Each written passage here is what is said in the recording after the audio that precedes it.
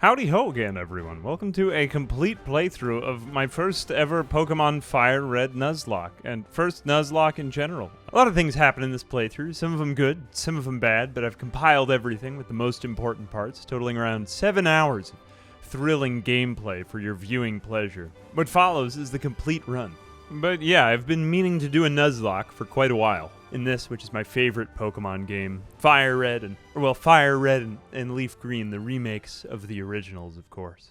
It's been a while since I last played one of these games, but I guess if you are unfamiliar with the rules of a Nuzlocke is basically all about when your Pokemon faint, they're dead. My name is AA. We'll get started with that. I'm gonna have to name my rival next. Yes, my name is AA. What of it? My grandson, I forgot his name. I always love this moment in this game. His name is Green Gary or Kaz or Toru. Does that actually translate to something related to Green or Gary? I'm not 100% sure. Okay, I will go with Green. I will name him Green because this is Pokemon FireRed after all. Yeah, basically, if your Pokemon faint, they're dead.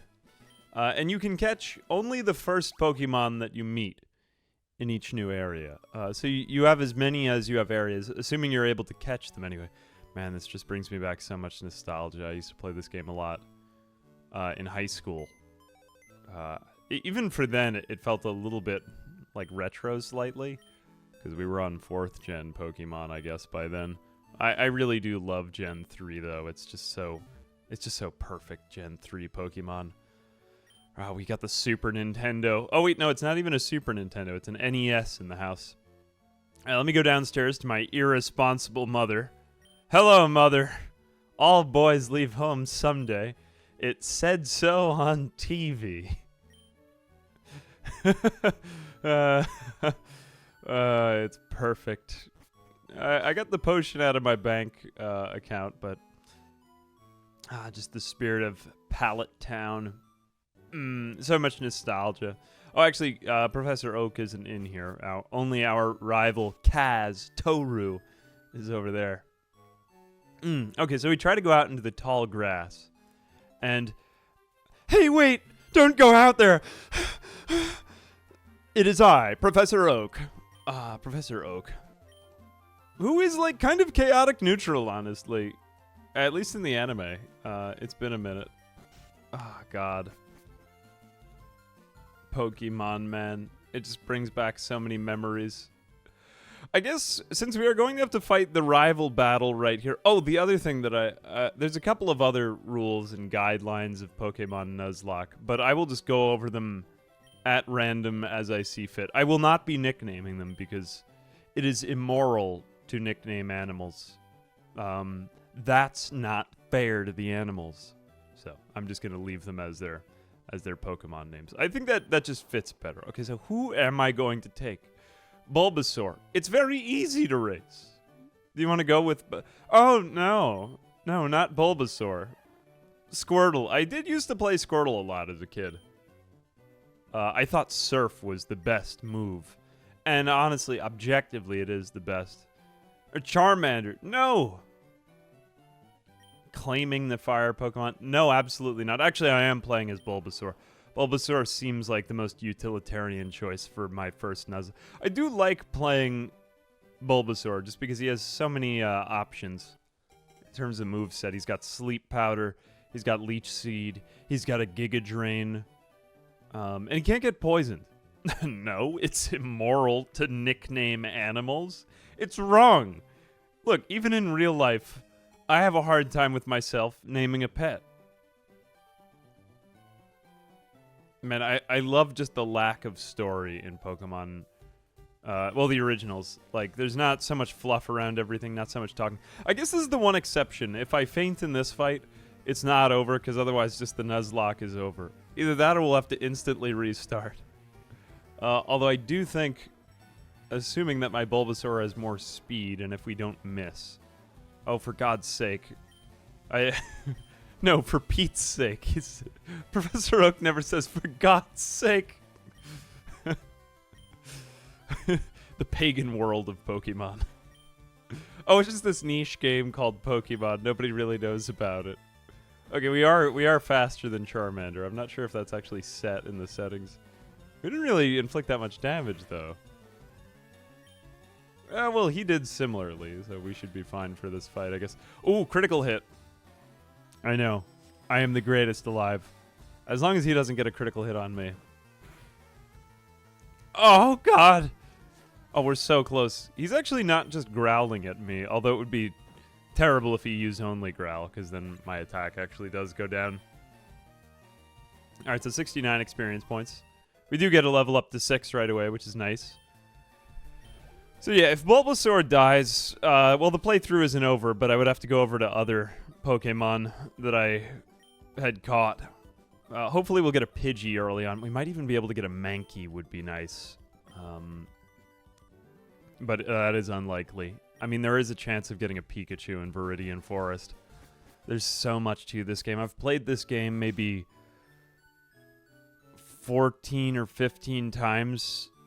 Not bragging or anything, but I was just bored a lot in high school, and I had a long train ride, so I would bring my Game Boy Advance on the train. It made me very happy. Okay, this guy, do you actually, I think you do have something for me, don't you?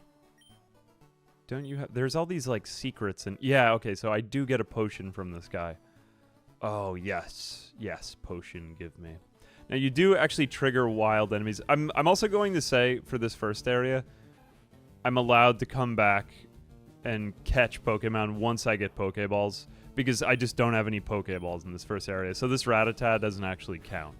It's my Nuzlocke, and that's the rule that I'm making. I don't know if that's by official. Nuzlocke rules are actually pretty, like a little laissez-faire. You can take your leave as you see fit. I don't know. There's probably going to be some expert on Nuzlocks in the comments. Feel free to let me know if I'm just messing things up. But yeah, I mean, that's basically if your Pokemon faints, it's dead. And, you know, catch only the first Pokemon that you see in each area. Those are the two main ones. There's other things like you're supposed to nickname, but as I said, it's immoral. It's wrong.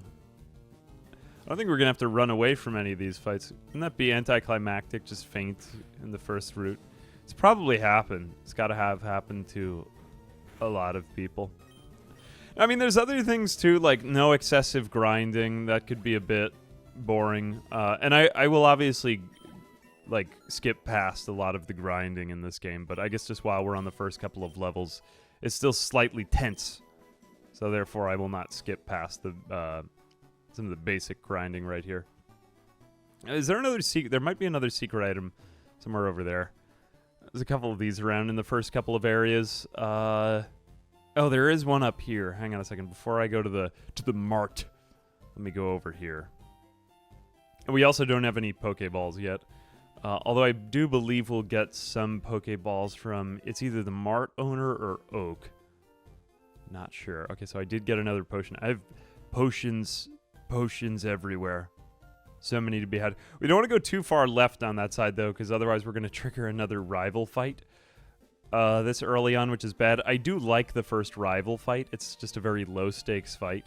But in a Nuzlocke, it might be kind of chancy. Pun intended. Oh, God, there's going to be so many opportunities at Pokemon puns throughout this. I simply can't wait. All right, so we're making our way over to the mart. Here we go. For some paralyze heal. I am from Pallet Town, 3 feet away. Why was I brought in to orchestrate this delivery? Man, so many memories of Pokemon. Okay, so I have Professor Oak's parcel. His package, if you will. It has been entrusted into my care. Is there a secret? Nah, there's no secret item over here. Oh, yes. We're about to hop over the ledges. This gives me such satisfaction, man. Ooh. Oh, yeet! Yeah, you just gotta yell something. That was like the worst yeet. That sounded like a dying animal. Why did I even do that? Oh, no. Oh, mother, why don't my yeets sound more exciting? All right, another Rattata. I still don't have Pokeballs, so we'll wait until... Nah, he just gave me the parcel. All right, we will do a couple of basic grinding battles here. Fun fact, when I was a kid, and you were catching Pokemon. I thought that if you hold down the A button, I'm still not entirely sure about this, whether this is a myth or real. If you hold down the A button, it raises your chance of catching the Pokemon. Naturally, I took this to extremes as a child, and it resulted in some damaged Game Boy property. I put a chair on top of my Game Boy, because I thought, like, the harder you press down the A button, the better your chance of catching the Pokemon. So yeah, naturally, when I was trying to capture a legendary Pokemon, I think it was Lugia in Pokemon Silver, it didn't occur to me to save the game before the battle, just so that I could keep coming back. So anyway, I put a chair on my Game Boy, and I cracked the screen, and that's why I wasn't allowed to have nice things as a child. Oh god, look at the size of those Pokedexes! No, please, don't give me the Pokedex. It's too large. It's much too large. It's going to weigh me down. Ugh. Okay, rival Kaz Toru. Okay, finally, I've got the Pokeballs. A wild Pokemon appears. It's fair game. All right, we get it. It's Pokemon, Professor Oak. Some of the later... I guess they're always introducing new generations to Pokemon, you know? Pokemon is still popular. It amazes me. Back when I was teaching, kids were really into Pokemon, and even if just like if you have kids or if you are around young people a lot, it is amazing how much this has continued. The Pokemania, if you will. Okay, so now we have Pokeballs. Our bag is full of them. Where is it? Okay, we have 5 Pokeballs. So now, the first Pokemon that we see, this is going to be Route 1, the very first route. Ah, the smell of a new route. Hopefully Pidgey. Pidgey. And we did! We got a Pidgey, yes! Level 3 female Pidgey. Pidgey. Is what it says. Now, if we accidentally kill Pidgey, it is no longer ours to be had. Oh, wow, it evaded the attack. Okay, that was a critical? Ooh, okay, I think I'm actually going to leech seed it. Oh, and it evaded! Not very cash money, Pidgey. All right, it only hit me for 3. Come on, hit him with your... Oh, no, not again! This is unacceptable. I think I'm still safe, even if it's a critical hit. It's missed 3 in a row? Oh, Bulbasaur, you disappoint me. If you get critical hit and the playthrough ends here, you will deserve your own death. Good. Finally. My luck has turned around. Jeez, man. Okay, oh, I'm still in danger of death, but I've leech seeded it. Let me actually growl at it so that it can't damage me as bad. I'm gonna need to recover. I'm already taking risks. The whole Nuzlocke is on the line right here, man. I just can't have this thing critical hit me. 3 damage still. Suck out your life, Pidgey. She deserves death. I mean, well, maybe not death, but just to be captured inside of one of my Pokeballs. Okay, it's a level 3 Pidgey. Oh god, I'm already in the red. It's not gonna go well. Okay, I gotta capture it here. I gotta make this happen, otherwise I'll just have to restart and act like this never happened. You know, I mean, we're not far enough in the Nuzlocke that much is at stake. I might as well just get it. I'm happy I got a Pidgey. I'm happy with the Pidgey. I guess I could have just used a potion. No. I'm not going to nickname this wild animal. That's immoral. Alright. It's time to use a potion on my Bulbasaur, because... oh god, I didn't even get the whole look of the... I forgot that there's an animation for using a potion. In order to bond with your Pokemon better. Ah, the Route 1 music brings me back to the days of the... So, I'm no longer allowed to capture anything in this area. This Rattata is off limits, although I do want to gain a little bit more experience here. Like I said, not excessive grinding, but let's just make our way over to Viridian City. Alright, so Bulbasaur has gained some experience, and not enough to level up, but that is enough to get us out of Route 1 and back over to Viridian City. An amazing place. Actually, the home of a criminal mastermind. Forget about that there's always like some sort of mafia ring in every Pokemon game. Just some sort of steamy underbelly of a criminal organization. You'd think that for a game about, like, friendship and helping, it wouldn't be in there, but I guess you need some sort of antagonist.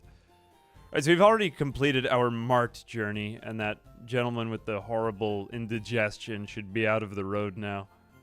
Such a weird obstacle. Oh, God. These games are just so goofy. Alright, I will take a couple of Pokeballs. Not too many, I don't really need a lot. Money isn't really the limiting factor here. It'd be kind of interesting to try it. There's all these limited Pokemon playthroughs you could try, like no money allowed.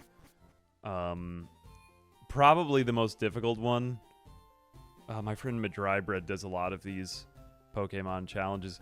Would be no healing at Pokemon centers. Okay, so I'm on Route 22 right now. We've skipped up by 21 routes. And we have a chance to find a Mankey here. It would be amazing to find a Mankey here. I don't know if it's going to happen, but... Oh, we got a Spearow! Wow, that's unexpected. This could go very poorly, though. Ooh. I think we want to just tackle this thing because it's probably going to use Peck, and Bulbasaur is weak to Peck. Oh, no, okay, it's using Growl on me. I guess better than Peck, though. Spearow is like a very much glass cannon-y type of Pokemon. Super effective here. If this thing gets a critical hit on me, it's over, man. Should we just wait for it to keep growling? Because it's not going to do any type of, like, tail whip kind of stuff. I'm pretty sure a critical won't kill me either.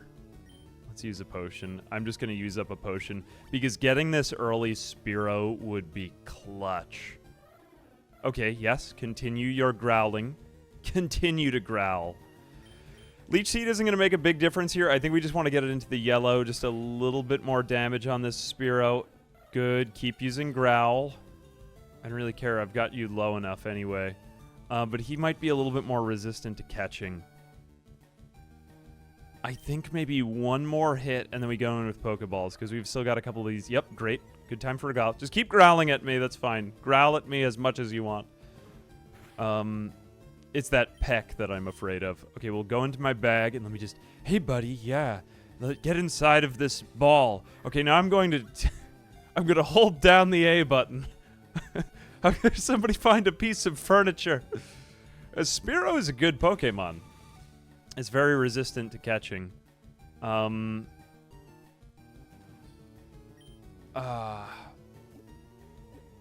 I mean, I might as well take risks. We're still early on, right? I'm just going to keep potioning my Bulbasaur. At this point, I might even just get rid of the Pidgey, because what do I care about my Pidgey when I could have a Spearow?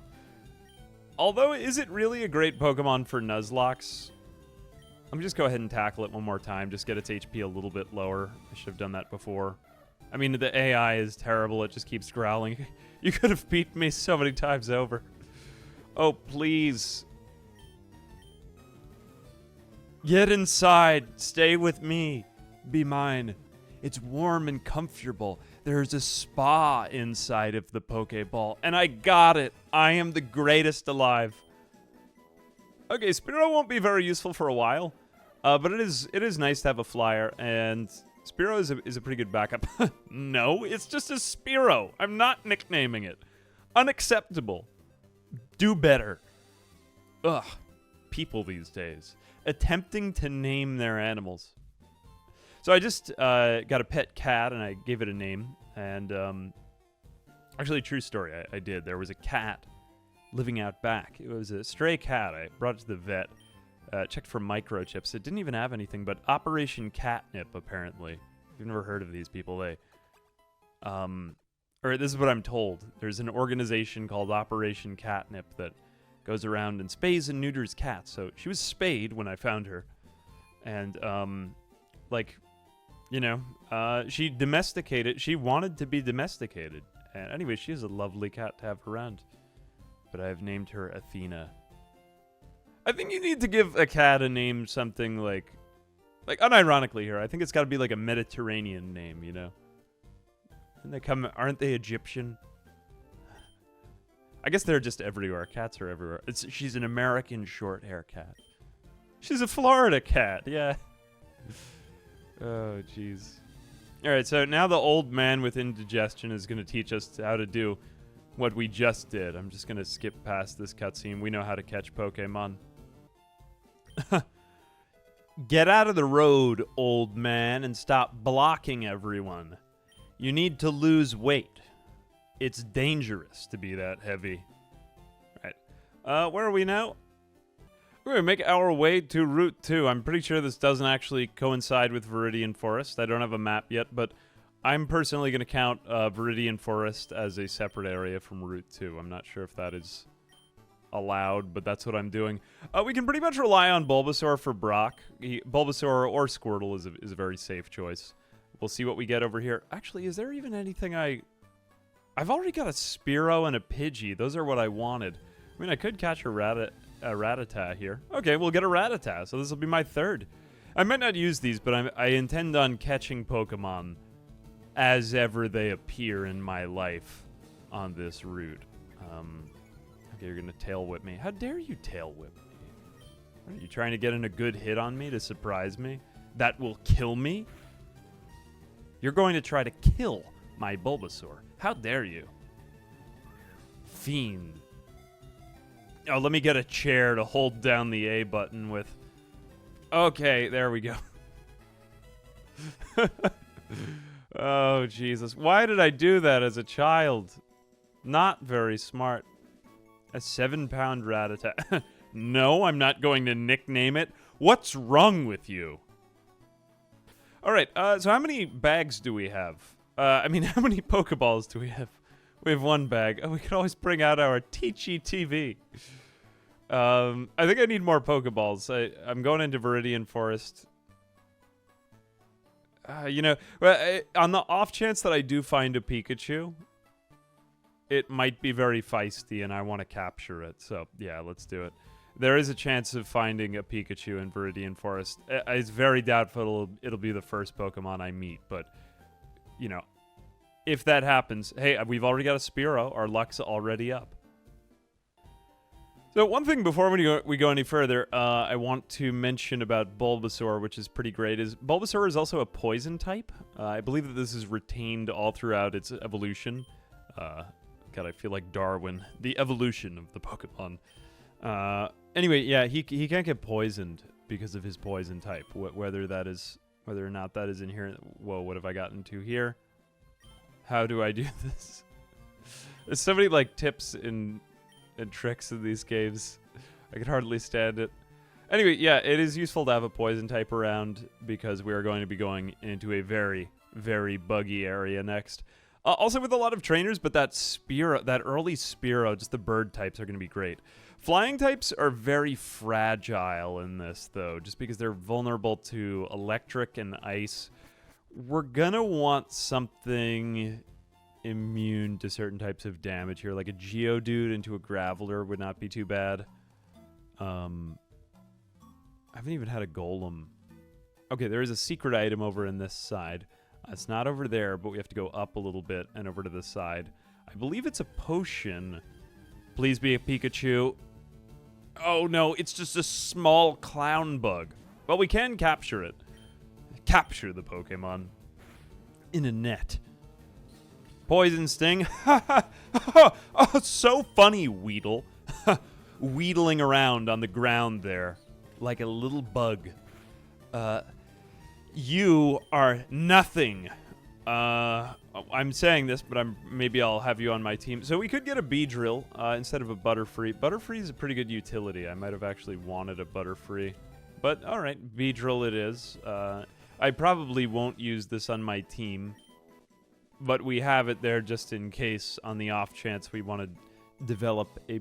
No, I'm not going to nickname it. Why do you keep asking me? Oh, I got a Pokeball. Okay, great. So now everything else we can just use for training. I think I'm actually going to switch out to Spearow as my starter now. Just because Spearow has Peck. Let's just double check Spearow's summary. Spearow's got Peck and I think Growl. Yeah. And lots of PP on those. I love that it's, what is it? What does PP stand for again? Power points or something? Oh, Caterpie. If only it had been you. Caterpie is the classic bug Pokemon. Weedle is secondary to the importance of Caterpie. String shot me again, idiot. Alright, so we are no longer allowed to capture anything in Viridian Forest, but the fact that we have a Spearow this early on is pretty great. I would like to get, what is Bulbasaur's next move? So we have Leech Seed. The Leech Seed is really what we need. It's grass type. Do we get Razor Leaf next? I think it might be one of Bulbasaur's Drain moves, but I have to go check my... Oh god, what it would... I need to go get back one of those Prima strategy guides for Pokemon. I got so... Like, kind of as prices were on the rise, I nabbed a lot of copies of the old Pokemon games because I knew they were popular and they're gonna keep getting more expensive over time. I would be willing to make a solid prediction over that. And it's not financial advice, you know what I'm saying? But yeah, like I made the mistake of selling off my Pokemon games when I was a dumb teenager. Like, oh yeah, I won't want these. I guess when you're done with Pokemon games as a teenager and you want to hang out with the cool kids. No, if only I had just like been you ever think to yourself if you had just been there as an adult to like supervise your dumb GameStop selling back game habits as a kid? You might just have been able to retire your family on your copy of Pokemon Crystal, or whatever it is. Whatever valuable Pokemon game it is. Unfortunately, we can get poisoned here with Spearow. Oh, which could be dangerous because we do actually take damage. We might want to poison heal with us. God, you have to be so careful with these Nuzlocks, man. I forget all these basic mechanics of Pokemon.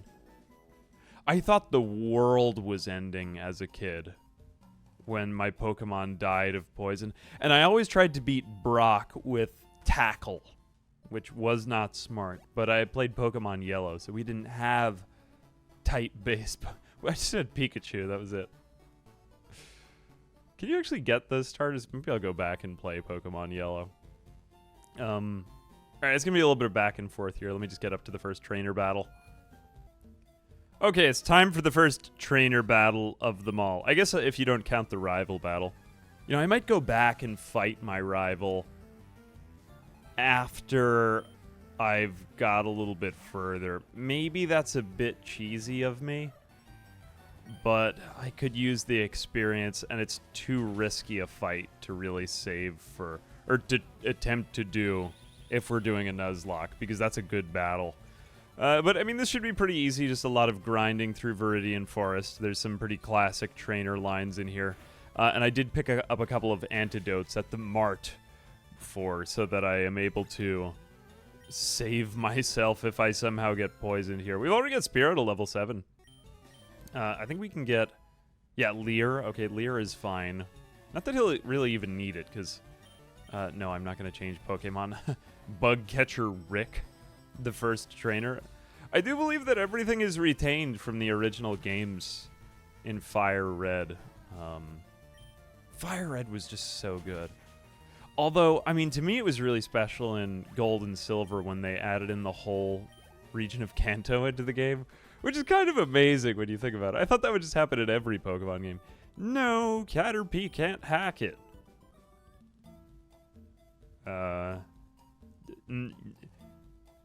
True. Do better. Do better, Bug Catcher Rick. You're a disgrace. I don't think I'm gonna... Other thing I'm gonna try to avoid doing is just doing everything, like, too carefully. Maybe I will. If I do it, I'll just do it off screen and I'll play it off like nothing happened. But yeah, I don't want to, like, just be back and forth the entire time. What's your name? Your Bug Catcher Stu? Your Bug Catcher Eugene? Nerd? Uh, no, my speed has fallen and I can't get up. I do believe the speed gets reset if we switch Pokemon, right? 70, 78. Bugcatcher Doug. You know, no, let's just leave Spearow out. Spearow is doing great. Everyone loves you, Spearow. We aren't going to give you a nickname, but maybe, you know, the fact that I don't give you a nickname gives me the opportunity to just give you several pet names of my own. Burb. Like, maybe kind of Angry Burb. Angry Bird. That would have been, see, ooh, you've poisoned me, you dingus. Die. Every Pokemon that you cause to faint is dead in the lore of the Nuzlocke. Oh, God. Is that even true? All right, so we got to take a look at Spearow's stats. Speed is incredible, which is amazing. Great for Nuzlocke. Quick attack is great for that. Attack high, defense low, special defense very low. Spearow is very vulnerable. I will actually change Pokemon because I don't want to take any more damage here. Might be okay to have a nice tanky burb in Pidgey around. Like, I'm trying to think of what I'm going to have to do if I have to totally swap out Pokemon if my Spearow goes down. That's really demoralizing, man. But alright, okay, I guess we gotta get in a good tackle here before anything else happens. Oh no. It's going to harden. This is gonna take me a minute. I'll be right back. I'm gonna have to Leech Seed this thing. And, okay, the beauty of Leech Seed is that it can transfer from Pokemon to Pokemon in a sense. So, here we go. Spearow has gained some experience, too. I just want to get Spearow back out there. And Bulbasaur grew to level 8. Amazing stuff. Bulbasaur is also actually pretty balanced and defensive, too. Maybe not so fast, though, as, like, for example, Charizard. I believe Blastoise is pretty defensive, too, right? Doesn't Blastoise have a lot of HP or something?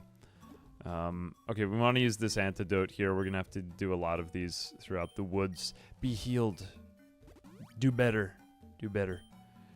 Alright, at a moment like this, I actually don't want to throw the entire playthrough, so I am going to backtrack a bit. We return to the wondrous splendor of Viridian Forest to fight none other than Bugcatcher Anthony. I'm going to go in a little bit with Pidgey, too. I'm still kind of testing out what I like in these Nuzlockes. I'm actually just going to switch out. Okay, critical hit, nothing to joke about. Well, it kind of swapped between Spearow and Pidgey. Simply because, Pidgeot, Pidgeotto, Pidgeot, that whole group of Pokemon has more HP. And something that may come up, because this is a Nuzlocke, is, well, the death of the Pokemon. Naturally, in order to avoid this, we need thick boys. Like a thick boy Pokemon. So Snorlax is kind of a must-have. But, you know, like, it'd be very nice. It would be very nice if I could get some tanky birds, too. Okay, so Pidgey's growing to level 4. See, Pidgey, maybe not really showing right here, but decent max HP. A little bit more balanced stats than Spearow, who is more of a glass cannon. A glass cannon. I love that phrase. Let's go over... No, actually, yeah, you know what? Why not? We'll let Spearow take a hit, because Spearow's getting to be pretty strong out here. And then maybe we'll get some more training for Bulbasaur, because I do want that before Brock. Alright, but I'm not really going to keep you out there, because you might just face plant and... well, and die. I mean, not just faint, but die. Oh, why? Oh, God, why? Let's just continue in with Spearow. Most of all of Viridian Forest is... there might be one guy with a Butterfree. I think at the very end, but other than that, it's like, whoa, Butterfree. The rest of it is just Kakunas, which just harden. Kakuna, I am hardening. Or even a Metapod. A Metapod. Okay, amazing stuff. Caterpie is down. Amazing, amazing stuff. Already, Pidgey growing to level 5. Exemplifying the balanced stats. Oh, now I recall this. Sand Attack. it wasn't just Caterpie that I beat Brock with. It was... Eventually, I did figure out how to beat Brock without using any type weaknesses, which Brock really is not the right first gym, just because I had electric Pokemon. But, yeah, I used Sand Attack like 50 times, 50 or 60 times, in order to make Brock's Onix just basically blind. It was impossible for me to be hit. Okay, Pidgey's going to take forever because Pidgey doesn't actually know any flying moves, so let's just switch out. Go into the next trainer. And we've wiped out yet another... Oh, I lost. Bug Catcher Charlie. Not only did you lose, I suppose in the lore of Pokemon Nuzlocke, if we beat a trainer and is the trainer dead, you're dead. You're a dead man. Maybe okay. Or we get to nickname them. Oh, how far can it go? Only issue with Pidgey is pretty terrible early. Pidgey never really gets that strong, though. I'm just wondering if it's even going to be useful on my team. Like, Snorlax is cool, man. But Pidgeot is kind of neat, I suppose. What am I willing to live with? I mean, maybe I'll just keep both of the birds around and then see which one of them dies first, you know? Like, that might behoove me. When I was a kid, I used to just raise one Pokemon, just one. And that was enough for me. Like, I would go to the Elite Four and I would just have a bunch of Caterpies and like a level 90 Blastoise or something. Honestly, a pretty effective way to play the game, except if it wasn't weak to water-type moves. Well, then I would just use Bite or whatever it learned. So many fantastic ways of playing this game. Okay, Bug Catcher Sammy. Pretty much from here, I mean, Spearo's going to get a lot of good training, so I'll just leave out Spearow. Spearow and Pidgey alternate. Maybe I'll go back to Pidgey. Oh, we got poisoned. Maybe a good opportunity to switch back out over to Bulbasaur now, actually. Yeah. You need some training before Brock, just a little bit. Brock can do some dangerous stuff. I mean, imagine that. Immediate death of Brock the Rock Johnson. Very sad, very sad.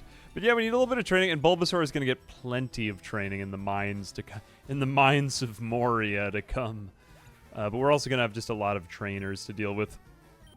And that's the last of the bug catchers. I actually thought there was another one, but I stand corrected. I want to say, didn't somebody have something for me in one of these areas? I swear, I thought there was somebody. Okay. Yeah, you can stop a Pokemon from evolving. There we go. No. Okay, so we're back on Route 2, so it's not really fair game to catch a Pokemon here, unfortunately. All right, we have made it to Pewter City, the home of Brock the Rock Johnson. And I'm pretty sure, is there an item right here? No. I mean, it looks like there should be, though, right? All right, and we're going to get one of the fossils. I'm not even sure it's going to make it. It would be so much Pokemon raising from here to do something with that. Yeah, take my Pokemon. We should be able to fight Sandshrew with Bulbasaur. That should be fine. There's the one trainer before Brock. So we can pretty much just go straight in for that. Otherwise, may need to do just a little bit of training before Brock. I think that's fine. Not like tons and tons of grinding. Shouldn't be more than maybe 20 minutes or something like that at a time, really. That's what I'm trying to avoid for this run. Let's go over here. Bulbasaur, you're in front. Front man, Bulbasaur. Don't let me down. Don't let me down, Bulbasaur. All right, let's go in for Brock. Hello. I always thought that I was like so sneaky as a kid, knowing that you could do this. Ooh, I'm going to go around the other trainer. I'm a smart boy. Except, no. Please just have a... I think it's a Sandshrew. Does he also have a Sandslash? Ooh, if he has Sandslash, I'm in trouble. I might have to get my Rattata. Oh, no, you have a Geodude. Okay, yeah. As long as we have the one Grass-type move, we'll be okay. We'll use Leech Seed on you. Okay. Geodude has been seeded. Defense Curl doesn't really make a... I don't think it makes a difference here. I'm pretty sure this is Special type, right? Let's go back to my move lists, but does it even make a difference? Let's go ahead and growl at him just because we want to lower his attack. My tackle's not going to do anything. All of my other Pokemon are completely useless against him. Just take down his defenses. The other one is going to be a Sandshrew.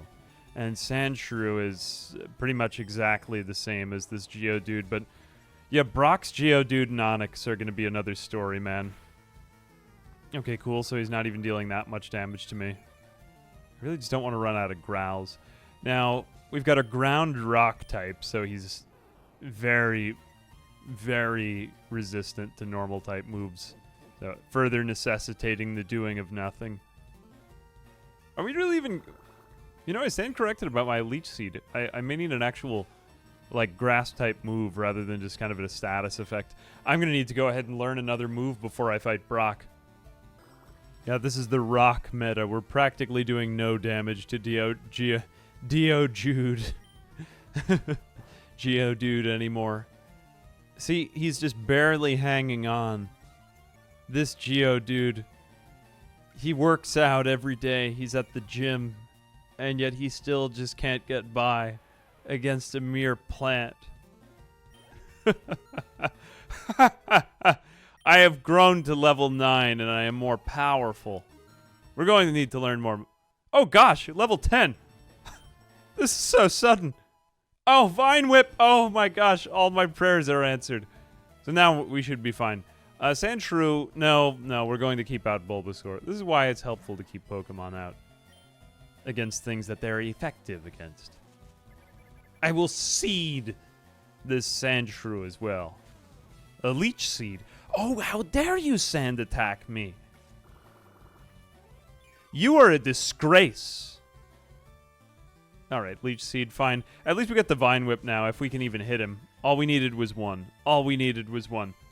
I'm a genius. It was super effective. Think of all the thinking that it took in order to get to that.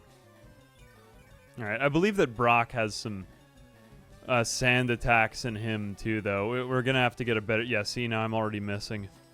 Oh, that's always so nerve-wracking when they do that. You can't hit any of your moves. Take that, Sandshrew. You are a lie, and now you're dead. Yes, level 11. I am the greatest alive. Alright, so how is Bulbasaur shaping up? His basic attack is doing fine. Really, basic special attack actually at the same level. Really, just my defense is not that good. Kind of funny, but good special defense, fine. I'd rather have good special defense for more of the late game enemies we'll encounter anyway. Bulbasaur is pretty tanky. Blastoise might have more HP, though. Still water. Just grass is pretty good in terms of type resistances. Yes, the first of the secret items. I'm not crazy. I am just seeing invisible things. All right, it's time to go to the museum, my friends. $50 for a child's ticket. So I am a child. Right, what was it? Dome and Helix. Oh, no, actually, wait, is this Aerodactyl? I can't remember what we find in here. Kabutop's fossil. Okay, so we have an Aerodactyl. What about Omanite? Where is Omanite? Go up the stairs. Catch a Pikachu. Viridian Forest. Go back to the forest, man. You're gonna find a Pikachu there.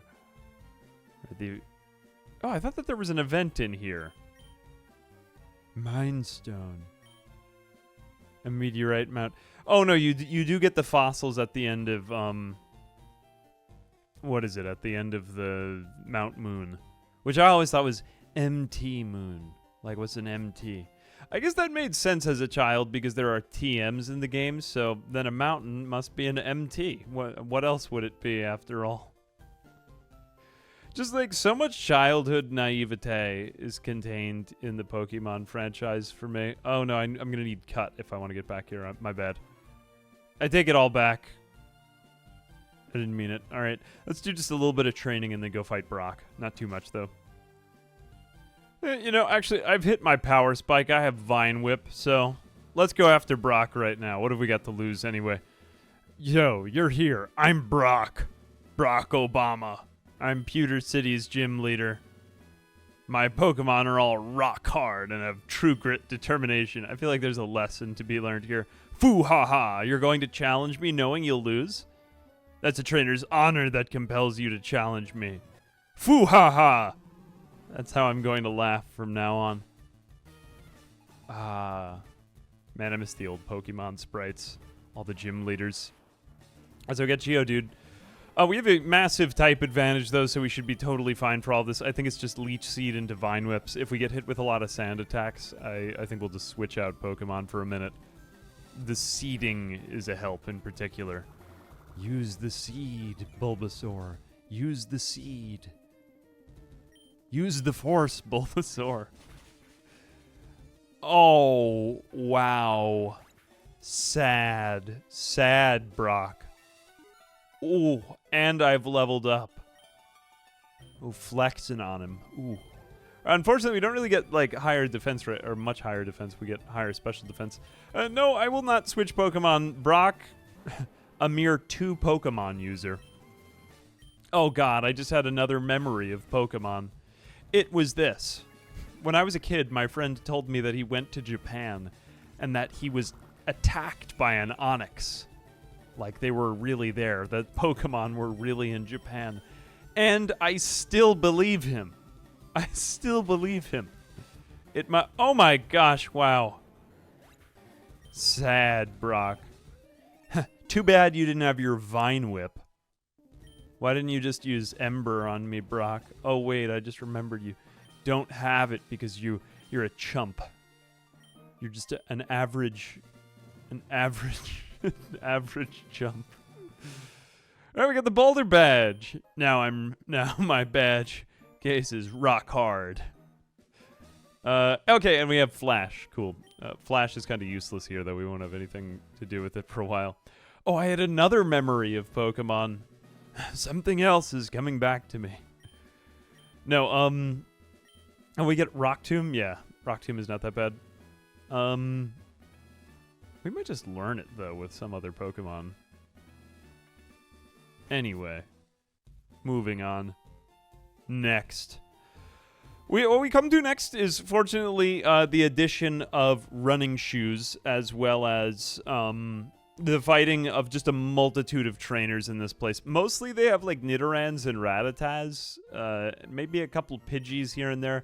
Nothing that crazy, perhaps a Spearow, but it's just a lot of practice and type management. There may be a little bit of grass where we can catch another Pokemon, but I don't think the types are going to be much different.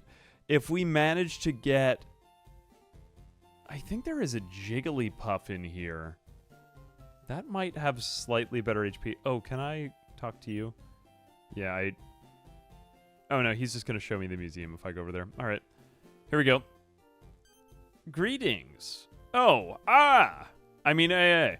I'm so glad I caught up to you. This is one of those events that was never in the originals that we are just so thankful for. Oh, okay. Now I'm just going to speed run the rest of the game. I'm a fast boy. Letter attached. Dear AA, here's a pair of running shoes for my beloved challenger. I saw it on TV. From Mom. Thanks, Mom. All right. Mom. Okay, so, like, just basically a big trainer fighting montage right here. We will just...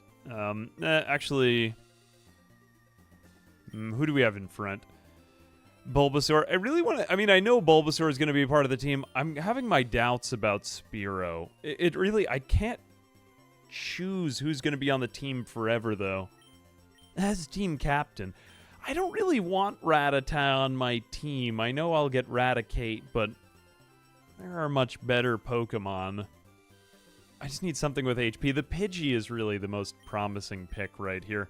Maybe I'll keep Pidgey in front just because I think Pidgey could use the experience. But yeah, let's go down some of these trainers. Okay. Hoo-ha! Some of these have some classic 9s. Excuse me, you looked at me, didn't you?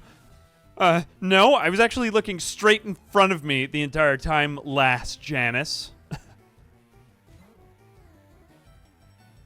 Oh, you think your Pidgey is better than mine? Because it is? Well, it'd be a shame if something happened to your Pidgey. Do you have Peck yet? Oh, God. I am in actually a bad situation right here. You know what? Pidgey, you're going to take a hit. I'm just going to sand attack, because this is a... Oh, no, I forgot about Kenai. Don't die. I'm switching to Spearow. At least Peck won't do... Peck isn't even going to be effective here. I'm just going to have to switch out between a lot of different Pokemon. Just ignore that. I'm going to use Leer and just take down your defense a lot. This surprisingly might be a harder battle than Brock. I'm going to Leer at you again. God, just the fear that gets into you when your Pokemon gets below half health. Okay, I'm going to switch out to... I just want to double check something. So this is a physical move, right? Physical attack. Okay, so tackle. Well, I have tackle. What is Vine Whip? Vine Whip's not going to do anything, though. I think I'm just going to have to switch out to Bulbas. This feels bad, man, but yeah, I'm going to have to switch out to... Oh, no, but if he uses Gust, I'm in grave danger. I have to chance this. Okay, I'm going to Peck. I'm going to Peck. Okay, that was good. That was good. I'm just as fast. I'm putting Spearow's life on the line right here. I messed up. I messed up pretty bad here. We're not doing well against flying Pokemon. Okay, Spearow gained experience. And another Pidgey. Why am I so afraid of Pidgeys? Yeah, okay, let's switch out to Bulbasaur and just plant a Leech Seed before we go any further. I know Bulbasaur might get ripped up, but Bulbasaur is also a little bit tankier at level 13. Yeah. Leech Seed. God, there's so much more tension in every battle when life is on the line, man. Okay, that's fine. My accuracy fell. We're at least draining life. No matter what Pokemon I use, this is going to help. Okay, I'll tackle. No.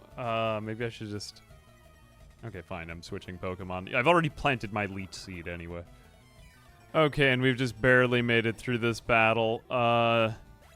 We really have no counter to flying types, and my Pidgey isn't that good yet. I'm not liking glass cannon types of Pokemon, especially when I don't have a multitude of options to choose from. We're gonna have to get better with a lot of stuff if we want to go from here. Just Pidgeys. Man, Pidgeys are the thing that's killing me. I was so focused on Brock that I forgot about what's the real danger here, man. Okay, we got a bug catcher. We can at least infer what they'll be using from their types. So Lass is generally, I'm seeing like Rattata, Nidoran, and Pidgey. Maybe like a Spearow here or there. Bug catchers, obviously bugs. And then, you know what? Well, it's level 10, but it's also just, it's a Caterpie. It's not that strong. I think Pidgey's a little bit tankier. I think we can solo this one. Yeah.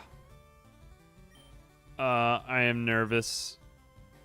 If he hits me for double, I'm still alive. Should be okay here. And string shot, whatever. But yeah, a little bit context clues, but I'm just getting like kind of a visceral sense of this Nuzlocke, man. You don't even want to lose... You don't even want to go down to like half HP. Because it's just... It's chancing it. You need to have... It's kind of like fighting real players, you know? Like, it's very, very bad if one of your Pokemon goes down if you play a PvP battle. Okay, cool. We've got Gust now. No, we will stay the same here. Beautiful, beautiful stuff. Okay, so now I have Gust, and I'm a powerful man. This is going to fare much better than Spearow, I think, in the long run, just because Spearow is going to... Spearow evolves into Fearow, and it's just too much damage and not enough HP. We're going to go for Pidgeot. I think that'll be another team member. All right, I'm going to get a Pidgeot. It's been a while since I last raised a Pidgeot. It's been 15 years since I raised a Pidgeot. 15 years. No, really, it has. I'm excited. Well, not really. I don't think Pidgey is that great a Pokemon, but whatever. No, I think I could just keep out this Pidgey. That's fine. I want to keep raising my Pidgey. String shot me as much as you want. Right, Pidgey will prevail. It comes to the end of Youngster Ben, infamous early game enjoyer of shorts. I don't believe it. Wait, where's your tagline about shorts? Are you using Oh, wait. Oh, he's the guy who likes shorts so much. They're very comfortable and easy to wear. A moment of silence for Youngster Ben. Alright, I think I'll just montage my way through the next few of these trainers because there is quite a lot. We've got Bug Catcher Greg. There's just a lot of experience, just a lot of type switching, mostly simple bug, normal, a couple poison types, like an Ekans here and there, but yeah, this is simple stuff, but not really a lot of high-stakes battles. We're just trying to get to one shot. Like, we want an offensive Pidgey that is very strong and doesn't get hurt a lot. But when it does, it only takes a little bit of damage, ideally. Alright, we've made it to Mount Moon. There's one more patch of grass that I gotta go back and catch a Pokemon in because it is a new route. This might coincide with the Oddish area, but I'm just gonna have to refresh my memory here. Do I even have a I don't think I have a map yet. Just double check. Okay, I'm gonna have to just keep track of my routes in my head. Oh, there's another secret item up here too, by the way. This little bit of grass. Persimberry. What does Persimberry do again? Let me just go over to the berry pouch. I kind of want the Pokemon back. Oh, there was my berry pouch. The Pokemon backpack looks sweet. It looks like something that somebody bought at a Muji. Persimberry, when held by a Pokemon, will be used in battle to lift confusion. Potentially useful. There's not really any. Well, there is Zubat coming up. That could be. Yeah, Supersonic is an issue. Route 3? Okay, so we haven't seen anything at Route 3 yet. Let's see who we got at the front of our party. Pidgey, okay. That's acceptable. I mean, we don't have, like, Sleep Powder. We really want to get, like, Stun Spore, Sleep Powder, and Poison Powder with Bulbasaur. Preferably Sleep Powder. So let's put Bulbasaur in front. Maybe just get a little bit more experience here to make it easier to catch Pokemon. So whatever we got here is the luck of the draw. We got another Spearow. Ah, that stinks. I'm not really even going to use Spearow in this playthrough, so debatable. I mean, it's only level 7 too. I could just take its life. I think I will. Yeah, we're going to have some Spearow for dinner tonight. I mean, I'm not even really putting that much into my own Spearow. This is going to be the first one. I could catch you, but I don't want to. I'm not going to train 2 separate Spearows. What would that be for? I would call it just backup if I did keep it after all. That would just be cruel. No, I'm just going to put you out of your misery. Stay here on Route 3. And despair. Alright, but it still wouldn't hurt to get Bulbasaur up a couple levels or something. Let's find another... Oh, wait, never mind. I thought that you were going to fight me. Is there one more trainer I have left? No, I fought the last... Nope, that's everybody on this route, believe it or not. I thought it was more, but... Okay, now we're headed for, Mount Moon, so this is going to be another opportunity at Pokemon really quick. We're really hoping for, We're really hoping for a Geodude, because that way we could get, Graveler and then Golem. But, am I saying their names right? Do I even remember the Pokemon names? I guess my fear is, what if I accidentally just kill it? Because I've got a level 14 Bulbasaur right here. And that is a danger to humanity. Do I have enough Pokeballs, too? How many have we got? 7 Poke... That's pretty good. Yeah, I'm willing to live with that. Alright. In we go. Mount Moon. MT Moon. Oh, that pixel art is great, man. Because we could encounter anyone at any time. This is the one. Okay, it's a Zubat. We're gonna get a Zubat on our team, maybe. I mean, I'm gonna catch it. I'm gonna catch it. I might not necessarily use it. Okay, I guess we gotta. Yeah, alright. We'll just use a regular tackle. Don't get a critical hit. Don't get a critical hit. Am I going to get shocked? I'm actually just going to Leech Seed because I don't want to destroy this Zubat. I will destroy you, Zubat, if I do too much damage. All right, now we'll just randomly throw Pokeballs if it doesn't get into one of them. Let me just go get the chair from the other room so that I could... we'll just take a couple chances. Pokeballs are cheap after all. With high inflation after all. Okay, alright, one escape. I think we have maybe 2 more turns then. I think there were some Zubats in my backyard. That's a real animal, man. Oh no, I just thought of a story. An in real life story. So when Pokemon Go came out, there was this restaurant. I had worked at a restaurant with a friend. And there was this one restaurant that had very... let's say, like, promiscuous waitresses. It was like a nearby restaurant, but my friend went to go on that theme of where is this going? On that theme, so yeah, my friend played Pokemon Go in the restaurant, and there were a bunch of Zubats in that restaurant. He was like, hey, Pops is full of Zubats. Oh man, it just gets me every time. It's kind of funny. So I always think of Zubat as sort of like a, like kind of an edgy Pokemon. Oh man, good times. Oh, hit me with your leech life. Oh, that was a critical. No. All right, I guess we're going around. We're walking around with the Zubat. What have we even got? We have just a whole party full of vermin. That's what you wind up with in a Nuzlocke.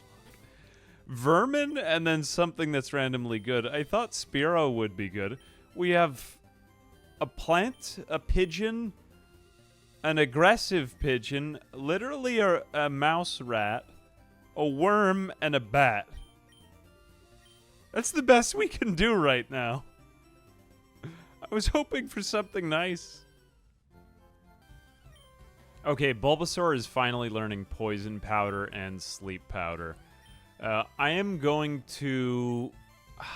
Poison Powder is interesting, but there's only so many status effects. I like to have one non-grass move. Just 2 powders is kind of a waste, in my opinion. And Sleep Powder is just more of a utility. So I'm going to get rid of Poison Powder immediately. And just replace it with Sleep Powder. But yeah, that is a big power spike. Level 15. Sort of a... to be fair, sort of a power spike. But it is a significant moment in the raising of Bulbasaur, who is now asleep from a Clefairy. We will just put you back in your Pokeball to remain there for a while. All right, I'm going to just continue stomaching the annoying grind of Mount Moon. Oh God, I forgot that we could have had a Paris. That would have been so much more interesting, but whatever. I mean, it's still a weak bug, so that's how the chips fall. Now, here's something that I think is like mildly messed up. When you're in the Pokemon Center, we've restored your Pokemon to full health. We hope to see you again. Read between the lines. Really, she hopes that my Pokemon get hurt again. Immoral. Wrong. Bad. Okay, our first fight with a super nerd. This is actually a very iffy situation. He has put out Voltorb, and Voltorb could potentially self-destruct. Ooh, I don't like Charge. That's not good. That's not good at all. I will Leech Seed you. This is a dangerous guy. You know what? On the one hand, I could take the risk of leaving you in there, but I'm never going to use this Weedle. Weedle, I'm just going to let you be a test subject for what's to come. Because I'm not going to use you. I don't like you, Weedle. We've already been over this. I think that you're a clown. You don't belong on this team. Okay, only a Screech. Only using a Screech. That's fine, I suppose. I'll string shot you. This is going to be Weedle's finest hour. This is going to be Weedle's only hour. Okay, yeah, we could poison sting you. As long as you're willing to Screech me, I'm just going to poison you. I'm just afraid that he's going to explode and do something to me. I mean, I guess I could have used Sleep Powder, but Sleep Powder is just kind of inaccurate and unreliable. Okay, keep screeching. Screech all you want. I guess I'm just testing out his moveset to see if it's going to do anything heinous to me. He's poisoned. We've inflicted a status effect independent of how weak I am. My god, Weedle might actually win this fight. Wouldn't that be crazy? String shot. On the off chance that you somehow survive. No! That was it. That was Weedle's whole career. I'm not risking the life of Bulbasaur in this fight. You know, to be totally honest with you, I've pretty much settled that I'm not going to be using Spearow for the rest of this playthrough. I want to just preserve the life of Pidgey. Okay, that Pokemon is now effectively dead. The first has died. Weedle has died. He's dead. Come on. All you gotta do is peck him. Just peck him. Oh, wow, that Voltorb was very fast. He didn't seem to have the explosion ability, but so be it. There's just some Pokemon with some moves that will smack you. And that's unacceptable. So we do... I suppose it does make sense then to have, like, dummy backups of Pokemon. Alright, so the first death. I guess I'll put it back into my PC as soon as a decent opportunity arises. Weedle is dead. Super nerd. Maybe there's some battles that you're just supposed to avoid here. I mean, this is the first Nuzlocke, the first casualty. Can we get F in the chat? Please. Amazing. Alright, let's keep going on. Just kind of like a remarkable battle. Most of the other trainer battles have just been, like, rather simple and unremarkable, so I have not, well, remarked on them. Let's get Bulbasaur to a nice tanky point, though. I think having one very healthy... Oh!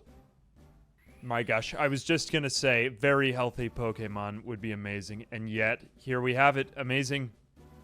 Evolution into Ivysaur! Oh my god, he's so handsome!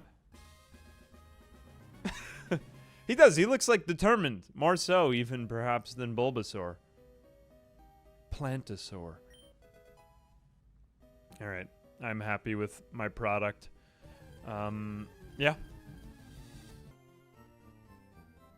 Alright, I'm now depositing Weedle into the PC forever. We'll put this into... Oh, whoops. There we go. I will just deposit this dead Weedle inside. I guess we should really name... no, don't continue box operations, but we will... Let's just do a little, withdraw Pokemon. We will just rename this Dead. Because this is a Nuzlocke after all. Dead. It feels so sad. It's like a Hall of Fame. Why? Oh no, can we make it like a different kind of wallpaper? Let's make it a volcano. Go into the volcano. What else do we have? What other options? City, desert, forest, savanna, crag, snow, cave. I guess a cave would work. The sea floor, etc. I like how they fill it all out. We'll put them in a volcano. I love this game. I love this challenge. This challenge is such a bizarre idea. It's amazing that this has caught on over the years. And then there were 5. Okay, we have come to the point in Mount Moon, MT Moon, when we first encountered Team Rocket, the classic gangsters. I don't actually remember what they got. I think it's just a bunch of Zubats. Ooh, Sandshrew. Oh, original here. They always pick, like, vermin. It's always vermin, like mole people. The enemy is full of mole people. Trying to level up Pidgey, too. Well, we're trying to get Pidgey to Pidgeotto. Wing attack would be nice. It is very effective against the Paris. No, more vermin. A shrew, a rat, and a bat. That's the best you got? Ain't nothing. But yeah, like we were pretty much getting Ivysaur to the point where he can one-shot anything that he doesn't have a type disadvantage on. No, I won't change, even with Zubat around. Bring your Zubat. He's mid. Let's see. We've got, really a lot of, I mean, I lost that Weedle back there. I'm feeling bad about the loss of the Weedle. I get why I had to lose the Weedle, but at the same time, I'm starting to think to myself, maybe a good way to approach these Nuzlockes. There's got to be all kinds of approaches. Like, I haven't gone over people's mistakes and what caused them to fail or die. But that is to say, you know, I would have liked the option of Weedle. Because it's uncommon, you know what I'm saying? That's what I've been saying about Weedle. I've been trying to tell everybody this about Weedle, but nobody listens. Maybe you'll do better. Listen to me for once. But, yeah. I mean, Ivysaur one-shotting, like, get one strong Ivysaur leading the charge. I could, you know, I could mess around with that. I think having one overdeveloped, like, kind of Roid Rage Pokemon potentially could work. Because why, like, you know, why have a bunch of kind of weak ones that all sort of... Oops, I didn't mean to do Vine Whip there. Oh, no, Paris's sleeping thing got me. Oh, I'm asleep. There's no awakening in this part of the game. I just keep having to go back and forth from the Pokemon Center. Okay, it's just going to be a lot of random encounters here. There's still no... Oh, I'm stun spored, but I do believe I have a Paralyze heal. Yeah, there's just no awakening in this part of the game yet. Oh well. Okay, it's a little grindy, so I'll meet you in a second. Oh, Pidgey is finally evolving enough, grinding against Zubats. Nah, nah, nah, nah, nah. I could do the song, but you know how it goes. Wing attack will be the greatest thing to happen to Pidgeotto. Oh, look at that hairstyle. Shaved on the sides and long on the top. Pidgeotto. The most foppish of birds. All right, we got a Pidgeotto and an Ivysaur. We've leveled up. I mean, should we... Like, at this point in time, they're fine. Like, Pidgeotto and Ivysaur are going to be okay. I'd better just save them for other fights. But I'm just trying to think, should I... I mean, could I mess around and maybe get Rattata to level? I mean, I might as well have another option, right? Maybe Zubat. Potentially. I would get a Golbat. You can't get, what is the American bat? Is it Volbat? I can't even remember. What was the evolution they put in Gold and Silver? I know there's another one. I'm feeling so old now. I forget Pokemon that are pretty basic. Zubat, Golbat, and then this is feeling sad. I don't think that we have access to that evolution though until we beat the game, because it is supposed to be true to form to the originals, which there are some missing. I guess we can't really trade stuff either, so there is that. Oh god. Okay, continuing to make our way through to Mount Moon, MT Moon. TM46, Thief. Oh, as we encountered the thieves. So funny. Oh my gosh, so funny. Well, I've accomplished my main goals. I've got Pidgeotto to level, what, 18, and Ivysaur to level 19. I kind of want a decent backup, so do we want Spear to be this under-leveled? Maybe let's do another fight just with Ivysaur at the front, but then we'll see if we can get another one of these Pokemon just in there, just as another backup. Like, I want something stronger than that Weedle. You know, we're going to have only so many Pokemon to choose from. Another Team Rocket fight. I guess they don't actually have any individual names. They're just grunts. Okay. Well, I will tackle you to destroy you. Astonish. Don't believe Astonish can actually do anything if it attacks second. I think we're good there. Alright, Zubat, what's your next? Ekans. Ekans, poison type. I don't want to mess around with poison. I'll just leave out Ivysaur. I'm fine. What is that, week 2? Psychic? Psychic, I mean, Alakazam would be incredible in this. Except the problem is that Alakazam is kind of fragile. I wonder if we could use, we could get a Drowsy. We might legitimately end up with a Drowsy because it's kind of common. It'd be interesting. I don't think I've ever actually played with Drowsy for one of these playthroughs. Does this rock contain something? Yeah, that rock had to have something. It was very suspicious.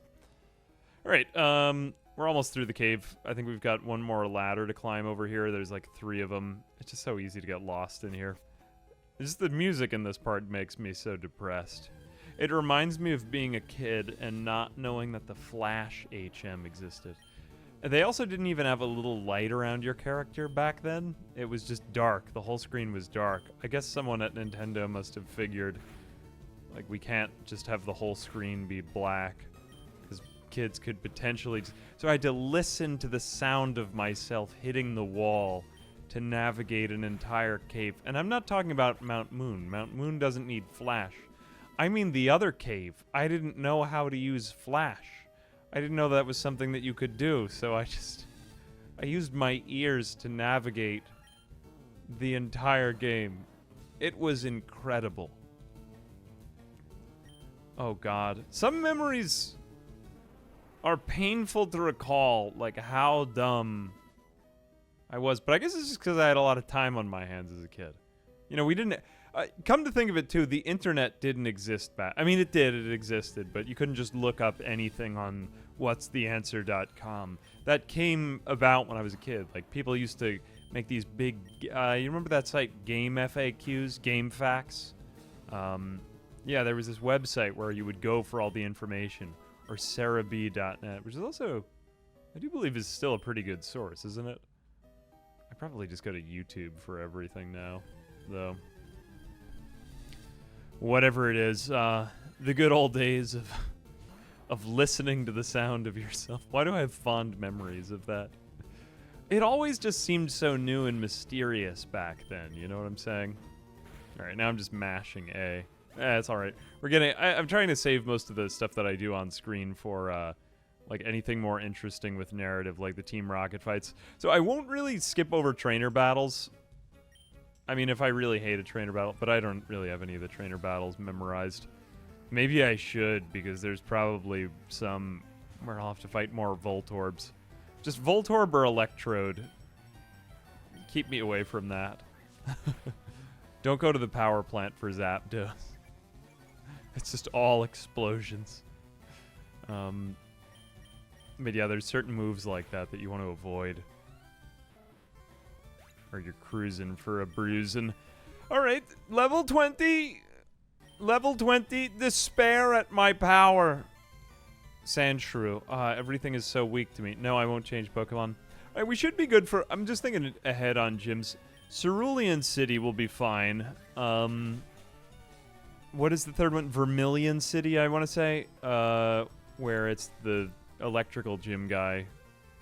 And then he has all those trash cans with the buttons underneath them. That was perplexing to understand as a child. Although that didn't take as long because I didn't have to listen to the sound of the wall being touched by my body. Which does make like a brr, brr, brr sound. So it was actually fairly easy to get through the cave, I'm not gonna lie. How are our Pokemon doing? I think we can get through the end of this without coming back out to the Pokemon Center now. Although we're going to have to choose the fossil again. Alright. More Team Rocket member right here. I think there's a couple more. And then we're going to have a big fight with the fossil. I mean, well, not with a fossil. That would be very abstract, but you know what I'm saying. I do believe we get a bit of a bonus here if we use the same... I'm just trying to remember all my Pokemon mechanics. If the type of your move matches the type of your Pokemon, I do believe you get a damage bonus. In addition to, like, is this an effective move type? Like, grass won't work against Zubat is poison and flying, so grass type moves will be terrible against it, which is why I just keep opting for tackle. But I think most of that stuff is pretty basic. I'm, like, no complete expert on Pokemon, but I get most of the basics. A couple of other little things. I guess I was pretty into it as a kid. Okay. Science guy. You might have something electrical. I feel like it's kind of... I don't want to look up the answer of who has what Pokemon. But here, have this potion. Why does a potion just look like a spray bottle? Just spray him. Hey, stop. I found these fossils. They're both mine. You, like, classically greedy man. Ooh, Grimer. Oh, Grimer would actually be a great Pokemon to get for this. Okay, so he's poison type. I mean, he's level 12 and we're level 20. We just out-level this Grimer by so much. We should be fine. But Grimer's got a lot of HP. If we could get a Muck. I believe the only place to get that is the, what is the Volcano Island? I feel like I'm rediscovering Pokemon all over again. Cinnabar Island, I want to say? Cinnamon Island. Coughing. No, I'll keep out. I'll keep out. This is an important fight. Are you going to be more common than Grimer, though? I'm pretty sure that Coughing also has a lot of HP. Yeah, just use Explosion on Coughing for your Nuzlocke playthrough. Man, the poison type on Bulbasaur is just so useful. It keeps coming back. There's just so many poison types in this game. So many of them. Helps with all the early game stuff. Okay, it's time for Voltorb. Nope, I'm going to attempt to use, at last, Ivysaur's utility. And if this doesn't work, I will be pretty upset. Okay, so electric versus grass is kind of an even matchup because neither one's really very effective against the other.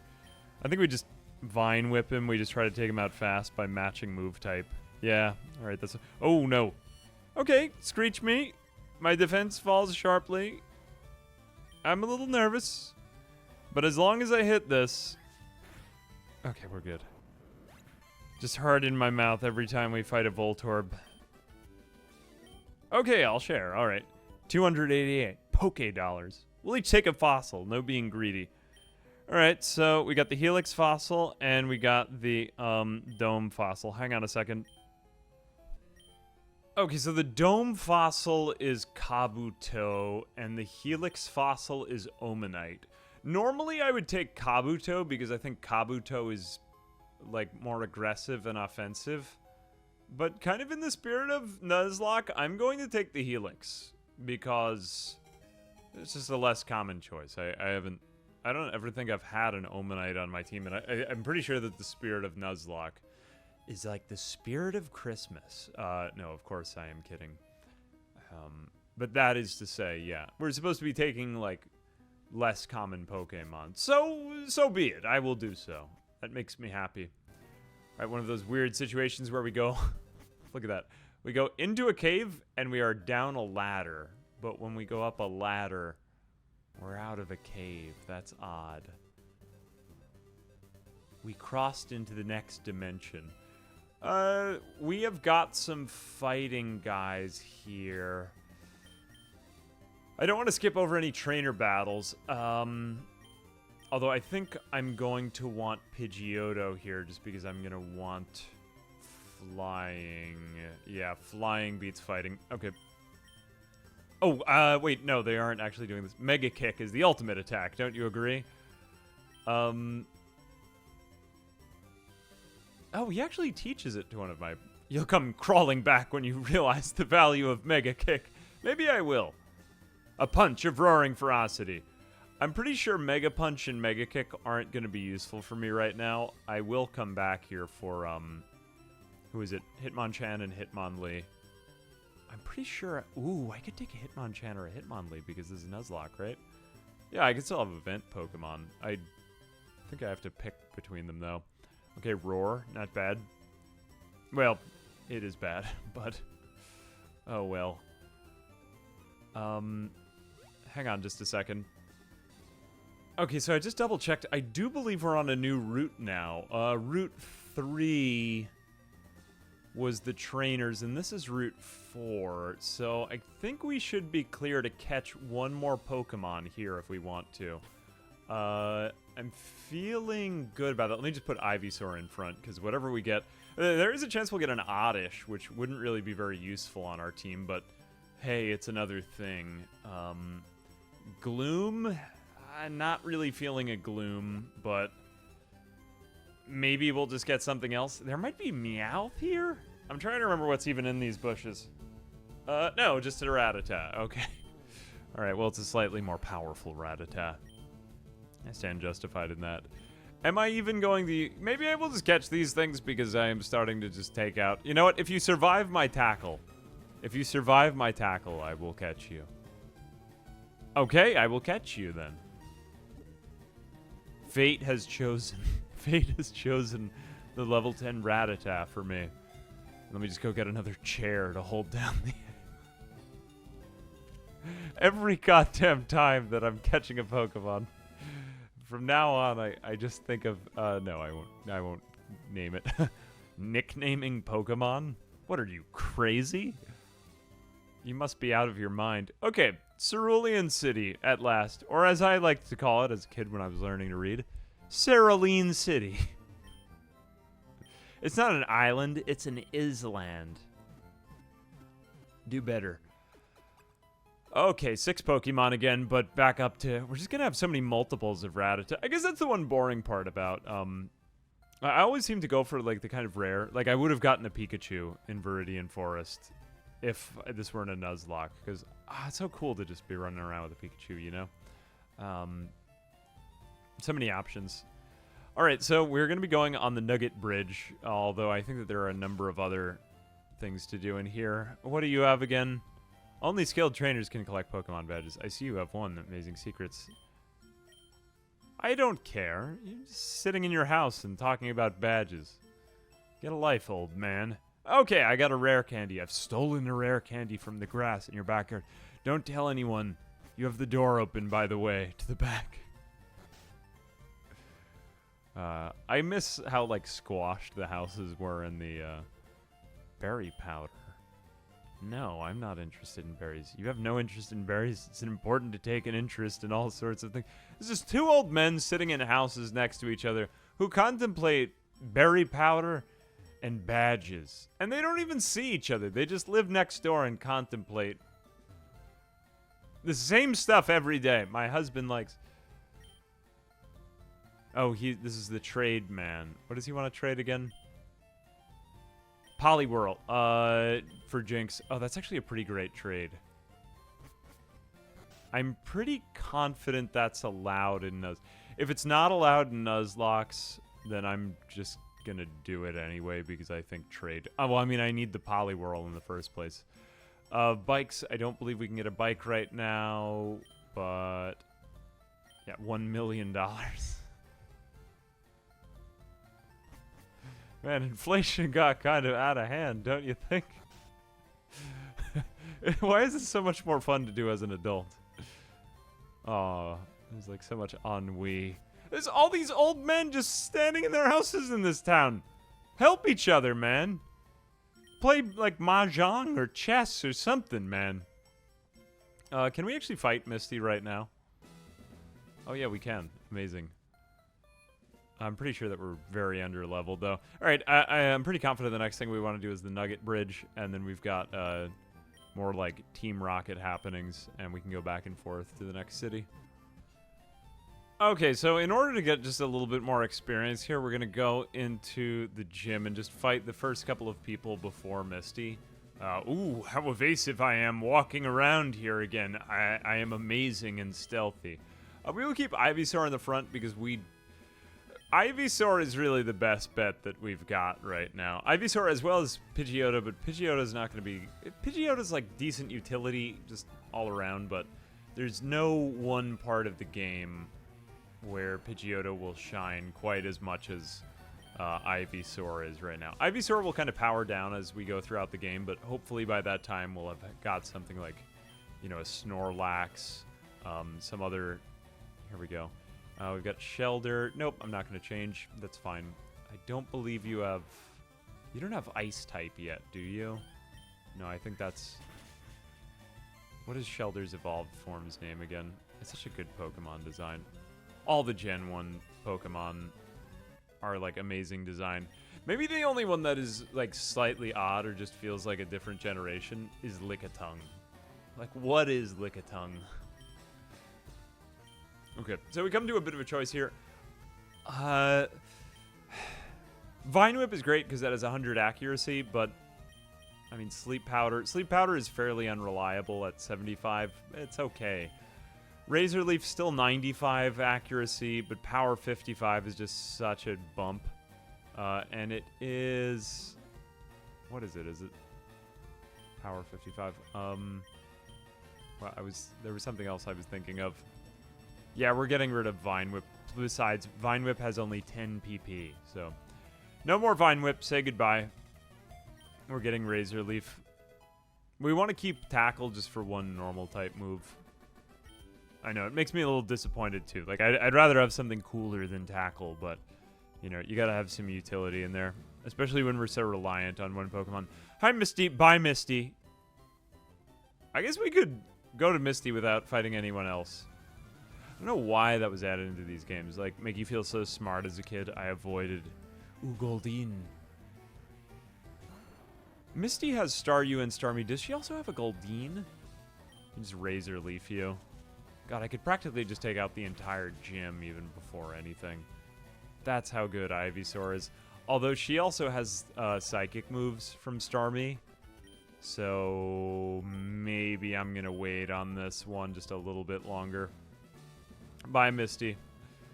This is where a Squirtle kind of powers down a bit, but in this game, I think he actually does learn Bite, which is kind of odd, but what else do we have?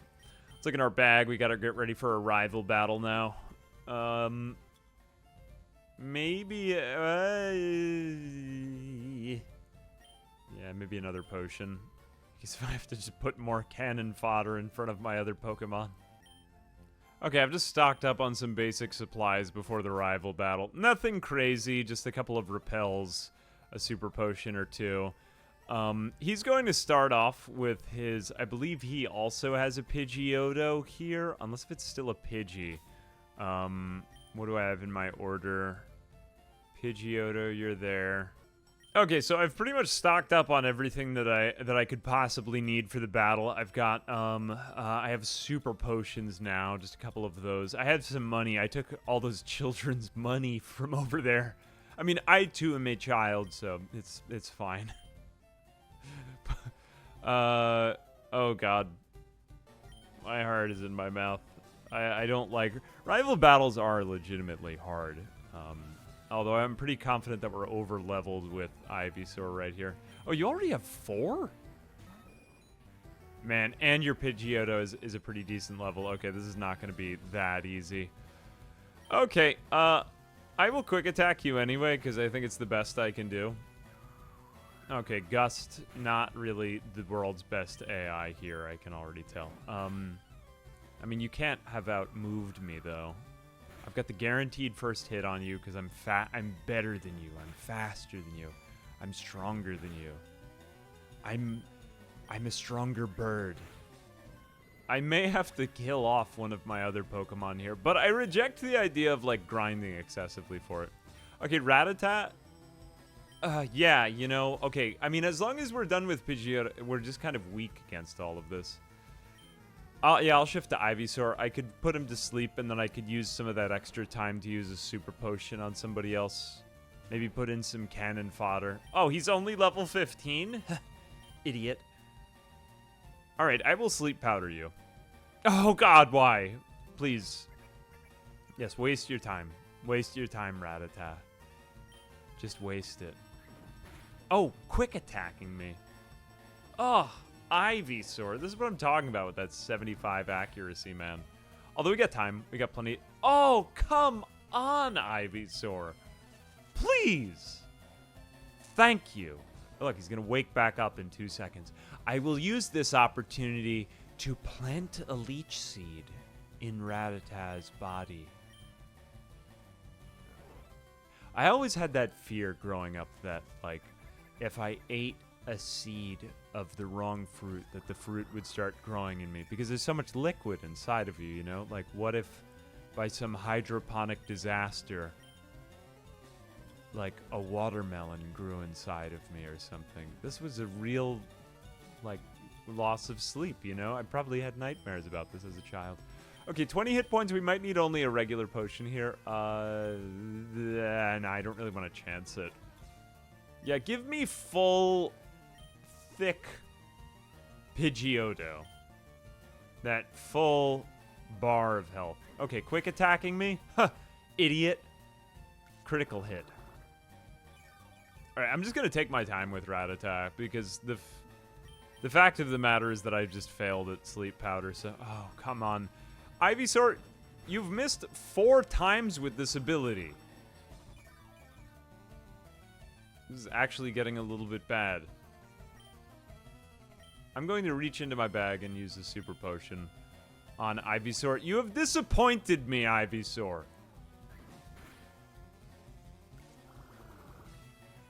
Although that is, I mean, I know Sleep Powder isn't great, but at the same time, that's pretty bad luck. Okay, I'm just gonna Razor Leaf you. Oh, you would use Quick Attack to just slap me at the very end there. I hope that you live. Dead. See, my rival isn't even playing Nuzlocke. Oh, still have a Charmander? Amateur? Jesus. Okay, let's go ahead and switch over to Pidgeotto. I think he might be able to Metal Claw me. But better off than Ivysaur. I would rather not risk that. Okay, it's time to... Gust isn't really going to make a big difference here, but I will get the type shared. Do I get it with normal type moves? Not honestly sure. Okay, I'm just going to Gust him. Okay, solid. He's just embering me, too. I have Burn Heal as well. Alright, I can do both of these into a quick attack. Don't burn, don't burn. Oh, you would get burned, Pidgeotto. That's also going to lower Pidgeotto's attack, too. Okay, just quick attack, just get rid of this Charmander. Okay, good. Those are the tough things. Those are the tough things. These are the battles we must fight. That did raise my HP slightly. Oh, and an Abra. Abra. I'm pretty sure Abra is just going to keep using Teleport and failing at it. So, I'll just throw out Ivysaur. Yeah, I was thinking, how does he already have 4 Pokemon? Eventually, this does turn into Alakazam, though, and it is quite a threat, because your rival does pick good Pokemon. Poison isn't going to work here, but yeah, we'll do Grass. Grass is totally fine. Got his Abra to level 16. Use Runaway. I like the design on Abra, though. It's like just a nice looking Pokemon. All right, didn't lose anybody. Nobody's dead.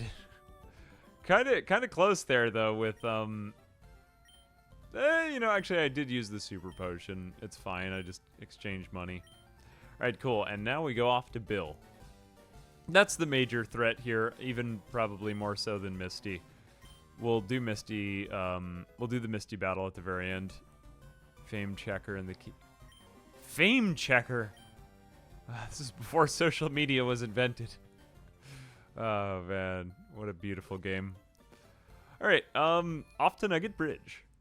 The time has come to encounter the iconic trainers of the Nugget Bridge, known for its fantastic chicken nuggets. That's what I always thought. We got a bug catcher here, bug catcher Kale. All right. Well, we're going to be going in with Pidgeotto. It looks like a mostly straightforward fight right here. No contest. The angriest of birds has cleared the bug people out of the way. Just a sweep. One-shots. As if we were a glass cannon, but we aren't even. We don't even rely on that. You don't even need that. Alright, who is next? It's a girl. Girls have birds. I might just leave Pidgeotto out there for the training. Alright, what do you have? I'm second. Now it's serious. There's just something so relaxing about playing Pokemon. I think I've wanted to do this for years. This is the first time I've done this. I did it on Twitch once, about a year ago, and I was just like, nah, it's not happening. I just wasn't feeling it, man. I wasn't feeling it. But, I don't know, what is it? I think it's partly just the ease of recording. Recording Pokemon is, you need like a capture card and all of this other stuff. A couple of years ago, I went about grabbing all this stuff. Will I change Pokemon? No. No. Absolutely not. But it's nice. I'm able to actually just, like, sit on the couch and record. I started to develop, like, problems about a year ago with just so much, like, sitting in an office chair. I think that this is a very 2024 type of problem to have. Just, like... or really, like, post-COVID, just...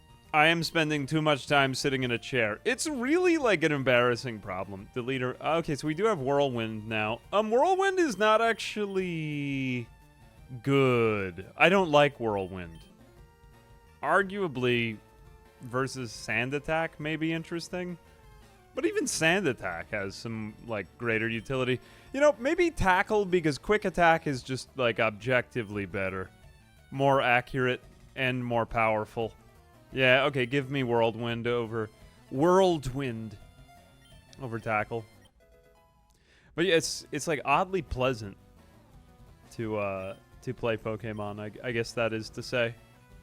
Just something so different from what I normally did. It's kind of like about a year or two ago, I started playing The Sims on the channel, and that really breathed a lot of new life into the content, because it's just a totally different kind of game, you know. Nice. I know it's kind of uncharacteristic to see yours truly playing Pokemon. You thought I was above that. You thought I wasn't childish. I am childish. I love Pokemon. Alright, youngster Timmy would like to battle Sandshrew. Oh, a Sandshrew! Like the other scrubs that I've mopped up off of the floor. Alright. I guess this is the fate you have chosen. What if I just get Vermin and I'm just stuck with 2 Pokemon? I'm just trying to think of what else. I'll probably end up with a Tentacool at some point. I've got to end up with a Tentacool somehow. I guess I could also technically save some of these new route Pokemon. I mean, that's, I think, the rule. Every area and route. And trades is, like, worthy of a new Pokemon.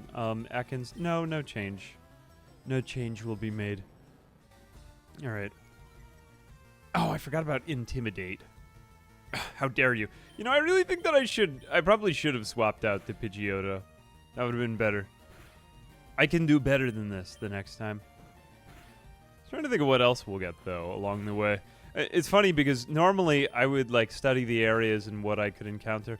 I suppose that a fishing rod wouldn't really count, though. You gotta be surfing for a new route to count. Or, I mean, you could use a fishing rod, that is to say, but it would have to be the first thing you encountered. So you're really just getting the most common stuff, man. That Spearow was rare. I think my Pokemon are just fine. Yeah, there's not really much sense going back to heal. Okay, we have finally fought a Mankey now. Mankey. I haven't seen a Mankey at all. I really wish we'd gotten a Mankey, because Primeape is such a cool Pokemon.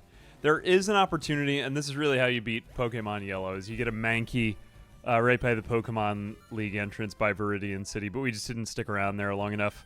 Besides, what did we get? I think it was a Spearow. Spearow is definitely not bad. Actually, in the main game, it's quite a good Pokemon. I mean, if you're not Nuzlocking, just because it's pretty aggressive, but... yeah, I lament the lack of a Mankey. Maybe I'll go back later on after I've done my Nuzlocke and just... either think of some other challenge or just play it normally. Maybe I haven't played enough normal Pokemon that's just okay. There's some pretty sweet teams out there of Pokemon, you know? Stuff that I feel is less common to try. But maybe this is because I just always played Pidgey and the starter. I think that was like always my... Or really just the starter Pokemon. I would have Pidgey fly me around. Sometimes I would level it up to Pidgeotto. Fairly unoriginal as a child. Alright. And I think you are actually... Oh, I did get a Nugget. Oh yeah, you're like one of the Team Rocket spokesmen. Are you sure? God, it's always like a scam somewhere. Team Rocket scam. Oh, jeez.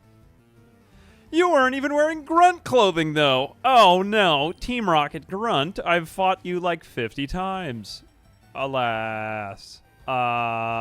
You keep following me around everywhere. Ekans. Now, that would be an interesting Pokemon to do for this. I guess we just have to wait until we get something really cool from one of our areas. Probably a Tentacool would be... I mean, it does have the psychic... Or doesn't Tentacruel have the psychic type? I don't remember. Might end up being our source of psychic type moves. Zubat. No change. That's acceptable. These are easy fights. Alright, another fight done. I'm surprised he actually gave us the Nugget if you'd become a top leader in Team Rocket. I know. I'm a genius.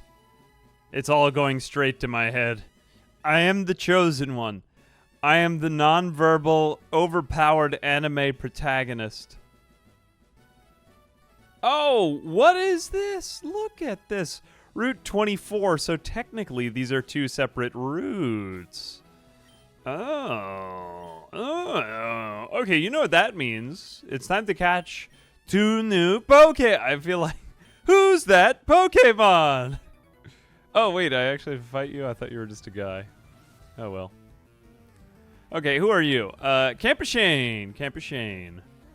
Completely unoriginal Pokemon. Wow, you had a totally awesome opportunity to be different. But you weren't. You were just mid, Campuchane. And therefore your rat is dead. Ekans. Alright, whatever.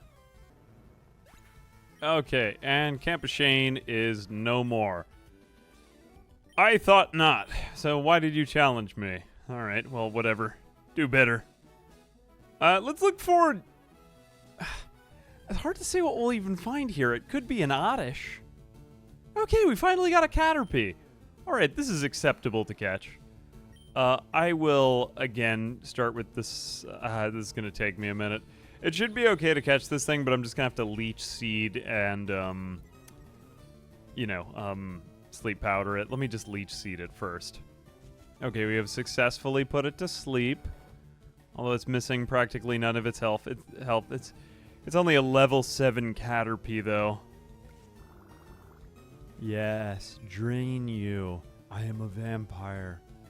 Alright, I think now we have enough Pokeballs that otherwise I'm just going to be sitting here for a while and doing this. Let's give it a shot. Let me go get the chair and hold it down on the A button. Oh, it's working! Oh, we got it. Yes. Caterpie will leap where Weedle fell. Either that or just be used as yet another meat shield. But I wouldn't mind a Butterfree. I mean, we've already got the sleep powder. No, nickname it? What are you talking about? Oh, no, it accidentally gets... I'm going to need a new inbox other than dead. I guess I should make inbox 1 be called alive so that the second one could be the dead ones. Make way for the dead Pokemon. Alright, I will attempt another Pokemon catch right here. Oh, what do we get? Oh, an Abra! Oh, no, not an Abra. Ah. Oh, I'm going to lose this one. It's only level 9. It might not be faster than me, though. I think the only real shot I have at this is to sleep powder it. Hope that we manage to beat its teleport and get it accurate, and then that's going to give us a much better chance of catching, because I don't trust a Pokeball for a full health Pokemon right here. Oh, please fail. No. Oh, we lost the Abra. Sad. Well, that's something that can happen too. It's upsetting, but I was hoping to raise the size of my team from just 2. I mean, 2 Pokemon at this point is totally fine. Like, you know, there'll be plenty of other stuff, and we can kind of get them caught back up to speed, but it is nice to have, you know, it's nice to have friends sometimes. I guess we could go swap out to Pidgeotto here, but oh wow, we just one-shotted matchup. Good enough. Good enough. No. All right, a couple more trainers to get through. I think I'm just going to zoom through these. I don't think that any of these fights are particularly different or difficult in any way. All right, we've just beaten a Sandshrew. Nothing really particularly noticeable about this Sandshrew. I just thought it was funny that this guy's name is Youngster Chad. I knew I'd lose it. No, come on, Chad. We know what happens next in the story. Chin up. Come on, man. We know he's going to take his vengeance and become, like, the best version of himself. Or whatever. Friend has many cute Pokemon. I'm so jealous. It looks like we might have a double battle there. There are a couple of, like, little minor additions to Pokemon FireRed that weren't in Pokemon Red. Or Pokemon Blue, for that matter. You know, question. Pokemon Heart Gold, Soul Silver, Omega Ruby, Alpha Sapphire. These are the remakes. Why Fire Red and Leaf Green? Why not, like, Ocean Blue? Although I guess they did have Pokemon Green in Japan. Did they not? That wasn't really, like, an American phenomenon. Oh, whoops. I accidentally used Gust. Well, at least I'll get my same type thing going on there. And oh my gosh, wow, it just worked out anyway. Sometimes that's just the way life happens. Amazing. Pidgeotto, I'm really like over leveling Pidgeotto and Ivysaur, but I think that's fine because when I do eventually get another Pokemon that's worth having around, that I kind of want for the team, I mean, I could do something that's just like a Vermin, but I want to wait until something that kind of excites me, like that Abra had me excited, but that didn't really pan out. All right, now let's go ahead and visit Bill. I think these people also do fight you, though. All right, Bill is crazy. He is... I'm a Pokemon. No, I'm not. Call me Bill. I'm a true blue Pokemaniac. And he can't get out of his... I screw up an experiment and get combined with a Pokemon. Help me out here. Okay. Wait till I get inside the teleporter. I love how some of the words are just fully capitalized. Wait until I get inside of the teleporter! Okay, and then I get into the other one? Oh no, then I use the computer. I'll use the computer. So if you combined with a Chansey, how come you just look like a Chansey? How come not... Okay, there he is. That makes sense. What happened to the Chansey, though? Is it dead? Are you running your own Nuzlocke? Doesn't even talk to me. Just looks at the door. Yeehaw! Thanks, bud. I owe you one. All right, so... what is it that... Oh, he gives me the SSN ticket. Yeah. Here we go. All right, SSN is a great place to get some training anyway. Here you go. Instead of me, go on and have a good time. Yep, all right, just do your crazy stuff up here, Bill. All right, fine. The Nugget Bridge has been completed. I think there are a couple more people over there to handle, but that's about it. Is this... Oh, no, that's another thing over there. Hang on a minute, I just gotta fight 2 more trainers, and then I'm gonna make my way back to Cerulean City.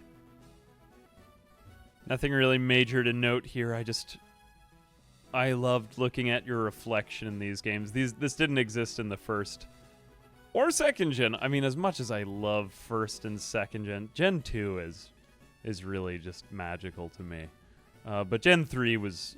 I really think Gen 3 was my favorite Pokemon generation. Anyway, that's about all we can do here. We could go back over to... I guess we could go over to Vermilion City right now, but I'm pretty sure that we're ready to fight Misty. We're leveled. We should be fine. Just bring a few items. I'll get a couple super potions and then we'll go. Okay, and it's time to fight Misty. Misty Water. or whatever her last name is. Brock the Rock Johnson. Here we go. Misty.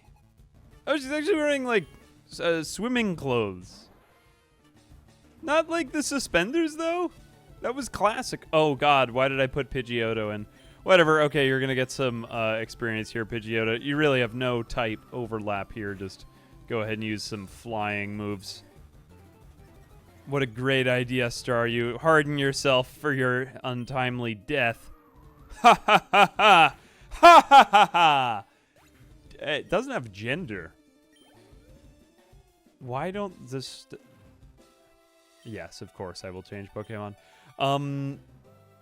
Problem here, though. Ivysaur is poison type, partly. So if she uses something like Psychic, that ain't good, but I'm pretty sure that our Razor Leaf is going to just basically nuke this thing. Okay, good. Swift is fine. Swift is totally fine. Use more Swift. That's okay. Ah, so close. I don't really want to go over to Quick Attack, though. If only I had Quick Attack on Ivysaur. I'm not even sure I can. Try it again. Oh, you would use a Super Potion. Ooh, but I might still take you out because of that little bit of health that you didn't recover. Ooh. I'm pretty sure she doesn't just keep doing that. Swift again is fine. Hit it, Ivysaur. Okay, good. Yes. This battle was a little iffy, but it was fine. It was okay. 931. Aw, so close. Wow, you're too much. All right. You can have the Cascade Badge. Cascade Badge is such a good name for a badge. Cascade Badge. Ooh, I want to... Oh, yeah, we can do everything up till level 30, and we have Cut. And we got TM03. What is TM03? Water Pulse. All right. Well, I don't know the meaning of water. Let me see what my money and other game data. Oh, there's my badges. Can I see those on the other side? Oh, no, right. God. What am I even doing? Oh, there it is. Oh, no, those are my stamps. Never mind. I was hoping I could get the badge, like, collection briefcase or whatever it is. All right, there's a few more routes here that we're going to be able to go through. So I think more grassland areas, more opportunities to catch Pokemon. We're probably going to get another team member here. And then there is going to be the part soon thereafter where we just get to basically explore the whole world. You can even do the gyms sort of out of order if you want to. It gets a little goofy after this, but let's just check some of the routes. So we can go up here. And we don't actually have the HM for Cut yet. But, oh, so what happened? The people were robbed. It's obvious Team Rocket is behind this heinous crime. Right, can I enter their property? Oh, God. What, did they have like a Tyrannosaurus? Must be trying to dig their way to no good. Oh, dear. Not dig. Those miserable rockets. Look what they've done to my house. Oh, I could get Diglett. Wow. I forgot about Diglett Cave. Yes, Diglett Cave. That's pretty much a guaranteed Diglett. All right. I'm an innocent bystander. All right. Team Rocket Grunt, who continuously comes back to just generally harass me. Do your worst. Okay, and he had a Drowsy. I think I smell a Drowsy in our future. Why is the whole... It looks like Drowsy has just been rolling around in the mud. I always thought Drowsy just looked kind of like filthy, you know? Why is it? Oh, God. Let's go ahead. Nah, Route 9. Cerulean City. I mean, I think this might be the first ever time that I'll probably end up training a Drowsy, though. I think there is grass over here. Okay, yeah, Route 5. Yep, there is grass right here. All right, this is a new route. This is a new time to shine. Let's go ahead and cross your fingers and hope for something new. It would be nice to get a new team member, although I think it's going to be most of the same spawns that we've had so far. And it's a... Ooh, it's a Meowth! Oh, I see a Persian in our future. Okay. Yes, I actually kind of like Persian. Okay, you're going to get really badly hurt if I actually try to damage you. Let's just go ahead and use the Leech Seed again. Growl is okay. Growl is fine. Yes. Yes, Persian. Yes. I like It's been a really long time since I do think I trained a Persian, but it was a long time ago. Just having a normal type Pokemon is kind of uncommon in a weird way. I'm trying to think of what other... actually, there are a couple normal types. What is it, normal type in Gen 1? Lickitung? I'm pretty sure Lickitung is normal type.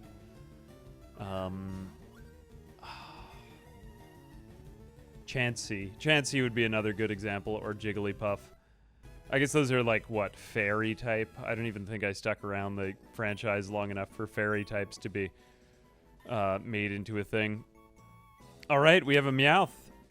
No. Nickname. Dead. Okay, I gotta change that now. Alright, off to Vermilion City. Is it in here?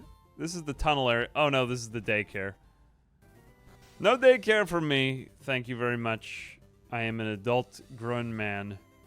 I don't need to be taken care of by... I'm on guard duty. Gee, I'm thirsty though. Oh wait there, the road's closed. I'm a thirsty guard. What if all guards just behaved like this? Okay, this is a trade, but I never encountered a Nidoran. Nidoking... I would like a Nidoking. What would that be? Well, Nidoran male. I guess that one was rather obvious. Nidoqueen and Nidoking would both make good additions to this team. Either or.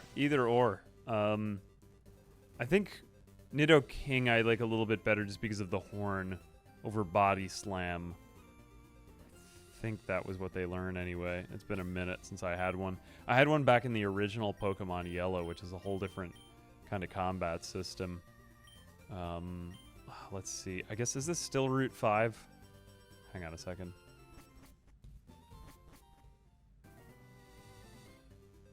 Oh no, technically right now we're out on Route 6. This is very different.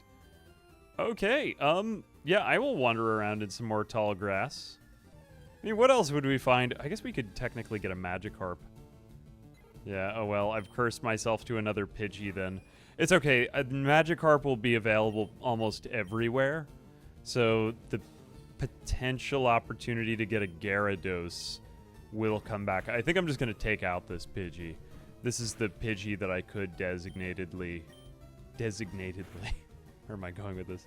Actually, this is the Pidgey I could catch. But I have just decided to kill it instead. Because I'm not a good person. But I mean, what else would we be getting? Goldeen? Actually, I guess Goldeen would be kind of interesting too. Though we have a good opportunity at a Gyarados, though. I suppose, to be fair, I mean, technically, if I go back to a city, technically that's a different region where I haven't been. Once I get a Rod, I could catch a Magikarp, and then we got a Gyarados on our team. Okay, so our team is actually looking pretty good now. It's going to be Venusaur, Pidgeot, Persian from Meowth, and Gyarados if I manage to catch one. That's a water type, normal, flying, and grass poison. Ooh. This is going to be amazing. A lot of flying on that team, though. Oh, wait. Actually, no. I was thinking Charizard. No Charizard here. What do you want to do? Let me see if I can just fight one of you. I can't remember if this... Is this a double battle? No. All right. I'd rather just get to the city. I have some stuff to take care of. All right. We've entered Vermilion City. I'm pretty sure it's here. I think we can get a Rod here. Other water-type Pokemon that occurred to me that's... Here, yes, I love to fish. They're grand. I like your style. We can be friends. Take this and fish. Okay, an old rod. Fishing is a way of life. Okay, where is, oh, who's the guy from Stardew? Old Willie. Old Willie. Yeah. Gyarados or also Lapras. We are going to get a Lapras much later on. I think you always get it in this game. Now maybe I just know so much about the game. I'm not sure if this is even... I guess that's probably two different, like, variations of a Nuzlocke. Because to be fair, there's probably a bunch that just say no that you always get, or like maybe not even your starter. That would be a very interesting Nuzlocke, no starter. I'm gonna store dead.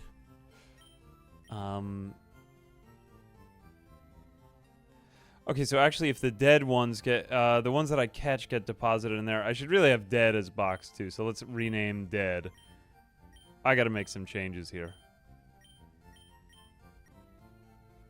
Okay, I'm renaming box 1 to alive, and we're gonna make it look like heaven, or maybe like a forest or something.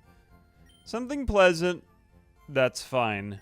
Okay, and then here we're going to have dead.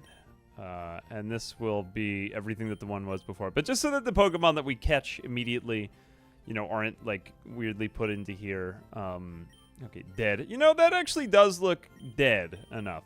And the only one who's technically dead right here is, actually, how do I move you? Okay, Weedle, you belong in the dead Pokemon bin. You know, I miss it being a volcano, yeah. The volcano of death. Okay, Meowth is back with our team. And good. You know, maybe I will keep some of these just for backups, because you never know when a Pokemon could go down and you're going to need another one. But I think this is an interesting team nonetheless. What do you have? Like some kind of metal on you? What is your item? Just take it. Oh, Meowth actually just had a Nugget on it. I want to say that Meowth does, like, more damage when it has a Nugget or something like that. I'm trying to recall. Like, I took away its little jewel, you know? I'm a sad boy. I mean, it is valuable. Just hang on to that, Meowth. That's fine. Alright, technically we're in a new area. I mean, we're in Vermilion City and we're right by the water. I don't see any rules in the challenge that say I shouldn't be able to catch a Magikarp, because technically it's a different region. So I'm going to go ahead and grab myself a Magikarp and raise it into a Magikarp. And we are going to raise it into a Gyarados. Oh, Gyarados. Let's go ahead and switch back out to Ivysaur, and we'll do more or less the same thing as we did before. Or actually, we could do it with Meowth. This thing isn't going anywhere. It's a Magikarp. Alright, we've got Magikarp put to sleep. All it can do is splash helplessly. It's so sad and alone. I will save you. I have you sitting on the sand right now. This one should be pretty easy. It's only level 5, but it's kind of annoying raising a Magikarp because you have to keep switching it in and out of combat. I honestly might just go through with rare candies. I know it's not as good for whatever it is, EVs or whatever it is. Heck if I know. But yeah, we'll save those for maybe the end of its last few levels before it turns into Gyarados. Because once it is Gyarados, it's pretty amazing. Gyarados is a pretty great Pokemon. It's 2'11". That's huge. No. Nickname. I'm insulted that you asked me. Alright, it's nice having over-leveled Pokemon because I'm going to need to do a lot of switching in and out with Pidgeotto and Ivysaur just because these Pokemon are under-leveled. I'm just going to go back and fight some of these trainers. But by the time that this is over, it will have a much better-looking team, just a little bit more balanced. It isn't really going to affect me for this gym, but I realize that Meowth actually has Bite, which is fantastic for dealing with ghost Pokemon that we're going to deal with in Lavender Town. So yeah, we're just going to keep switching in and out with Meowth and Magikarp, but they should level up pretty fast. Okay, we entered Diglett's cave. Who is here but Diglett? But not only Diglett, also Doug Trio. I think you know just as well as I do what we're doing in here. Diglett is okay, but I mean it is a ground type Pokemon, and so far we haven't really found any of those yet. So it is nice. It's also immune to electric, so that's nice to have around. I don't want to leech seed the, or rather, I don't want to razor leaf this thing. Otherwise, there's a good chance that I'll just take it out in one hit. So this is potentially another team member. Ooh, it evaded. Sneaky boy. I used to think that was its mouth. I'm pretty sure that's its nose now. Oh, you sinister guy, evading my attacks. Use your dig.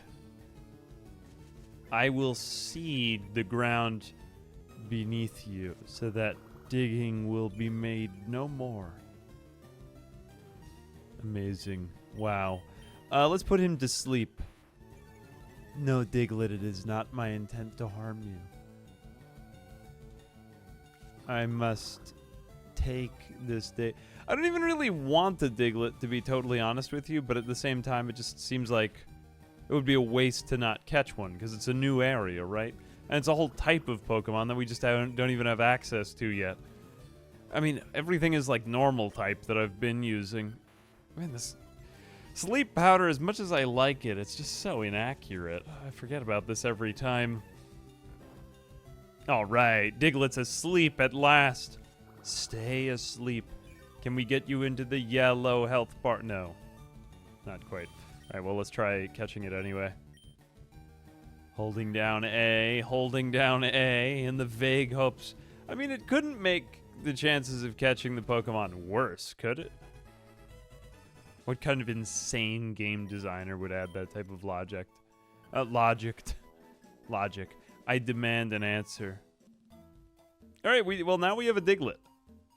Not that I'm so happy about it.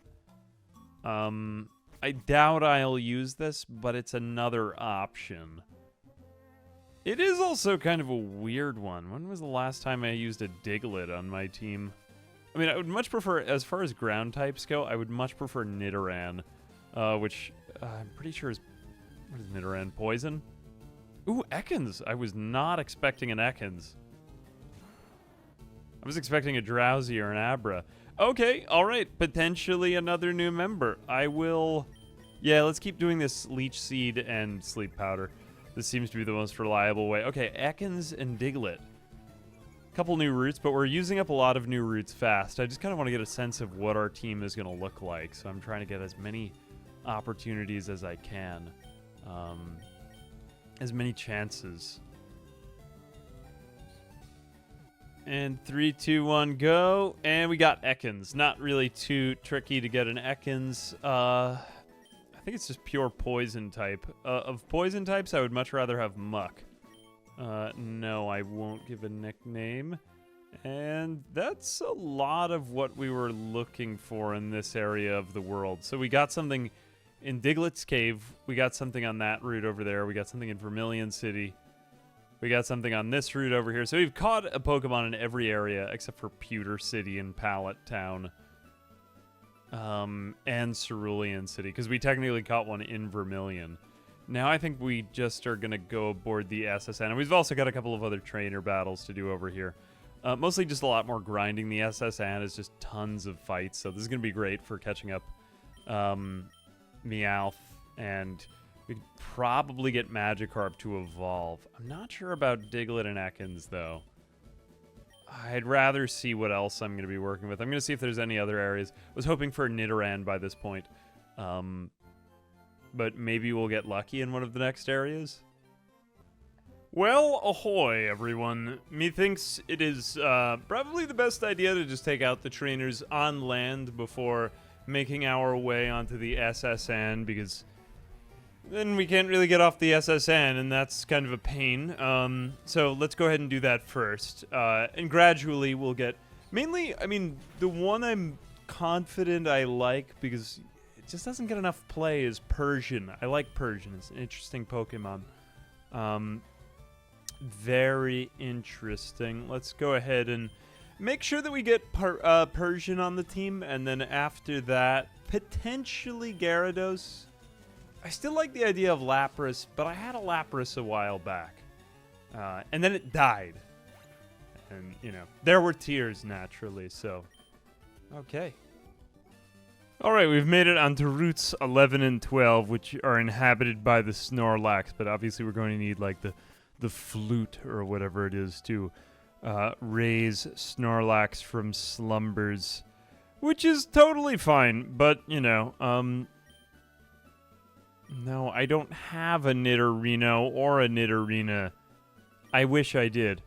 Oh, great. Reward for 30 species. No, I haven't done it. I'm sorry. Treat me better. Do better. What is that? Like, no, come back for your reward later. Well, whatever. Reach Lavender Town, take the rock tunnel. Okay, rock tunnel is fine. You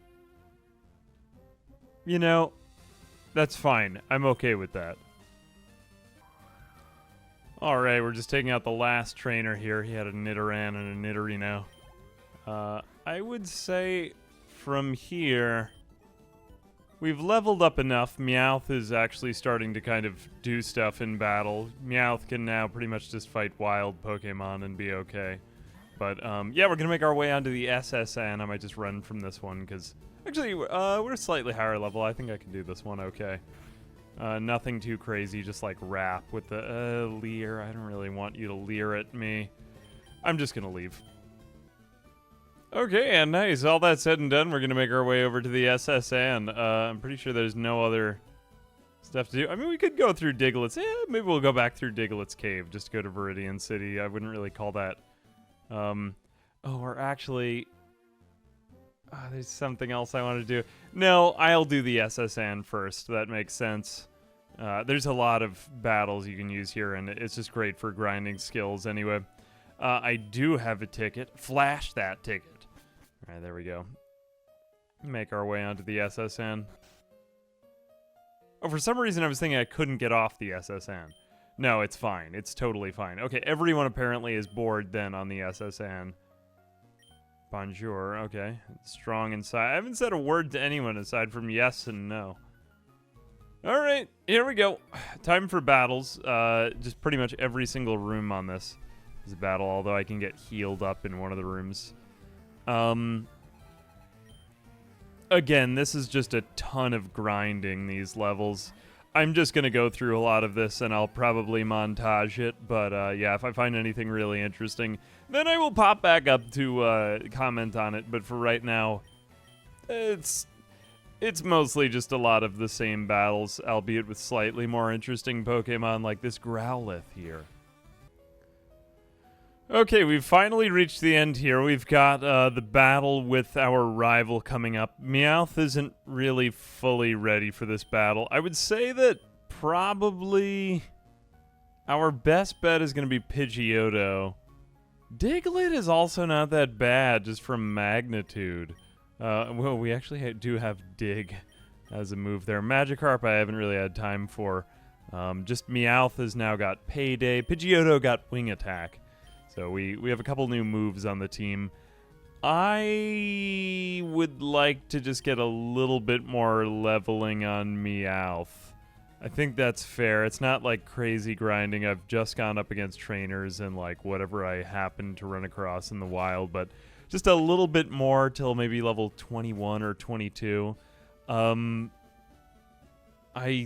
think the bite will come in clutch here, but it's hard to tell how much. There really aren't any natural dark types. Like, dark hadn't even been a type until, what was it, Gen 2? Yeah, I think it was Gen 2 when dark became a type. So they all these dark type moves just kind of made their way back into the Gen 1 through Gen 3 with the remakes. So it's like slightly odd who has the dark type moves, but bite is a really useful move. And it will be useful when we get to Lavender Town, which is why I'm really banking on this Meowth. Also with the potential for flinching, too, which is pretty amazing. So, yeah, good moveset. Alright, it's time to do the rival battle. I got maybe one level, but I still think we're pretty much fine for this.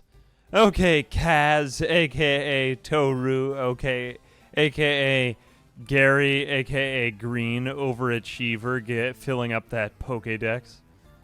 Even has an kind of an arrogant posture in his sprite. Alright, whose Pidgeotto is... Oh my gosh, he's so underleveled. Wait, is he really that underleveled? Oh, we're fine for this entire fight. I might even just be able to solo all of this with Pidgeotto. This is crazy. I didn't realize we were this overleveled. That's kind of embarrassing. I'm feeling like a tryhard now. At least I didn't grind a lot. I mean, no more than I would have had for like maybe a natural battle or two. Okay, Raticate. Debating on it. No, I don't really want to risk Meowth. But yeah, you know what? Let's let Ivysaur get a little bit of experience here. No sense doing it this way, just because Ivysaur really doesn't naturally counter many of his Pokemon. I think he may have... he doesn't have Alakazam. I'm trying to remember if it's still Abra for this fight. I think it's Kadabra by now. Ooh, Hyperfang. Ooh, okay. Lucky. Hyperfang can be really dangerous. Man, Razor Leaf not really as accurate as perhaps I would desire that it be at times. I will just go in with a simple tackle because I am a simple man. Pidgeotto, Raticate, no problem. Actually, Nuzlocking has made me even stronger as a human being. Okay, Kadabra is coming out. I'm thinking we may be swapped to Meowth. I could see a case for this Diglett, although the main issue with Diglett is just it's got really low HP right now. Low energy. Low energy Diglett. Let's go ahead and do a bite on, yeah. Yeah. I'm not weak to anything you're going to do, but please flinch. Oh, no. Disable would be bad. Not really that bad, though. Just basically as long as you don't try to kill me. Okay, Kadabra. That Kadabra is going to be problematic, though, later on here. Okay, Charmeleon. Charmeleon is really the trickiest one. Normally, I would play Diglett here, but with only 36 HP, it's kind of problematic. I mean, look, Meowth is at a lower level than it, and it already has more HP. This is why I was hoping for a Nidoran. I still think there'll be an opportunity at a Nidoran. We might have like a very under-leveled Nidoran later on. Okay, show me your wing attack. We should win this one just by sheer levels alone. Growl, fine. Okay. God, I love the old sprites. It really just looks like a big Charmander with a bump on its head. Like slightly darker orange. That's Charmeleon. That's Pokemon for you. It's something about the simplicity of the Gen 1 evolutions, though, that was just... like, they felt like real. I don't know what it was about them. Okay, so we're fine. I was, like, overreacting. I'm not looking up, like, too much about this game. If I can just... yeah, I hate looking up information. It makes me... I mean, I have so much memory of this. Okay, so we're going to rub the captain's back. Rub-a-dub-dub. Rub that captain's back. Give me the cut, HM. All right. We will give this... I think it's against the spirit of the challenge to give an HM to a dead Pokemon, so we won't be giving anything to Weedle. Not that Weedle could cut. I'm trying to think if I could... regardless, I wouldn't end up evolving it into Beedrill anyway, so... trying to think who else we'll give... give it to somebody that's sitting on the sidelines we don't have a use for.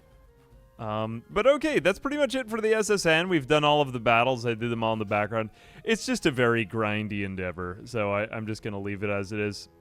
Goodbye, tiny SSN ship. No one understands what dimension we enter when we get on board the ship and why everything seems larger. Or maybe just I get huge now that I'm out in the real world. We may never learn the answer to some of these questions. Amazing stuff, though. All right, so we're back out in Vermilion City. Vermilion City is where everything is kind of straightforward and normal, but after this, the quest gets kind of all over the place. So we'll go to the electric gym. We might do a little bit of Diglett training just because electric Pokemon are absolutely useless against ground types. So we might just be able to level up Diglett more than I would care to admit.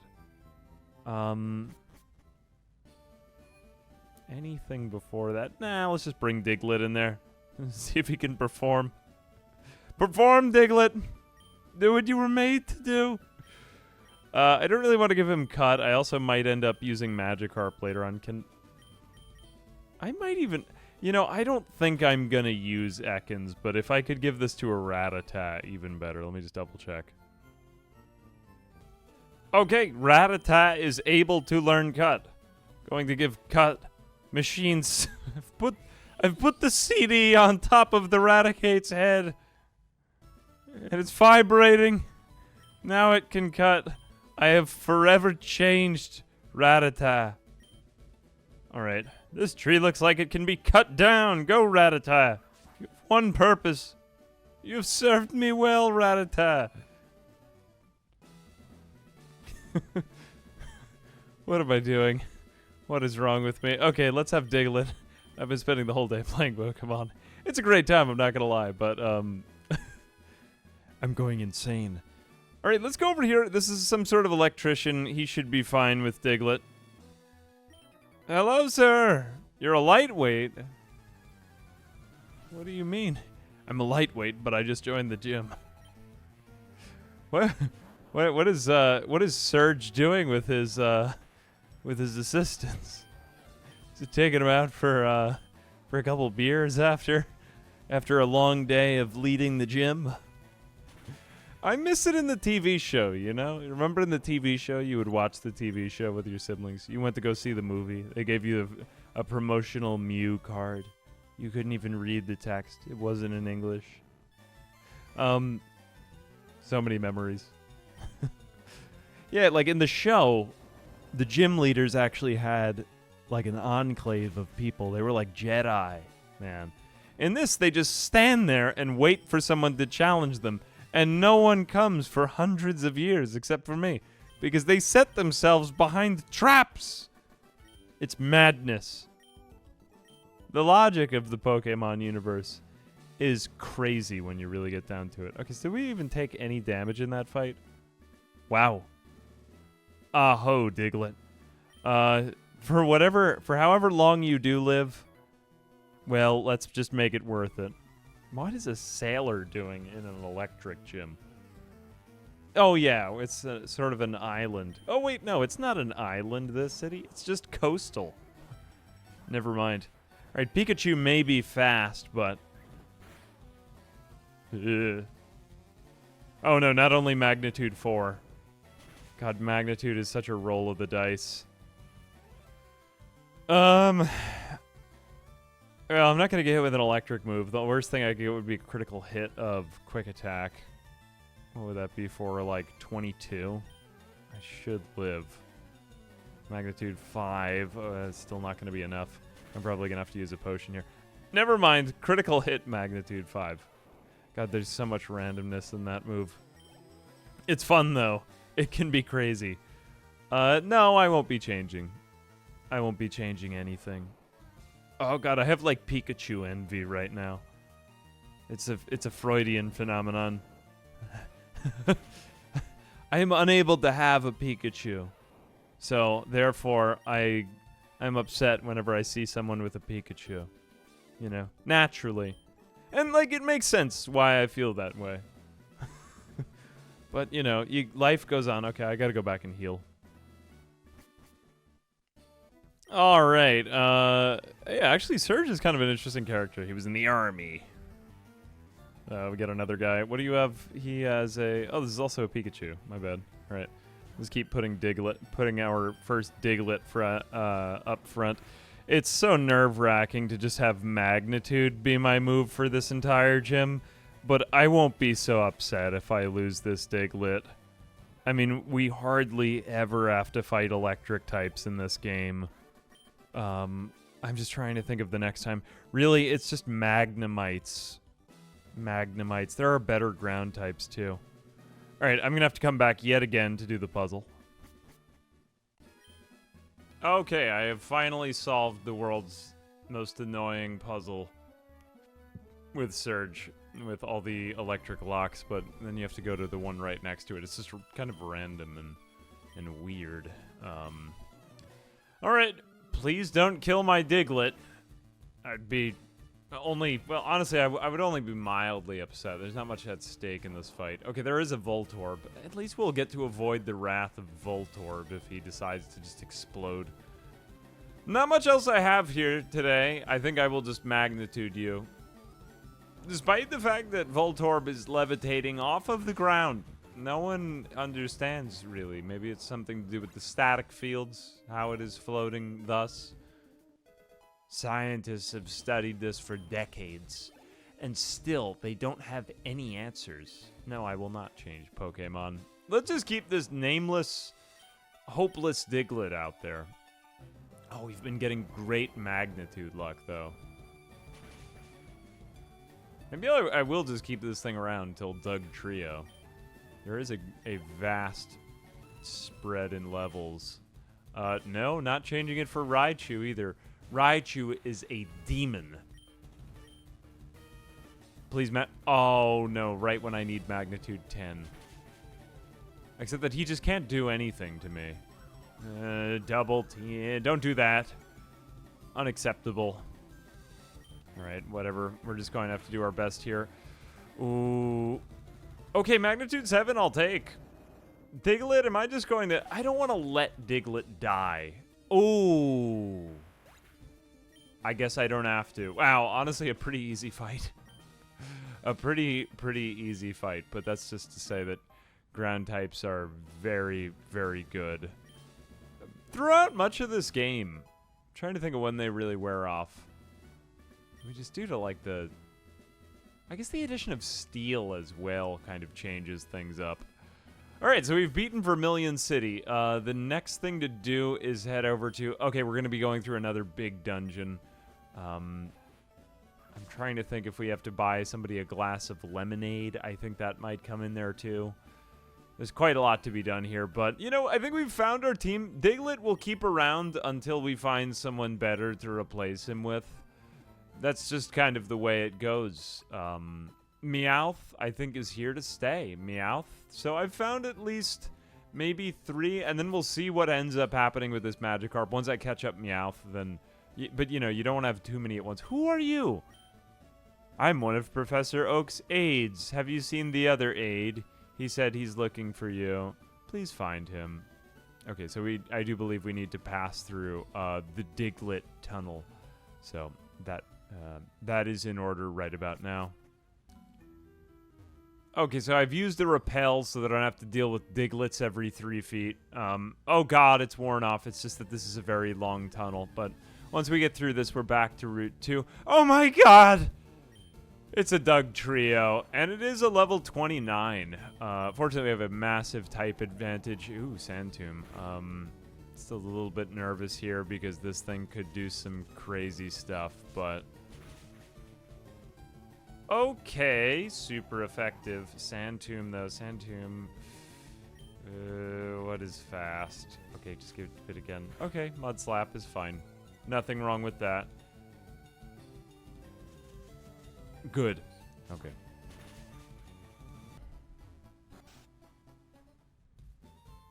Okay, and we've made it to Route 2. Are you one of Professor... no. You're not. Never mind. Oh, you're looking for an... I wish I had an Abra. Then we could do the Mr. Mime trade. Mr. Mime would be very, very uncommon, but that would give us some psychic moves. Some crazy ones. Let's go ahead and just keep finding Professor Oak's aides.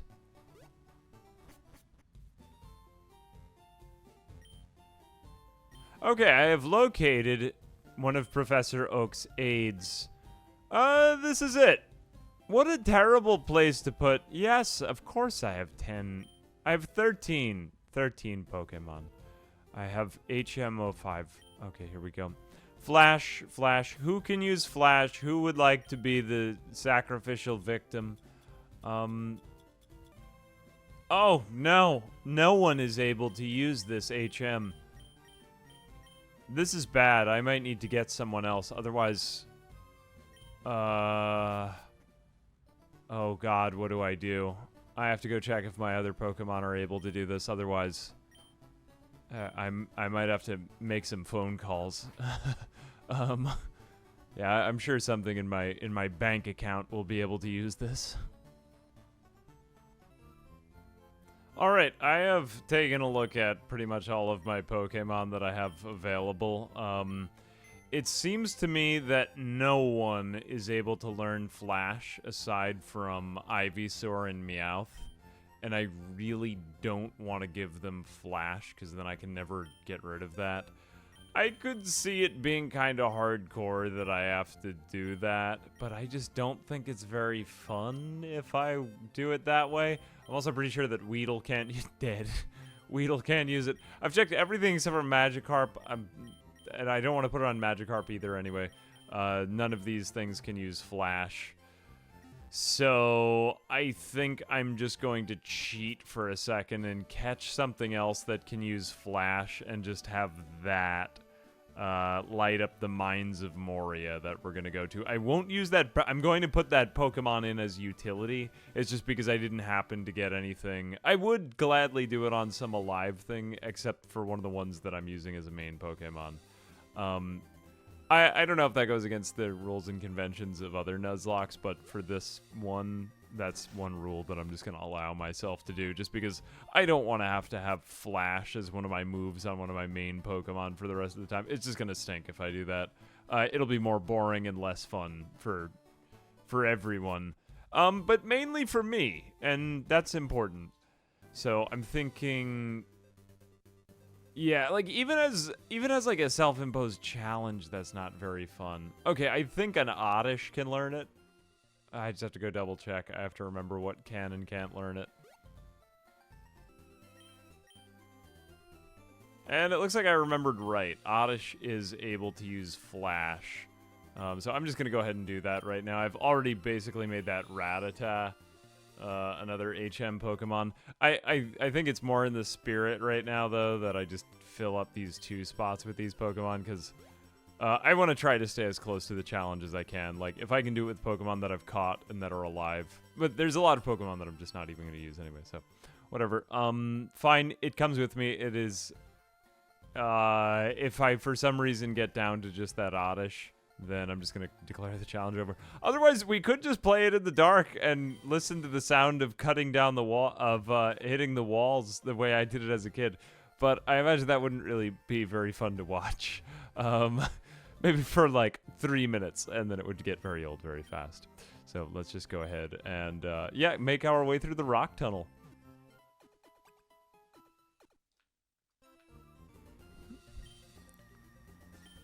Okay. This tree looks like it can be cut down. It's time to use cut to enter the realm of the rock tunnel. Rock tunnel, rock tunnel. Technically, right now we are on Route 9, which is a new route, and hence, possibly, I'm thinking we can get, is it Voltorb here? Potentially an electric Pokemon, which would be somewhat interesting, to be fair, but it might happen, might not. Don't get your hopes up. Okay, we are going against a bunch of grass types. There's a bunch more trainers here. Mostly it's just more grinding. Okay, and we are about to encounter our first Pokemon on Route 9. This is an optional catch, but it's just a Rattata. A level 16 Rattata, but again, I just don't think it's really even worth having around, even as a meat shield. So, goodbye. Okay, we have passed through Route 9, and I've beaten all of the trainers here. We do come to a slightly different spot here on Route 10. There is a Pokemon Center here, as well as the rock tunnel entrance, with just a funny formation of trees here, in case if you wanted to be really creative and avoid the trainers. I think I will search yet again for another Pokemon, because it's going to be a while before I get Surf. Oh, wow. Okay, this could be our electric type, Voltorb. As long as this thing doesn't explode. Oh, I had Meowth out first. Oh, it's a lower level. It might not actually know it. Let me just put out Ivysaur, because Ivysaur could take a beating here, and we'll be okay. Alright, just charge. That's fine. That's alright. That's fine. I am going to Leech Seed you. Oh no, he's not even level 17. He's level 16. Give me that good, sweet Voltorb Nectar. Great, okay. That will be useful for healing me. And then I will Sleepins you. Ah, that's what I like. Accurate on the first hit. I think we will just throw a bunch of Pokeballs at this thing. I've never actually raised a Voltorb or an Electrode. I would really prefer a Magnemite as far as electric Pokemon are concerned. Just because reasons. Mainly because Magnemite is Steel type in this, which wasn't actually in the originals, so it just has all these interesting type things going on. Like, almost no one is ready for Steel types, so Voltorb is kind of my second choice here, but we do now have an electric type to possibly pick if we want to. No, not nicknaming it. Alright, in Alive. Great. It is useful to have an electric type, though, and I really want to replace anyone on my team with that. Let me just kind of compare it with Diglett, because I don't know if Diglett is really my first choice, but this is already turning into, I guess, aside from reliance on Pidgeotto and, like, obviously Ivysaur, this is getting to be kind of Nuzlocke with Diglett, and Meowth isn't always my first choice, but Meowth was kind of interesting. Okay, we have entered the rock tunnel. Look at that good rock tunnel light ball. We didn't even have that back in my day when I was a kid. It was just dark from foot to ceiling. But instead of... whoops, we're not going over here. We're going to Pokemon. We're going to use the Oddish to flash... Oh, we could even Sweet Scent. Nah, no reason. Why would you even need it? Why not just run around instead of Sweet Scent? Alright, kind of a cool looking cave. Oh, and technically this is an area we're allowed to catch, but it's just a Zubat. I already have a Zubat. I'm okay without that. I think I will just take it. Begone, Zubat. Yes! After fighting all of the Mega Nerds living in the rock tunnel, Ivysaur has finally ascended at a rather early time now to Venusaur. We've done only 3 gyms, and we're already at final evolution. Although, it is pretty early for some of these starter Pokemon. I knew it was in the early 30s. But yeah, we've got a Venusaur now, which is amazing. Let's just take a look at Venusaur's stats. Venusaur's amazing stats, that is to say. We will just take a gander at these. Wow. That's totally fine. Overgrow uses... Ups grass moves in a pinch. Oh, I didn't even realize we could get the look at the ability right here. Hang on a second. We've got more Pokemon to see. No loss of accuracy can be had for Pidgeotto. Meowth picks things up. Okay. And it is... I guess we should kind of get rid of the Nugget from him. For some reason, I don't know why. I thought the Nugget made Meowth better. Was it because of Payday? Let me just go double check on Payday. Hang on a second. Payday. Payday is an interesting move. Oops. Here we go. Payday. Numerous coins are hurled at the foe. Money is earned after battle. Oh, I didn't actually realize that Payday did that. Payday's a fun move. Very, very interesting. I guess it kind of works with the whole Team Rocket kind of theme. That he's, like, thieving coins from them. What about our Voltorb? Could our Voltorb potentially be of any use? Charge, Tackle, Screech, and Sonic Boom. Not crazy, but it does paralyze on contact. The enemy, that is. I mean, really, you want... No, actually, its defenses are not that... I mean, at least in comparison with those other ones. Whatever. Still just not really finding too many type advantages for it, so I'm sticking with Pidgeotto and Venusaur until I find something I'm really enthusiastic about. Okay, we are just coming to the last couple of Pokemon here at the end of the rock tunnel.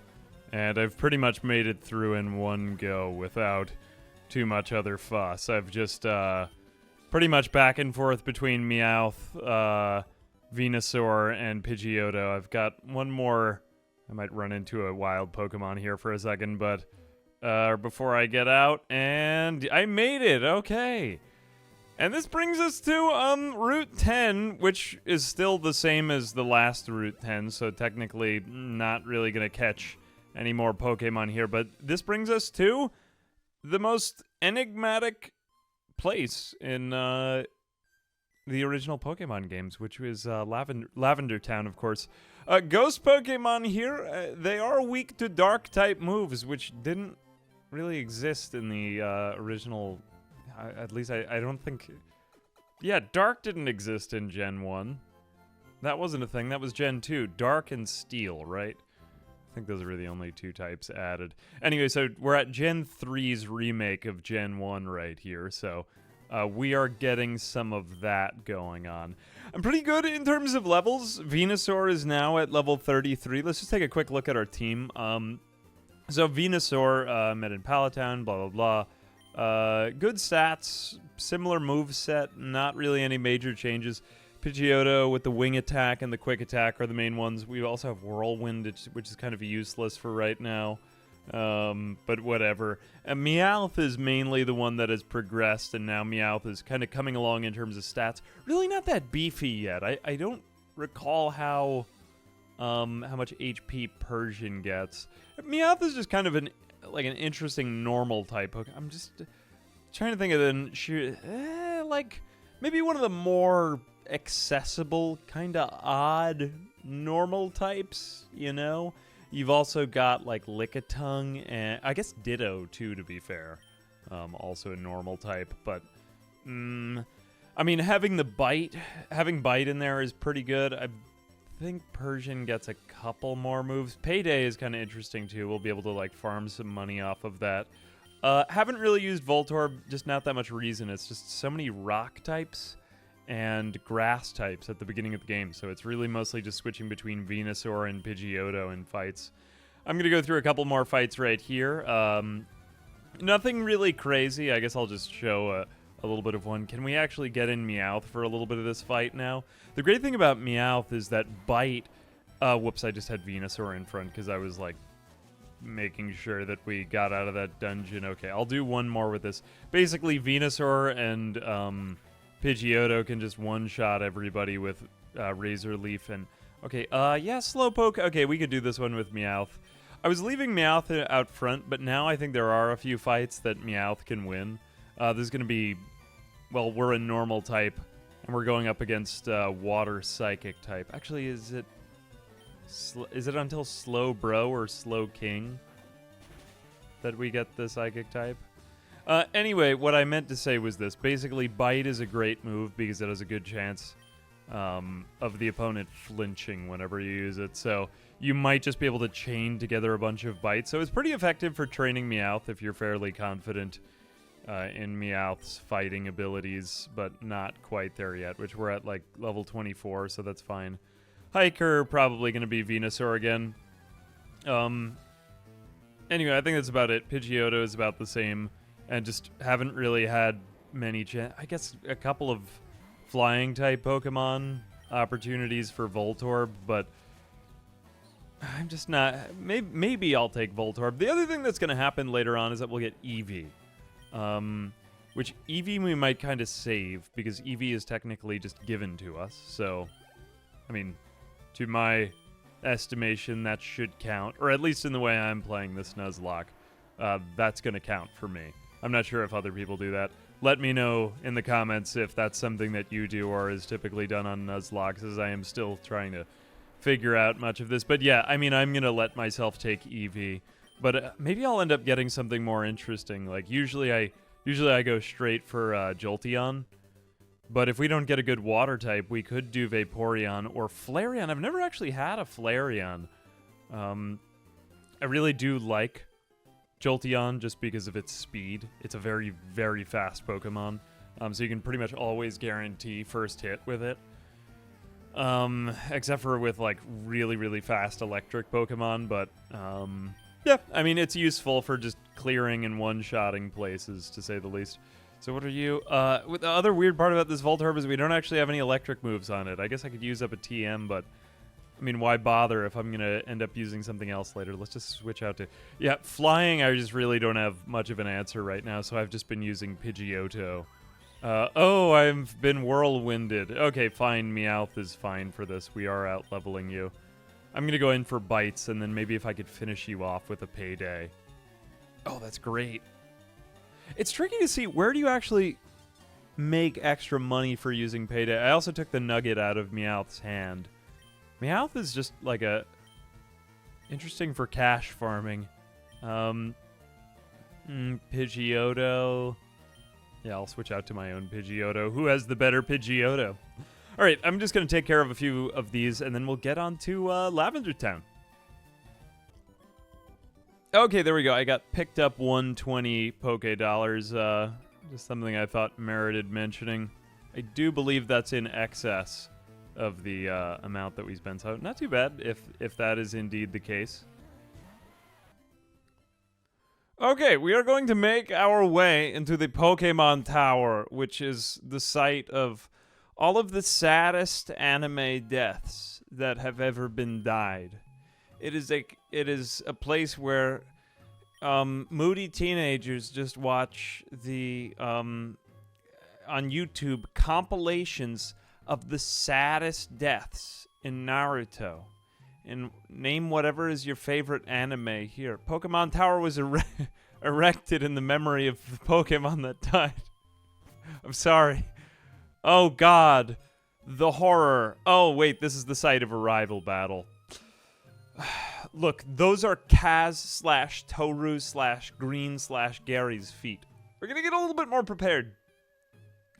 I have a sixth sense. If this sneaks up on me, then I could be dead. We've got a bunch of fishermen to the south, but one thing that has also occurred to me is that I forgot to get the map from Gary's sister in Pallet Town. Oh, you have great eyesight, girl. What are you going to hit me with? An eyeball Pokemon? Well, we might make our way back to Pallet Town. It's pretty easy from here. We'll have to go back through Diglett Cave, but now with super repels, that ain't so bad, my boy. So we are oh, you flinched, you you fool. You are a fool. Let's see if we can get Pidgeotto to up to Pidgeotto. Mostly I'm just going over another route. It's a lot more trainers. I thought Lavender Town would be a little more interesting, but I'm just insecure about how powerful my Pokemon... Oh my gosh, you have put me to sleep for the last time, lady. I will be avenged, but yeah, it's mostly just a couple more trainer battles here. Okay, so we are technically on a new route here, so we got a little patch of grass. I do believe there's actually a small chance that we could get a Growlithe here. It's been a minute. It's rare, but it's possible, and we didn't. We just got a Pidgey, another completely useless Pidgey. You know, I think I like the idea of this Nuzlocke thing, except that all that I get are pigeons, bats, rats, and just other vermin on my team, which is a little, like, boring. I mean, maybe in some of the other Pokemon games. At least I do also like that it gets you using uncommon and unfamiliar Pokemon, but at the same time, maybe I just got boring stuff and unlucky. Meowth was interesting, though.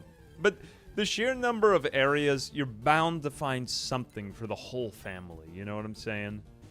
But, yeah, I mean, it is what it is. All right, we come to the underground tunnel, which is the department store. We're going to be going to Celadon City, which is the home of a lot of organized crime more than anything else. There is a lot of opportunity in Celadon City, probably like the largest city ever, bigger than New York City, one of the greatest cities to ever exist. What route are we on again? Just hang on a second. I have to see if there's another opportunity at Pokemon. This is Route 7. We may have already been here. I'm not going to... I can always come back. Anyway, we have Celadon City with Team Rocket kind of like occupying it. That being said, we do still have a couple of other preliminary events, but around gyms 4, 5, and 6 in the original Pokemon games, the whole world kind of opens up and you can sort of do whatever you want. You don't really even have to do them in the same order, I believe, if memory serves me right here. I'm going to go ahead and grab some lemonade for the guard, though, just so that we can go back to Pallet Town and grab that map. I believe we just go over here. All of the guards around here are apparently, like, being dehydrated horribly, because it's not one, it's not two, but it's multiple guards all upset about the lack of hydration in their at their job. So we're gonna go over here to the world's strangest elevator, and I believe it's on the roof. It's funny how some things of this game just stay with you, man, you know? Not even on the roof yet, as it happens. Wow. Look, and here are these incredible vending machines. I'm going to splurge. Why do I want to say that it's lemonade. Oh, I got a free water, too. I'm a thug.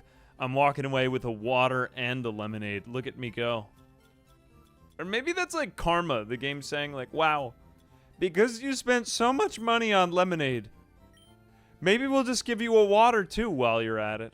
There is more stuff to be done here. The department store is kind of interesting. I believe it's got, oh, don't they have, like, all kinds of... They have rare candies here, and they have, I want to say it's, like, all the, you know, Firestone and Waterstone and Thunderstone and stuff like that, if I do recall correctly. Let me ask the lady, just so that I can confirm this.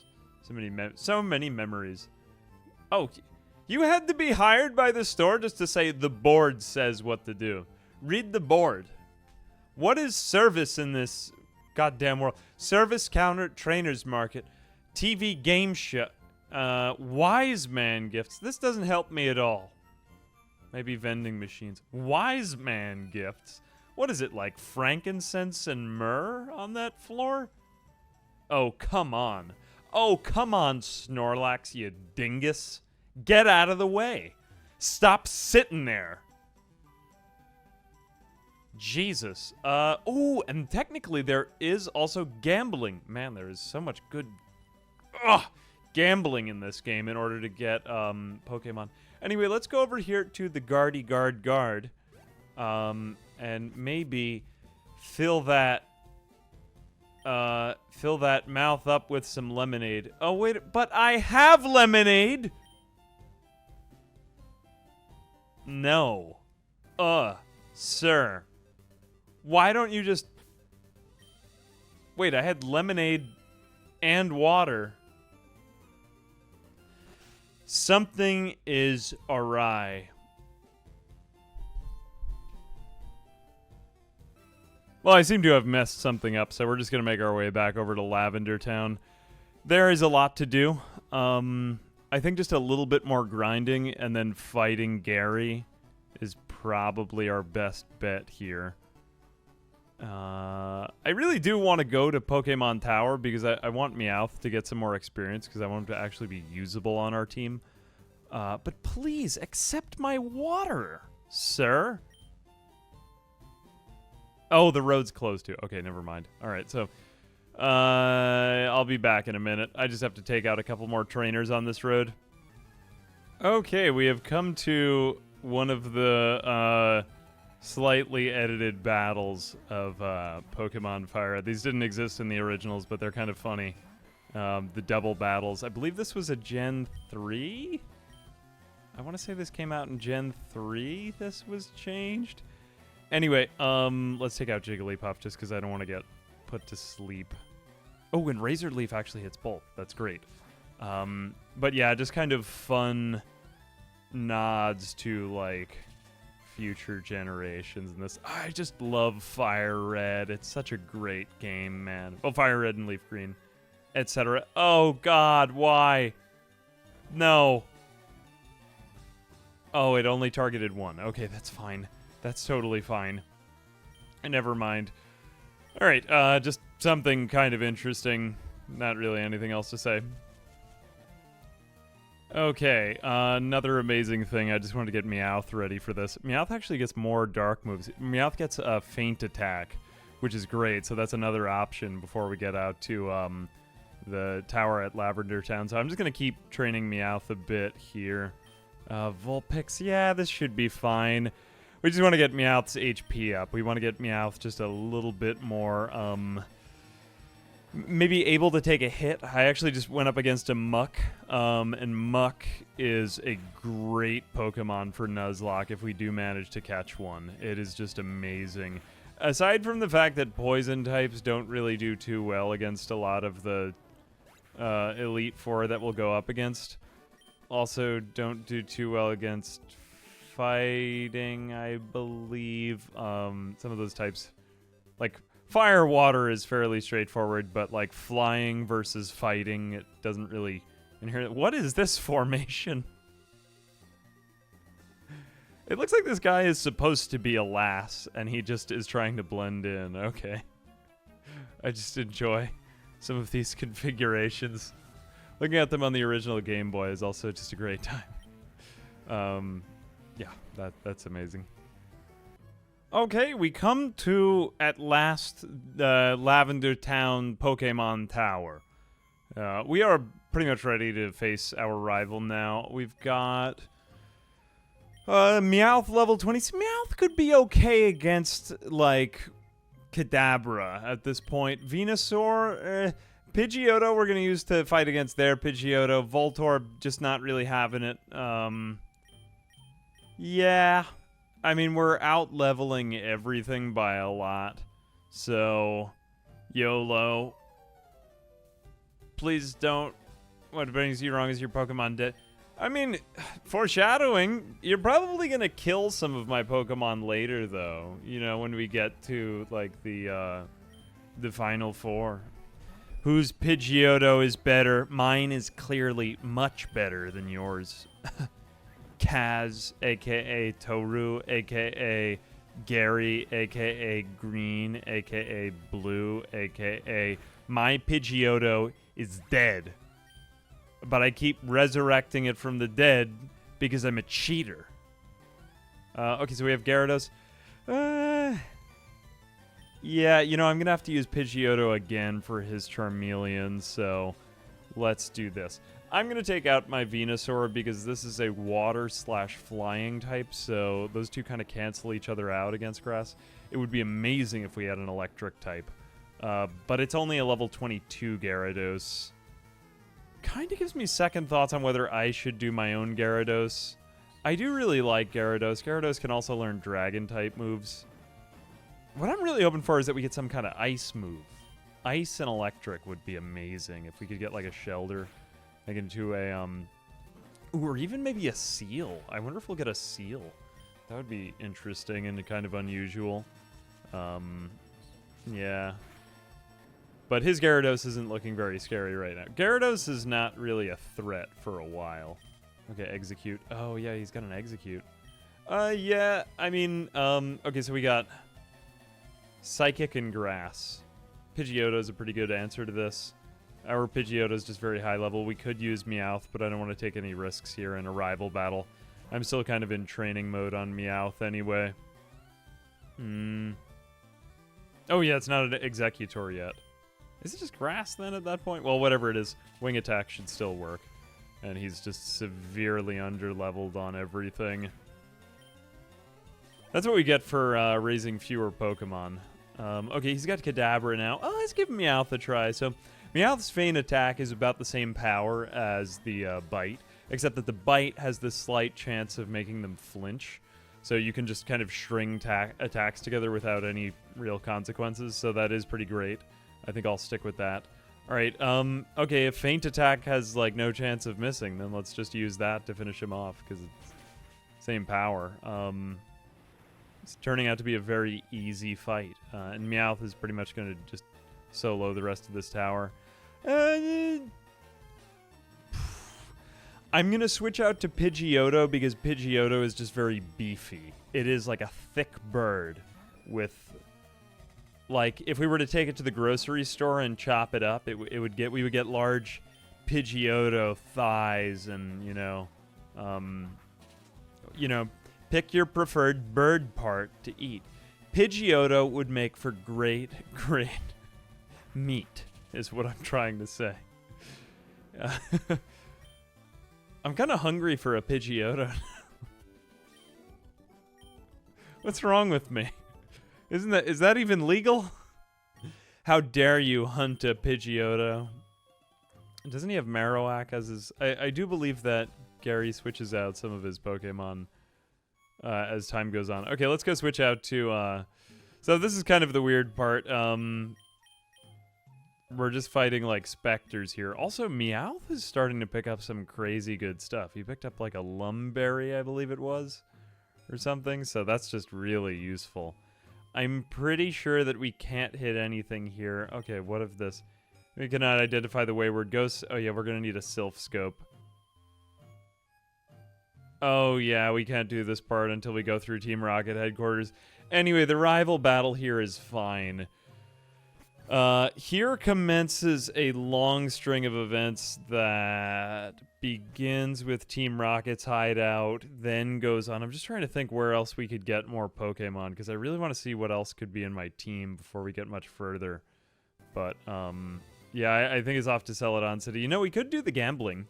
It'd be kind of interesting. We do have a lot of money to just kind of throw away. You can actually just buy yourself enough tickets so you don't really have to do anything else. Yeah, let's go see. Let's just check out Celadon for a minute and see what it has to offer. Okay, so we've come to Celadon City, and we're going to begin the Team Rocket set of events. We're going to be going to the, of course, it would be the casino that they are like have their illicit hideout in. I guess the one thing that I just feel a little sad about coming back to the original Pokemon games, maybe this is just true of all Pokemon games, but it really feels like for so much of the game, or at least so much of the early part of the game, all that you fight is just... Oh, actually, I gotta take out a different Pokemon right now. Meowth, why are you so weak? Pretty much all that you fight is vermin at the beginning. There are so many other Pokemon, too, that I would... Ooh, oh my gosh, that was really scary. Swap out to Venusaur. I don't want to risk this. Hyperfang has been one of the only... Hyperfang and Explosion have been the two that really grind my gears. Hyperfang were usually tanky enough. Good thing I had that thick bird out there to take that hit. Ooh, okay, good, Zubat. Zubat is totally fine. A Zubat is completely fine. Except we can't really use... I'll just use grass-type moves as intimidation. This is, like, doubly strong against them, but we'll get the type advantage because we are grass-type. Or we'll get a slight bonus because we are grass-type. But it's just very ineffective. Alright, cool. 231 levels up Venusaur. That should open up the poster trap now. Okay, so Team Rocket Grunt... Really, I was just looking for the coin case, man. You guys can continue your operation... the hideout might be discovered. I'd better tell the boss. Where did he go? He just teleported through a wall. Oh, I see. Still, he teleported through the floor. Okay, hang on a second. I have to get some my coin case. You don't have a coin case. You don't have a coin case, kid. Stop. Okay, we got the coin case from the sad gambler in the house. There's not much else to it. I just forgot that. We are in one of the apartment buildings to the south. Just talk to everyone in these games. There's always so many secrets, just about everywhere. Okay, we could also do the gym, but I'm just thinking... I kind of want to go through the Team Rocket loop, and there's also just... Like, we have so much money right now, and potentially getting an interesting prize could add to our team. Like, there are Pokemon that you can get here. You could literally get a... Oh, wait, I could just buy these. You know, I think it's only in the spirit of the challenge that I pick one of these.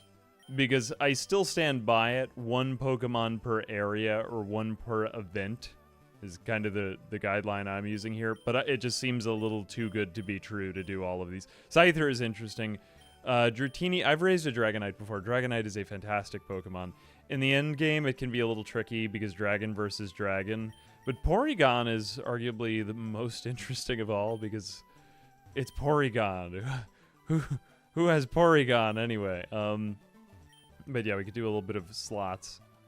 And what else do we have? Flutes, Mystic Water, Smoke Ball. Nah, we'll just do it for Pokemon because those are very rare. You can get Dratini in the Safari Zone.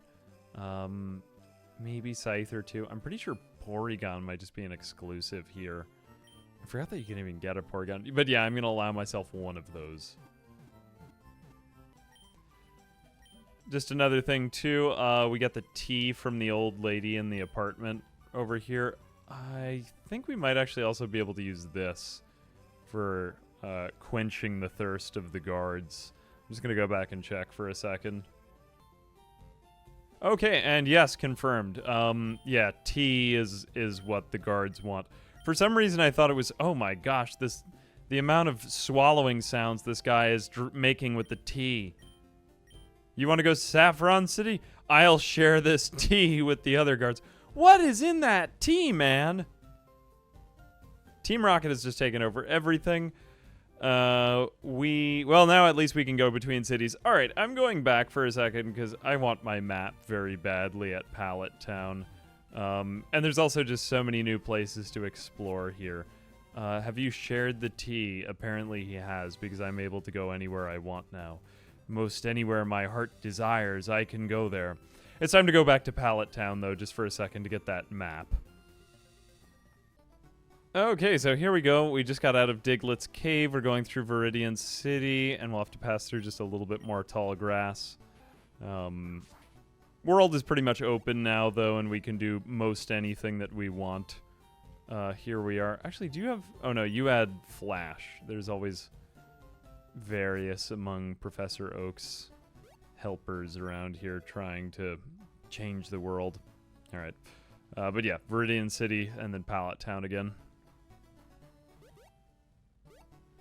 Ah, the memories of coming back to Pallet Town. It always just feels like revisiting home in this part, especially before you get the Fly HM if you have to make a trip back. So what I forgot to do at the very beginning of the game, I mostly have the map just memorized, but I forgot to go to Gary's, aka Green, aka Kaz, aka Toru's sister.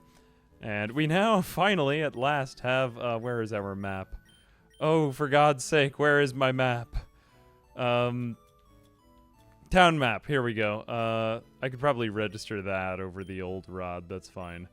Okay, so in case if for some godforsaken reason you aren't familiar with the Pokemon games, here's the map. We've made our way up to Viridian City from Pallet Town here at the coast. Pokemon League is up here with Victory Road. We'll come back there later. But we made our way up to Pewter City to fight Brock. Here was Viridian Forest. Then we made our way over to... This was Mount Moon. There's actually quite a lot of different distance between there and Cerulean City. Here's Bill and the Nugget Road. Or the Nugget Bridge. Nugget Road, Nugget Bridge. It's all the same to me. Rock Tunnel, which we just went through. Lavender Town, where we just were. And then the kind of weird series of tunnels and bridges and guard posts. With Saffron City in the middle, Cerulean City in the north, Vermilion City, which we just went to on the south, and then there's this other path over here with more guards and stuff like that, but Diglett's Cave we just went to over there. We'll come to this later. And then Celadon City over here, and then this is all bikes on this route. But yeah, I've mainly just wanted this just so that I can confirm what is like a continuation of the same route.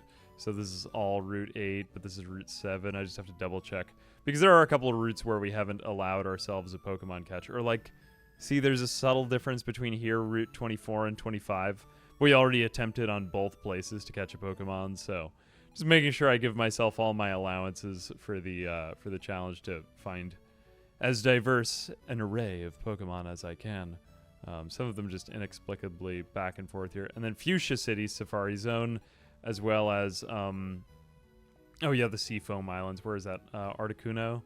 And then Cinnabar Island, which I would desperately like to get to Cinnabar Island as fast as possible, just because there's an opportunity to get a muck, possibly, or a really a grimer, and then a muck, which would be amazing for this Nuzlocke if we get it. As well as, oh, where is it? I want to say right about, is it here? Where is it? No, by the rock tunnel. Yeah, the power plant, which is technically a separate zone.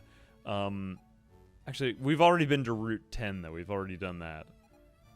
Yeah, but that's pretty much an overview of the entire Kanto region, in case if for some reason this is your first time seeing Pokemon, which it probably is not. But yeah, I mean, that is generally my plan. Right here, I like to kind of just straddle many different areas. I don't want to play it all perfectly in one order, because I want to build wide first and see what my team is going to be. And then, once we've caught as many Pokemon as we can, let me just get a tiny bit of experience here, not really anything. Then we'll go in for that series of gyms, just because there's so much grinding in this part against Team Rocket.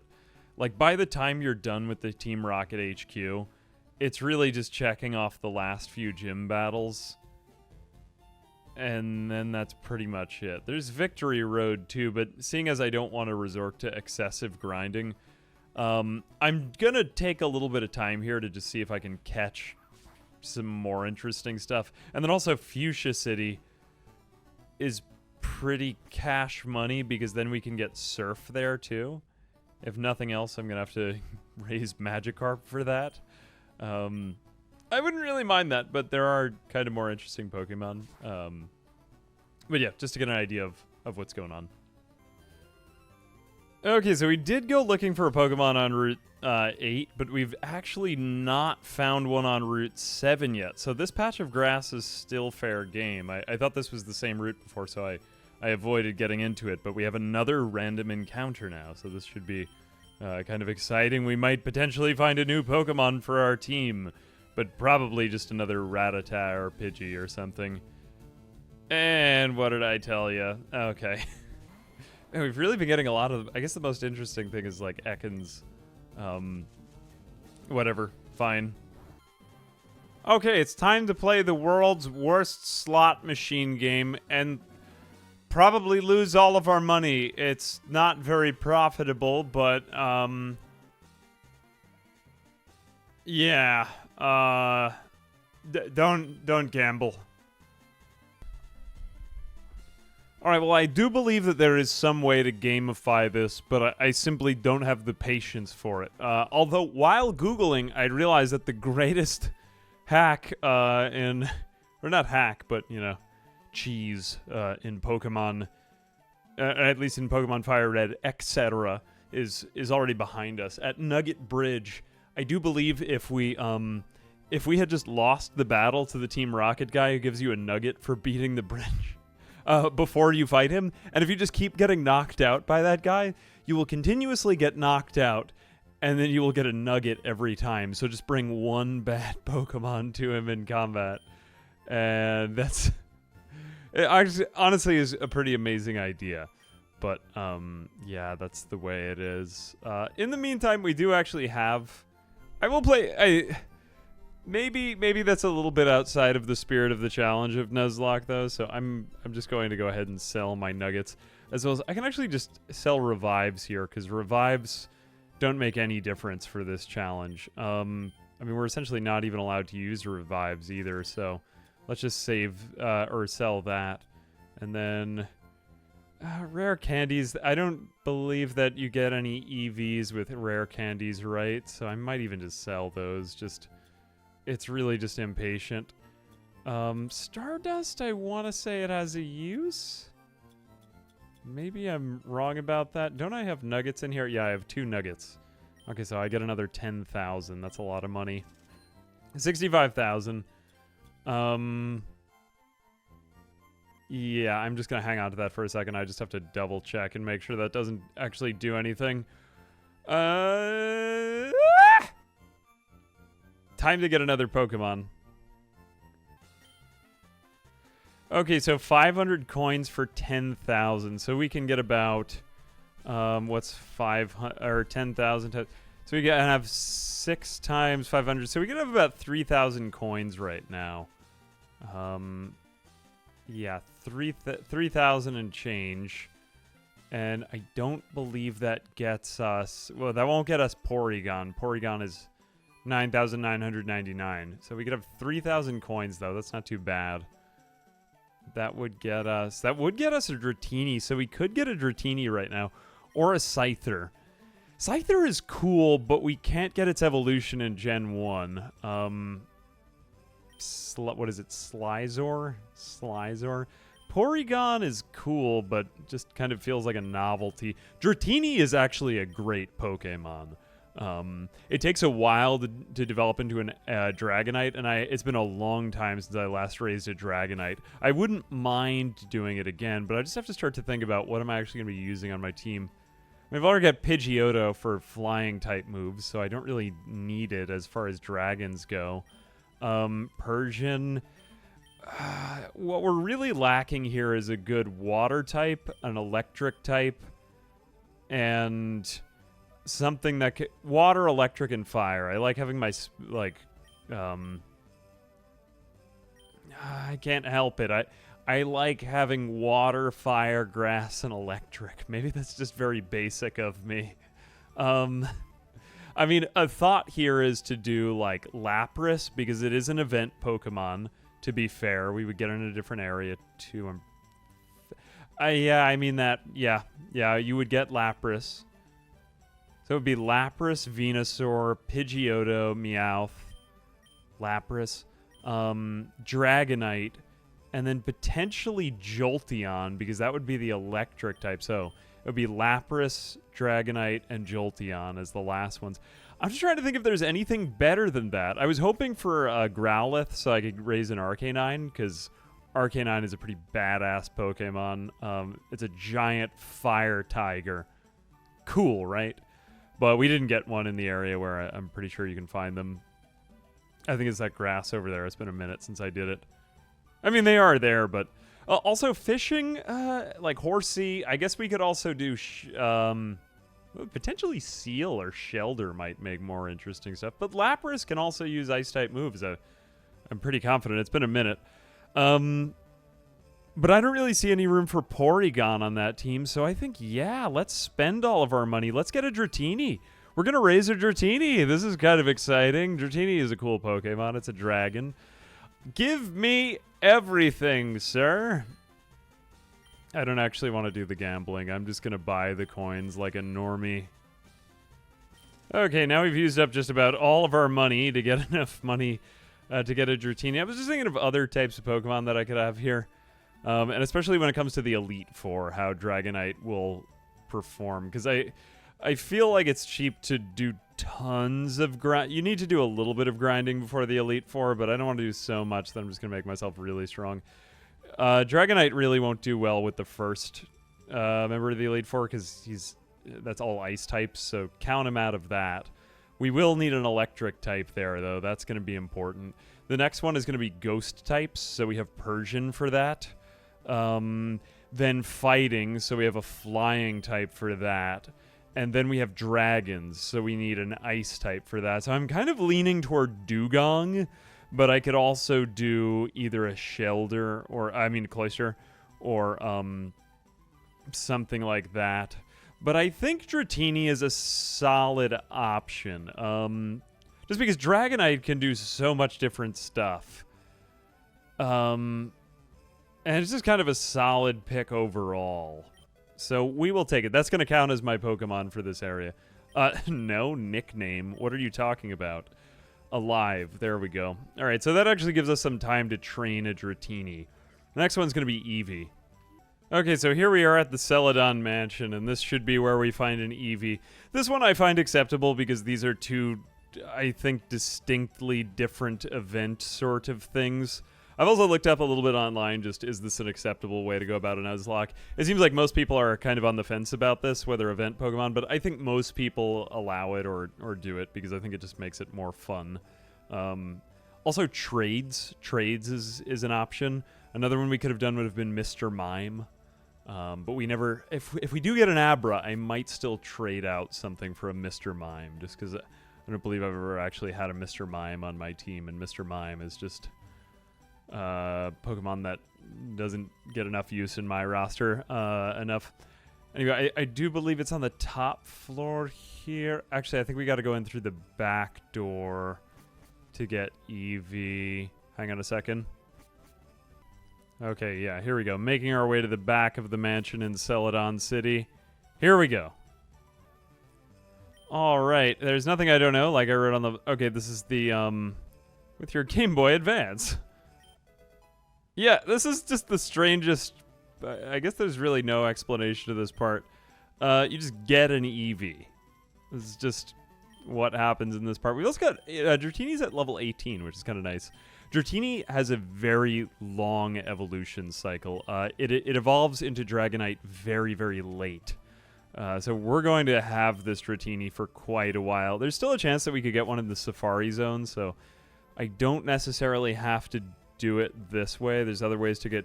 I think there's one other way I can think of to get a Dratini in Pokemon FireRed, but it's extremely unlikely, so it wouldn't really happen in a Nuzlocke in that way.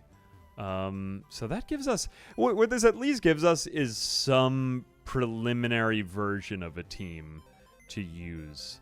Let me just go over here. So we will deposit... I got rid of Oddish. Let's also get rid of Voltorb, because presumably this is going to be our new space for the electric Pokemon. Lapras we're going to get a little bit later on, because Lapras is...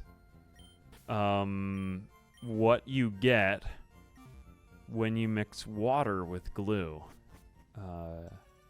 Facts. Lapras, no. Lapras is obtained when you... I think it's in the end of the Rocket Hideout event. It's actually very late in the game. They give you like a... I can't remember what level it is, but it's pretty easy to catch Lapras up, because Lapras has great stats. Other ones that I would give up for, though, I would say, like... Muck would be amazing. I would be willing to change out a member of this team for a Muck. Potentially also whatever I said before, maybe Mr. Mime, but some of those might not really work as well for a Nuzlocke, because they're just like too glass cannon-y. You need stuff with high HP. Anyway, Jolteon isn't really great for that. That's my one reservation, but I don't know what else I'll do. Magneton? Potentially, but we'll see what we encounter.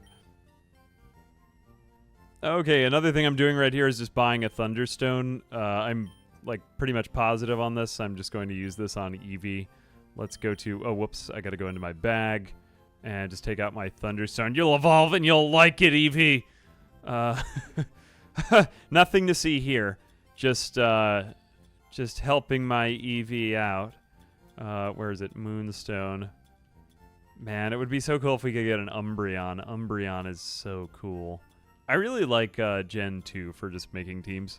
Although Gen 1, another thing that's occurring to me about this is just...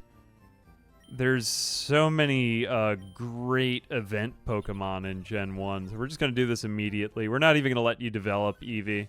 Sorry, Eevee. You were pretty cute, but not good enough. What happens if I stop it? Do I just lose the Thunderstone? I'll be poor after that. I won't have any more money. Whatever. Jolteon's pretty much a bomb Pokemon. I was hoping to get a Raichu.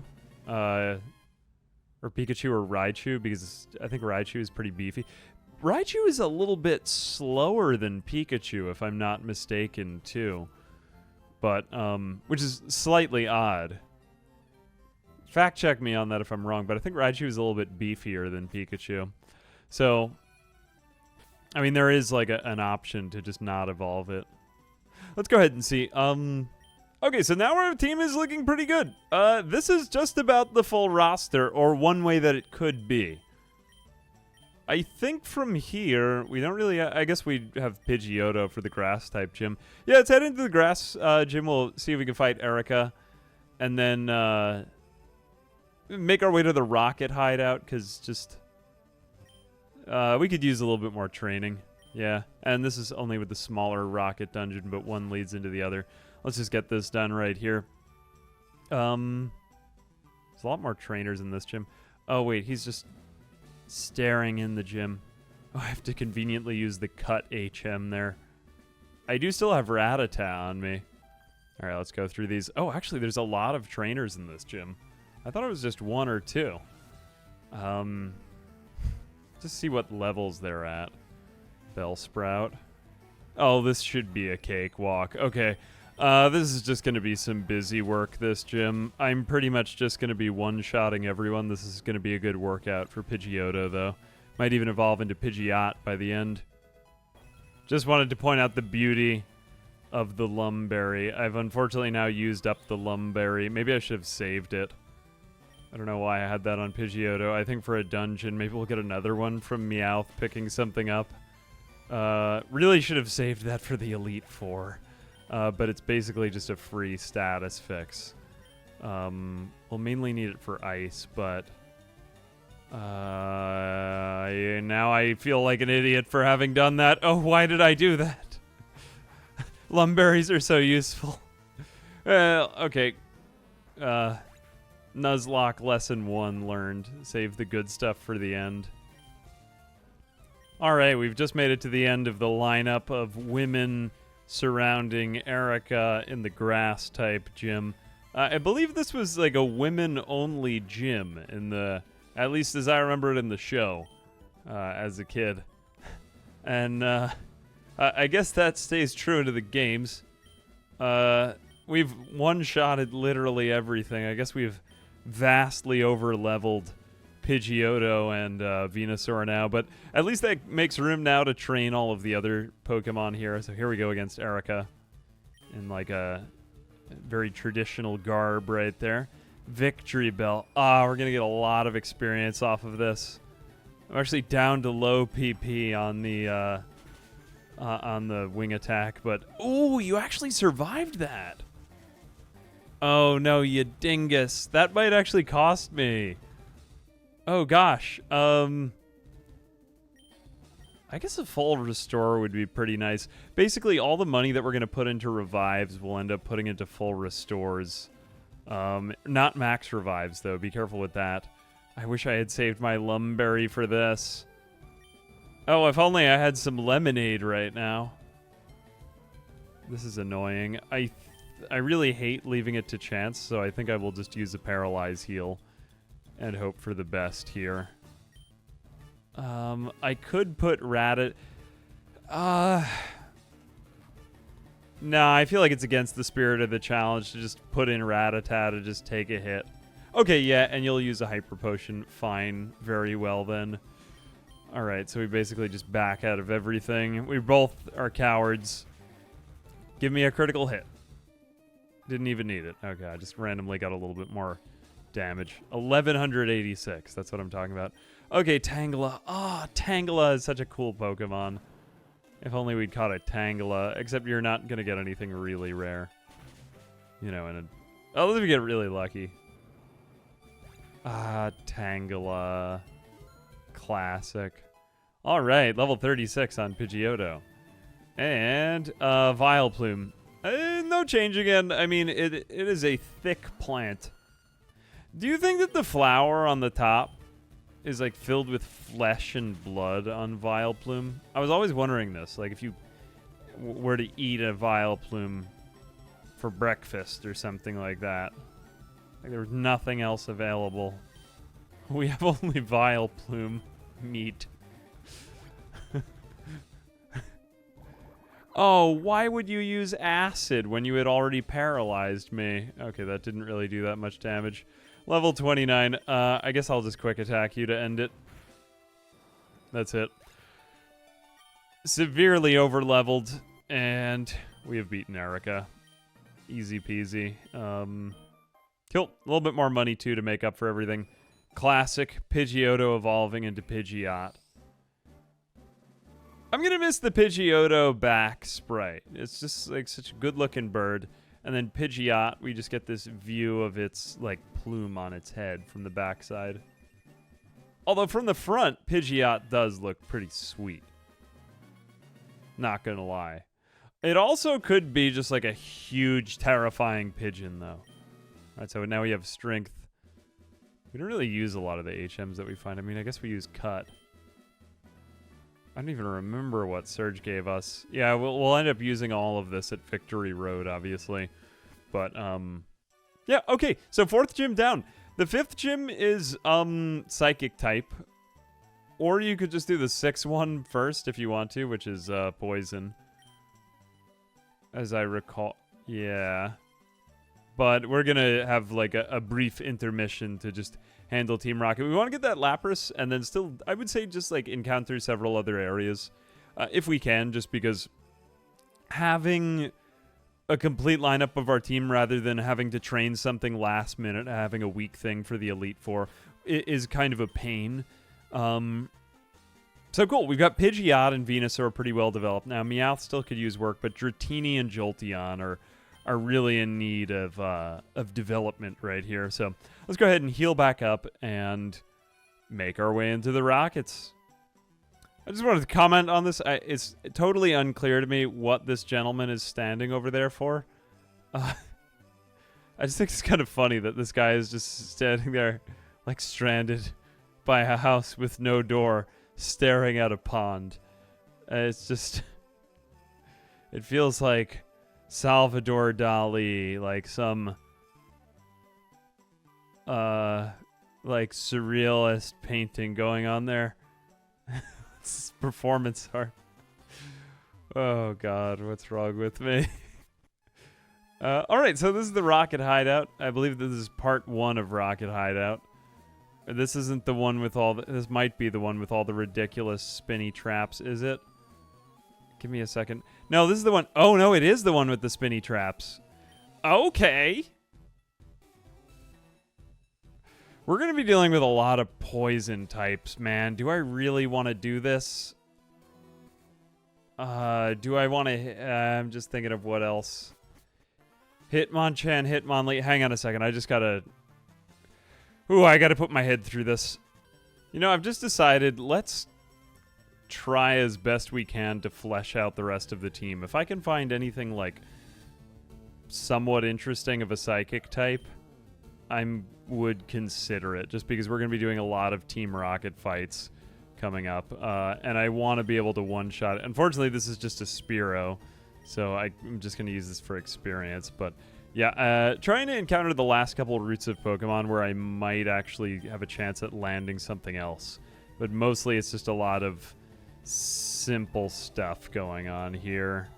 Yeah, I'm just going to use this for training and experience. Never mind.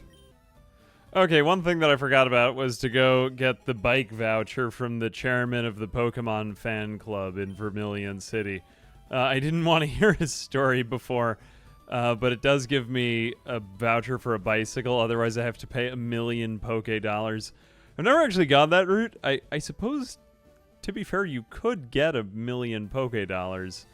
It'd be kind of a feat.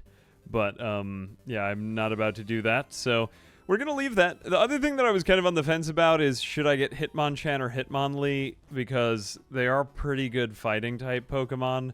And we didn't get a Primeape earlier, and Fighting type has its uses. A lot of them were kind of passed in the early game, but Fighting type just it has some utility because it's just away from all the like kind of elemental damage, or really just good against normal types as well as I want to say poison.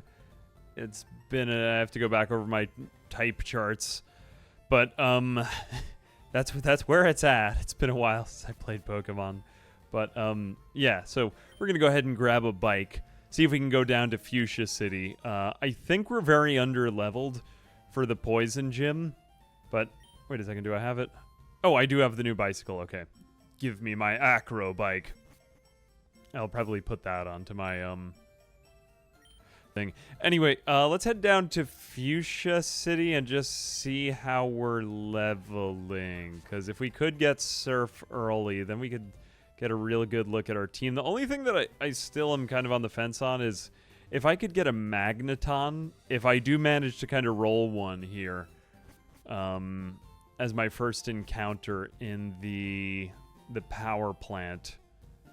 To me, that would still count for an electric type, and that might be a little bit beefier than Jolteon. I'm just a little worried about Jolteon because Jolteon is kind of fragile. A lot of electric type moves are like very, very fast, very hard hitting, but still at the same time, what if Jolteon doesn't take out some of the Elite Four ice types in particular? And also a couple where it's just the only weakness we have to go off of is flying.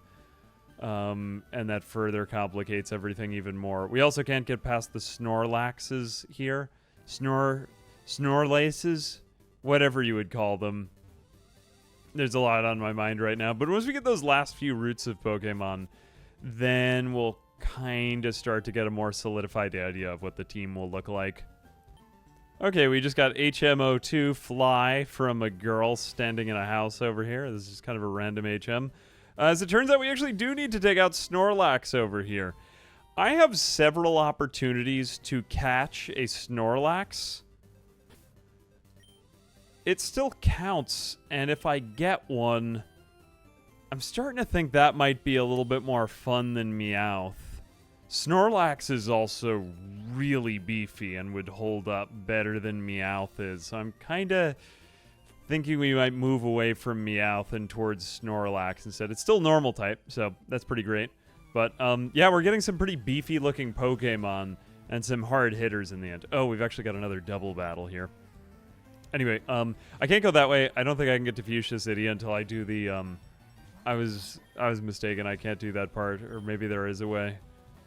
But, oh god, we are severely underleveled. Let's switch both of these out. Anyway, that's about all I have to say about that. I'm going to have to go back and do Rocket again. Just jumping in here because I didn't realize we were against a Ninetales and a Rapidash. Thank goodness that we, like, severely over-leveled here because, you know what, I'm just going to Razor Leaf both of you. I think I can just take you both out with this. I will Wing Attack. Let's Wing Attack Ninetales because I think that that is going to be enough here. I mean, even using Ember against them, yep, this is going to take them both out. Because, yeah, that was horrible type disadvantage. Oh, you actually survived that. Whoa! Wait a minute. Okay. It's probably as tense as I've been, but it's just the AI keeps using, like, physical defense losses with special attacks. I don't know why. Thank God for terrible AI. Whatever. Fine. Okay, cool. We made it through this one. Alright, now for real, it's on to the Team Rocket hideout. We have, I would say, 3 to 4-ish members of the complete team here now. I just want to make sure that we're putting experience on the actual right Pokemon rather than just kind of fishing around, just because the Elite Four at the end of this game is going to be pretty tough. And knowing them early on is a pretty big advantage, so... Yeah, well, I mean, Dratini I'm just going to keep out of it. I just don't really see room for a Psychic type in the end. We didn't get Drowsy. We didn't get an Abra. If we could trade an Abra for a Mr. Mime, that would be interesting, but I just don't really see it right now. Meowth kind of feels like a waste of experience now if I'm going to end up getting a Snorlax instead. Pidgeot still. Yeah, we got some beefy guys on this team, man. And it just feels kind of silly to take a poison type through the game when... Actually, we won't really deal with that many psychic types, but too much musing now. I'm just going to keep everything on Dratini, Pidgeot, and Venusaur because they're the ones I'm definitely keeping around. But yeah, the electric... as well as the normal type is still kind of subject to change. Okay, we are making our way through the spinny part of the Team Rocket base. I'm stopping only to say that I think that this might be my my personal favorite on the soundtrack, or this is one of them. This is definitely up there. It's just such like a chaotic and crazy song. This was very confusing as a child. It still is, like, just the sheer number of arrows. Although it's not... I guess we could just do... Yeah, this looks okay. Yeah, and then... oh no, that's gonna kick us out. We go up here. Wow, I'm so smart. Look at me go. Oh god. Just a horrible moment. Self-destruct on a coughing. I didn't see that coming. I had forgotten about that. Everything is fine. I thought it was all over for a minute, though. No. Oh, I'm safe. Okay, we just got the lift key from this Team Rocket guy. But just note to self, we need to be very careful because not only Voltorb, but also I had forgotten, but it was like a stress test before it actually mattered. Self-destruct is death in these runs. A couple of moves that will just totally destroy everything. All right, well, we got the lift key. Now we can use the elevator in the Team Rocket base. Are we... This is as low as we can go over here. We can go make our way over to the elevator, but I think before that, we deserve a nice heal after that unforeseen self-destruct. Yeah. All right, we've got our way onto the elevator, and we can make our way even 1, 2, and 4. What great counting we have learned from Pokemon. Wow. Right, I think that's about... okay, calcium. Good for strong bones. Boss fight coming up. Alright, we've just taken out all of the guards, and we are about to take the first fight against Giovanni. This is a very weak version of Giovanni. This isn't like his 8th gym battle version. I think he has a Rhydon and like a Nidorino or a wait, no, Onyx, my bad. But still, it's pretty weak version of Giovanni. The 8th gym leader version of Giovanni is actually like fairly strong. His Nidoking is pretty good. And that's one we want to greet with some caution. But right here, this one just isn't really that big a deal at all. Rhyhorn... No, we won't change... but Rhyhorn would actually be a really interesting Pokemon if we get it. Because then we get Rhydon. Is that... I know in the original Gen 1 it's ground. But is it Steel? I forget. I'm going to go over all this stuff at the end. I think the main reason this just doesn't really make a big difference to me... no, I'm not going to change anything. Ooh, Kangaskhan. I haven't seen a Kangaskhan. I mean, there's so many interesting Pokemon you can get in the Safari Zone, but we're just never going to get them because of it being a Nuzlocke, so... Just look at how much HP that is. We out-level it by 9, but it just has... Kangaskhan! Such a great Pokemon. Anyway, I'm just going to try to contain that for a minute. It did use Bite on us, but not really dealing any damage. You know, Chansey would also be great. I mean, not Chansey. Oh, who am I thinking of? Yeah, maybe Chansey. See, raised Pokemon with utmost care. A child like you would never understand what I hope to achieve. I shall step aside this time. I will abandon my criminal empire because a child slightly embarrassed me. In front of no one. With dignity. Alright, so we got the self-scope. That means we can actually go back to Lavender Town now and get ghost Pokemon, which does beg the question. We're pretty much guaranteed a Ghastly. I mean, that's a thing. Let's just, let's go back to the basement 1 floor. We will probably catch one, and if for some godforsaken reason I just beat your boss! How dare you challenge me? You're not even being paid. Alright. Enough of that. And with all that hard work taking out Team Rocket, of course, comes the self-scope. So now we're able to go back to Lavender Town. And we're going to take out The Tower of Dead Pokemon. Now that we can see them, trying to remember what their levels are even going to be. So they're ghost types. Curse is going to be the one real danger here, because that causes us to lose half HP. So I might just have to go in with really strong Pokemon here. I will start that off only due to fear of what may arise if I should miss an attack or something like that. I might even, just because I don't think I'm going to use Meowth anymore, I might just put Meowth in front. Meowth has also been useful for just picking up berries along the way. I've neglected to show this, but oh wow, Meow just grabbed a rare candy just off the ground. Meowth just grabs a ton of stuff. Meowth is like totally klepto. But yeah. So anyway, the tower commences. And we are going to be fighting some ghost ladies too, but it's going to be a lot of Ghastly. Oh, we don't even go through seeing it as not Ghastly for a moment. It's just Ghastly. All right, well, technically this is fair game to catch this Ghastly. I mean, there's like a 95% chance I'm not going to use this thing. So maybe I'll just switch out to Dratini and just use more special moves on it. Yeah, I'll go with that. I have no fear. Please don't use Curse. Please don't use Curse. Okay. I'm good.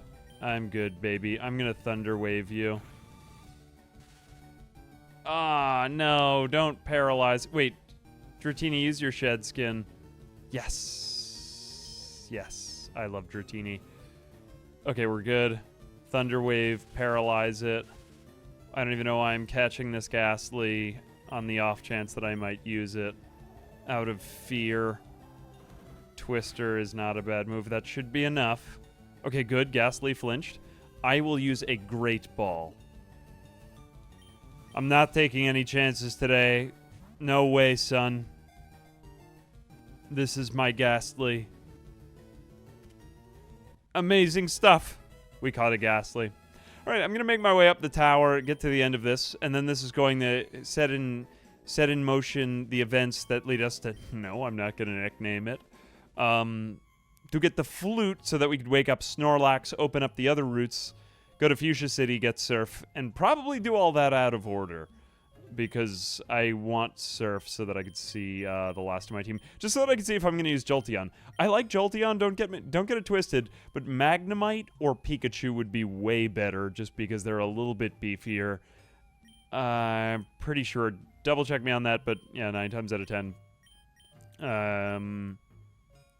So Snorlax, Venusaur, Dragonite, Lapras, Pidgeot, and preferably Raichu, but I doubt I'll find a Raichu at this point. So either Raichu, Magneton, or Jolteon. And that's pretty much going to be our team. Nothing else to say here then, just I'm thankful that I kept Meowth around. Oh, wait a minute, I forgot that Curse actually... Why did I think that Curse took off half my HP? I have to go look up some Pokemon information. But even still, yeah, I am not too worried about the leveling here anymore. We can just go up to the Cubone, basically skip over all the battles, or just a few of them, and basically get to the end of this part, because Lavender Town is a little, shall I say, anachronistic. I mean, some of the levels are just, like, not really keeping pace with our team. Okay, I mean, in case if I do want to end up keeping Meowth, Meowth is evolving into Persian, although most of the Ghastlies have just basically cursed themselves into oblivion, but it is nice to at least see this come full circle, because how often do you get a Persian, you know? Persian's such a great Pokemon. Giovanni, characteristically in the anime, had a Persian that he kept as his, like, evil feline. I at least wanted to make that come true, and now I have. Okay, and we have come to the fight with Cubone here, which is just a oh, finally, we get to see the Ghost Sprite. I think this is so much fun. All right, so we see that it's... Oh, wait, no, not a Cubone, it's Marowak. What is it? The mother of Q? Mother of Pearl, whatever it is. Okay, it's a Marowak. Let's go just switch out to, yeah, we'll just switch out to Venusaur for this one. This is fine. Nothing really crazy here. Persian got a little bit of free experience that I'm probably not going to use ultimately, but I just kind of wanted to get through this dungeon fast, and it's not going to ultimately make a huge difference. So, yeah, hopefully that'll get us ready. And also we avoided any kind of goofiness with Ghost-type Pokemon.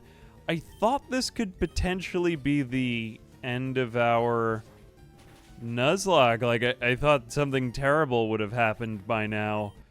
Aside from the death of our Weedle very early on. But that was pretty much it. All right, now we go back up to, Oh, I totally forgot that we have Team Rocket up here. Man, it's so nice playing these after it's been so many years so that I forget everything conveniently. All right, let's just leave you here. We're not dealing with ghost types anymore. Got a bit of a lineup. We come to the last couple of fights against the Team Rocket. What Team Rocket is even doing over here is unclear. But, I mean, like, why were all those channelers? Are they just aligned with us? Anyway, they're protecting this, old man. You're not getting away with this. I am now.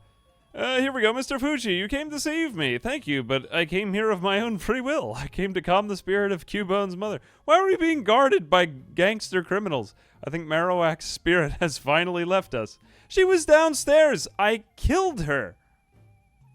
I must thank you for your concern. I used the fire blast to kill it.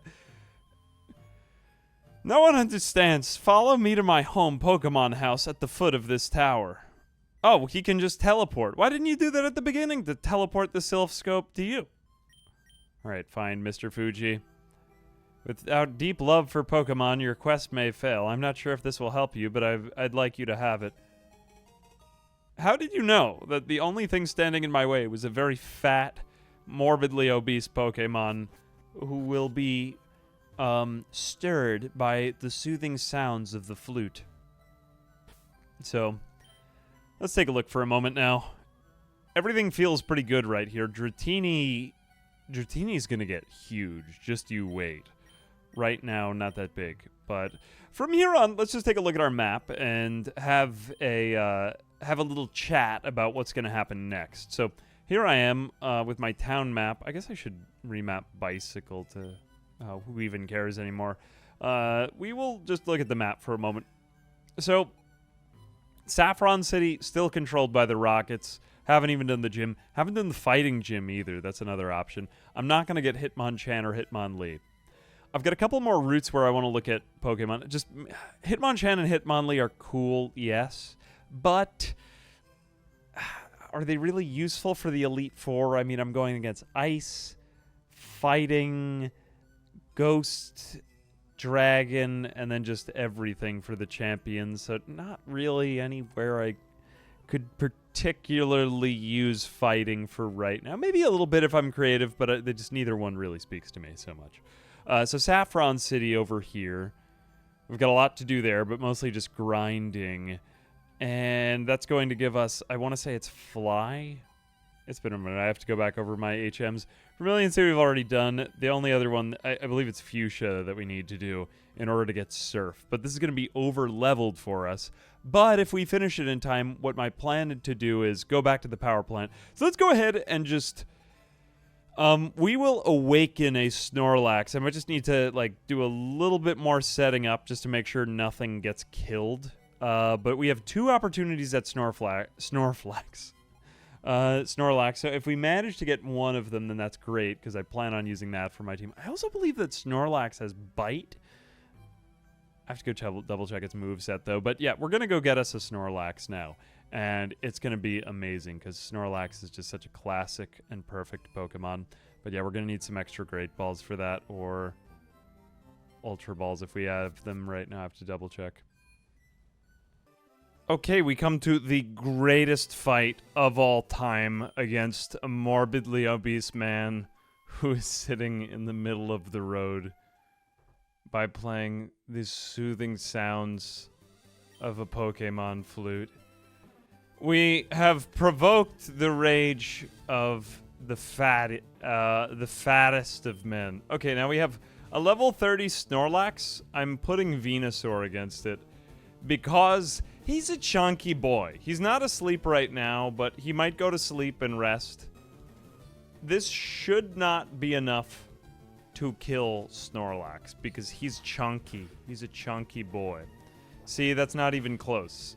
In fact, regrettably much so, one would hope that it did more damage because Snorlax is a bit of a pain to capture with our balls. We need to go in with...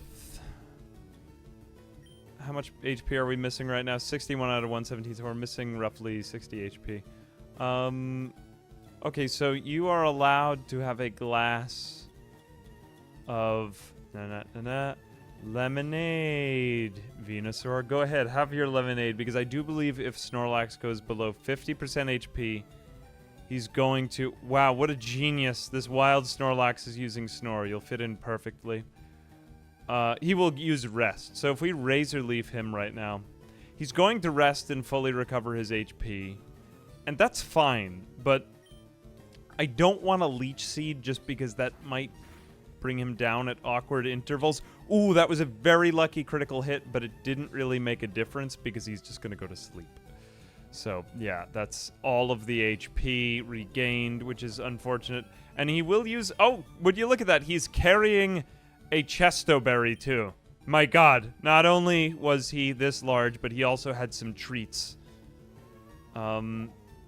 Oh no, unfortunately I've been hit with a yawn. We could swap Pokemon here. Pidgeot is also a pretty chunky boy. We will put out Pidgeot. This is the reason it is so helpful to have high HP Pokemon. But if we do manage to get Snorlax, he is the thickest among the thick. Feather Dance might actually not be that bad here because it's going to cut his attack. I think it's physical attack, so yeah, we'll just make ourselves a little bit more resistant. Yeah, we'll Feather Dance him. That way he's not going to deal as much damage to us. We aren't in, like, a crazy rush. Well, let's even Feather Dance him 2 or 3 times just to get his HP, or his attack nice and low. I neglected to mention, but I did get Feather Dance a little earlier on. Okay, we're going to cut his attack yet a 3rd time, and I don't think that he has anything that can reset his status effects, so this Snorlax is quite innocuous. And he's just attempting to rest over and over again. Okay, I will do it a 4th time. It won't go any lower. Amazing stuff. Okay, now we can just wing attack him into oblivion, but we want to make sure that that critical hit doesn't, like, severely harm him. Oh my god, that was insane. What the hell? I guess I got pretty lucky right there. I mean, there's another Snorlax in case if this one goes awry. Since it is an event, I still consider it. Maybe I'm being too generous here, but it's Snorlax. Okay, let me go get a chair from the other room. This is the first catch I've actually been a little bit afraid of. He is very difficult to catch. Okay, but he's also just a total idiot. He's using Snore when he's not asleep. Oh my god. Now, the one maybe redemption from all this is that after we take out this one Snorlax, we will have access to Ultra Balls, which could have been used to potentially catch another one later, but we got this one. Okay, that was ridiculously lucky. 1,000 pounds and 6'11". No, he's just a morbidly obese guy. Nothing funny about that. All right. Time to go get Snorlax. He is like the ultimate in Nuzlockery. And honestly, I was just, you know, I was just reviewing my Pokemon types because of all the dingusy things I've been saying about types. Normal type Pokemon are actually not that bad. They're weak only to one thing. Almost every other type of Pokemon is weak to, if not every type of Pokemon. Fact check me on that. But yeah, normal types are weak only to, I think it's fighting. I mean, they aren't particularly good against anything at all. And they obviously can't hit ghost Pokemon, but, you know, kinda neat, right? Anyway, let's put back Persian. I really like Persian, but at the same time, Snorlax is slightly cooler. Not to be like anti-cat or anything. I have a cat. I'm not kidding. I'm a good person. But at the same time, Snorlax is just so classic. It's up there with Pikachu and Charizard in terms of how identifiable Pokemon are. Alright, so there he is. Oh. Look, I know it's one per area, but... yeah, that wasn't really even that different. I guess I did encounter one at Route 16, but it was a Pidgey. And still, he's more of an event to me as I consider him. Otherwise, I would have just not gone in the grass, so it counts. He has Snore, Yawn, Headbutt, and Rest. I do believe I like having Bite on Snorlax, so I might make a little change here. But let's just see how his moves develop. Bite makes sense because it is like a cuisine sort of move.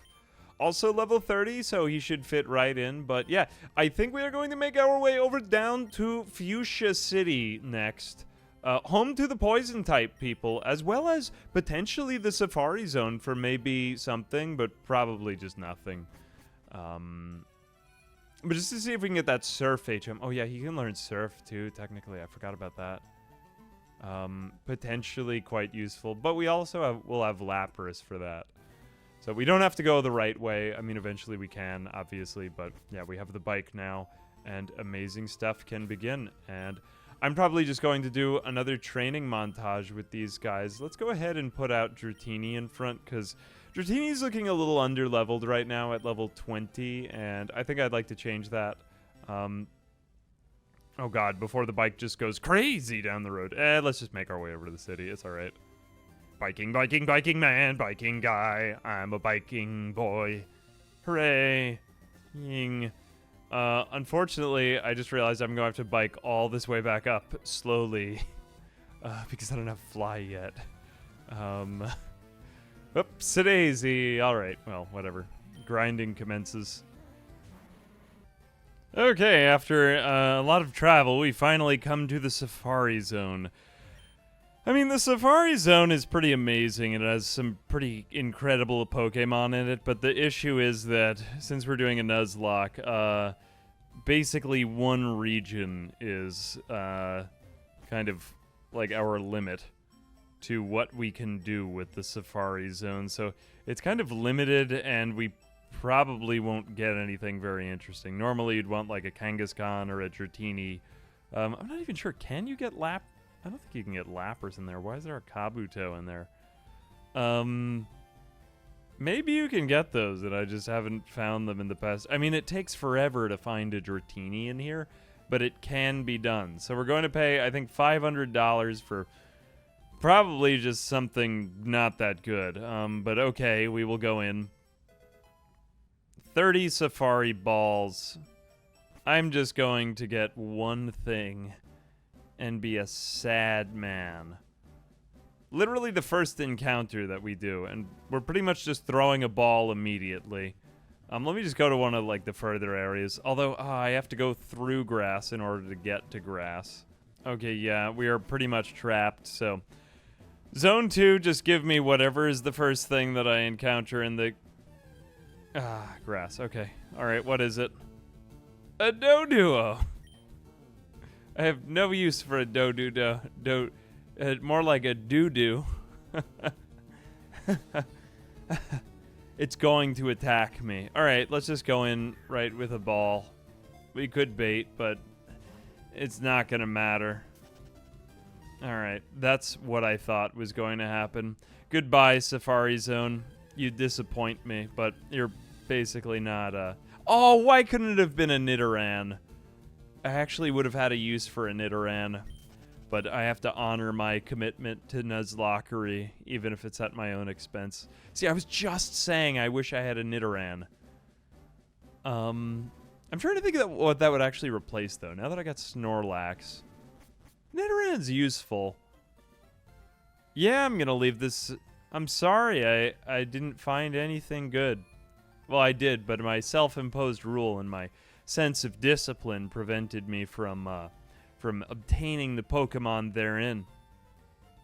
Okay, we just got the good rod. This is going to be nice because now we can actually get something to ideally use Surf when we do get it, which is coming up because I'd really rather not put it onto any of my Pokemon. I might end up giving it to Dragonite because it's not a bad move, Surf. It's actually a pretty good technique to have.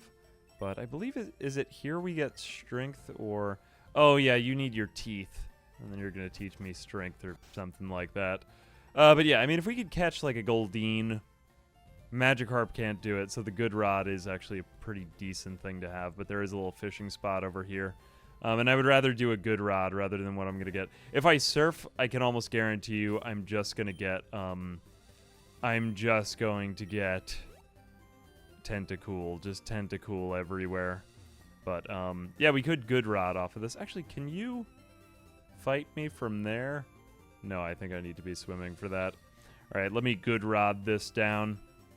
Good rod, don't fail me now. This is my only good rod, but this is going to count as my Pokemon for this route. Okay. Oh, wow, a Krabby. We could have gotten a Kingler. I guess for some godforsaken reason we don't get that. Let's use Yawn on it. See if we can get this thing to fall asleep. It's only level 14. Krabby can surf, right? Yeah, it's got it. I mean, can't think of any water type that can't. So we should be good. I'll go in with another Leech Seed. That's fine. I don't want to do anything too crazy. Actually, Dratini could wrap it. That's fine. It's only level 14. It's not going to kill it. But, okay, Krabby used Bubble. That's fine. Dratini's very, very resistant to this. Wow, only 1 damage. Dropping my speed. All right, we will try a Great Ball right here because I don't think this will be that difficult to catch. But I've been mistaken in the past, and this is just basically going to be my surfing boy. Surfing boy, that's what you'll be, Krabby. I think Ash Ketchum had every Pokemon, though. That's how they didn't run out of episodes, was another Pokemon. We'll just make another episode about how he befriends it somehow. All right, so we have our future surf friend to be. That's great, because I don't really want to give it to Snorlax, because Snorlax doesn't really do very well with special attack. Although it is a water-type move on a normal type, which can be kind of fun. But pretty much just more training now, a little bit more. And then we'll kind of keep moving on our quest. And we've just got the characteristic Snorlax move. I'm actually going to replace Headbutt, Headbutt with Body Slam. Basically, Snorlax's greatest move, or, I mean, it is the classic Snorlax move, but now we have unlocked it, and Snorlax can ascend. Okay, we've beaten just about all of the rockets in the Saffron City Silphco HQ. And I'm feeling like now we're ready maybe for the fighting gym. This should be another set of one-shots. It's a little bit dangerous here, but I'm not ready for Giovanni. And I think Koga will be after... Okay. Oh, you're actually alerted to me. I'm not actually as afraid of you then. Like, the real master would wait for me to come to him. Although this is one of those rare occurrences when we spar with the likes of Hitmonlee and Hitmonchan, who are two masters of Kung Fu, Tai Chi, and martial arts in karate, martial art. Oh god, what am I doing? I really need to get into some combat sports, man. Oh, yes, Hitmonchan. Ooh, Hitmonchan. Ah, so good. Until at least we get to Bruno of the Elite Four. But Pidgeot should be able to just basically sweep them again. Or Dragonite, potentially. Oh, you have nothing to say! You fool! Hitmonchan or Hitmonlee? You know, Ice Punch ain't too bad, though. Yeah, you know, normally I take Hitmonlee because I think Hitmonlee's got... I believe Hitmonlee's got slightly better attack, but Ice Punch... Nothing wrong with that, dude. Nothing wrong with that. Better not get greedy. It's too bad you can't take both. I guess that there was just this duality all throughout Pokemon. Okay, but how are we looking right now? How is our team? Let's just take a look at the membership thereof. Pidgeot, level 45. Dratini still could use a little bit more training, but isn't really going to help us in the next part. Snorlax, looking good. Actually, Venusaur has kind of fallen back a bit. You know, looking back, I realized that Venusaur was kind of the easy choice for the first couple of gyms, but Venusaur kind of scales down in power. Now, the fact that you get Lapras later on... Oh, yeah, we got to get Lapras. Hang on a second. I have to handle that first. Let's just go back into Silphco, because there is a person who's going to give us Lapras, and that is quite amazing. Lapras is very good pretty much from the moment we get it. If only a little bit... Or if a little bit under-leveled, that is. So, got to make our way through just a little bit further here. Just a teensy bit further. A little bit. The smallest amount. Okay, Silphco is just a nightmare, but on the 9th floor, there's a teleporter to get to some other floor. What floor are we even on right now? It is the only one that you can access without a thing. But yeah, here we are. 9th floor behind these crates. Go behind this. And then you'll teleport into a spot that gives you a card key. And then once you have the card key, the world is yours to behold everywhere. Okay, so now this gives us access to, well, some stuff that we already had access to before. Just another scenic room. But a whole lot more than that. So this is going to let us get to... The door is open. Okay. Oh, and you're actually basically a functional Poke Center up here. Why are there 2 beds? One for you and one for me, and then you use your healing powers, therefore, to save me. Well, I'll allow it. All right, we got to get Dratini a little bit more experience, and then to Lapras we go. Okay, and at last we have made it to Kaz, a.k.a. Toru, a.k.a. Gary. Why are you in the middle of a... Why are you trying to fight me in the middle of a criminal activity? This makes you an accomplice. I mean, unacceptable, but fine. He's still underleveled. Pidgeot is pretty much his beefiest boy. I have an even thicker boy in my back pocket here. Snorlax. Body slam. I mean, it is a voluptuous and, like, plentiful thorax that it has, you know? Alright, Gyarados, though. Unfortunately, still not on that electric type train, but, you know, only level 35 is fine by me. What did I tell you about Pidgeot's leveling? Dragon Rage. Behold my special defense, though. Okay, I'll take that. We've also got, more Hyper Potions. I trust that a little bit more than Snorlax's Rest. Snorlax's Rest is fantastic if it just had a berry in its back pocket, you know, to wake up. That would be nice, but I don't really trust Sleep Talk because it's just randomness. Please don't flinch. Oh, Snorlax, you flinching boy. Oh, you double flinching boy. Dragon Rage is fine. Dragon Rage is fine.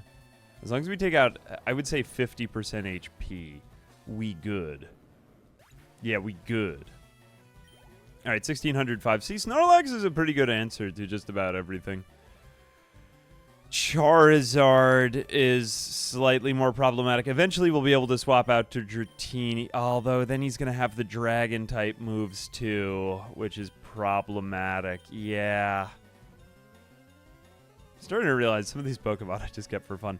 I will just leave out Snorlax then. Snorlax is just such a good answer. Well, eventually we'll have Lapras, so that's fine. Yeah, but I need to heal.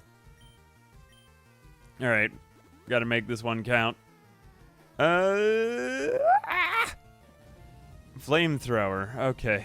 Oh, you are actually his most leveled Pokemon. I take that back. I am the dingus, then. Alright, I can Body Slam, and I always have my rest if I need it. I can always just rest if I need to. Charizard is very strong, but not as, like, he's very attack-heavy, but not as tanky as, say, for example, Blastoise. Venusaur is very balanced all around, which is honestly a little bit of the worst of both worlds looking back. Okay, Execute. Yep, now we can finally swap out to Pidgeot. More of these type matchups. I mean, when we have an electric, we could use that against flying, or water against fire, or another electric against flying. But right, normal is actually not such a bad place to be. It's still an Execute. Oh, you neglectful owner, you. All right, the last one is going to be, it's either Kadabra or it's Alakazam now. We definitely don't want to use Venusaur because Venusaur's got the poison type. Snorlax is a little bit weak, but 35. Snorlax would ultimately be a good counter when it learns Bite. But now I'm trying to recall if that's actually behind us. See, easy peasy. Aside from the ones that we haven't really got to our type advantage. But moreover, now as an adult, I realize, why was Gary, a.k.a. Green, a.k.a. Kaz, a.k.a. Toru, like, helping the enemy and calling himself a genius? But he is, like, somewhat, you know, like, it is helpful to have a rival, that is to say. I think that you're the Lapras person. Here we go. Yeah, you are the Lapras person. Do you want a pet? No, not nicknaming Lapras. All right, so now with Lapras, we have 5 out of 6. We are going to just drop out Rattata from here. I don't really believe I need Cut for anything, so I'll just grab Rattata for Cut as I see fit. I'm going to go just go back and heal for a minute, but we got to get Lapras trained up next. Lapras is quite important because Lapras can learn, I believe it's Ice Beam, which is very, very good for, well, for Lance as well as for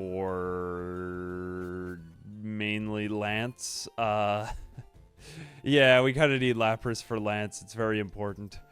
Yeah, so let's go grab Lapras. Okay, to Lapras Town we go. Level 25 Lapras. Lapras is, I believe, fairly beefy in HP, though. Let's just take a look at Lapras' summary and stats. So, now we've got, well, 5 out of 6. Nice.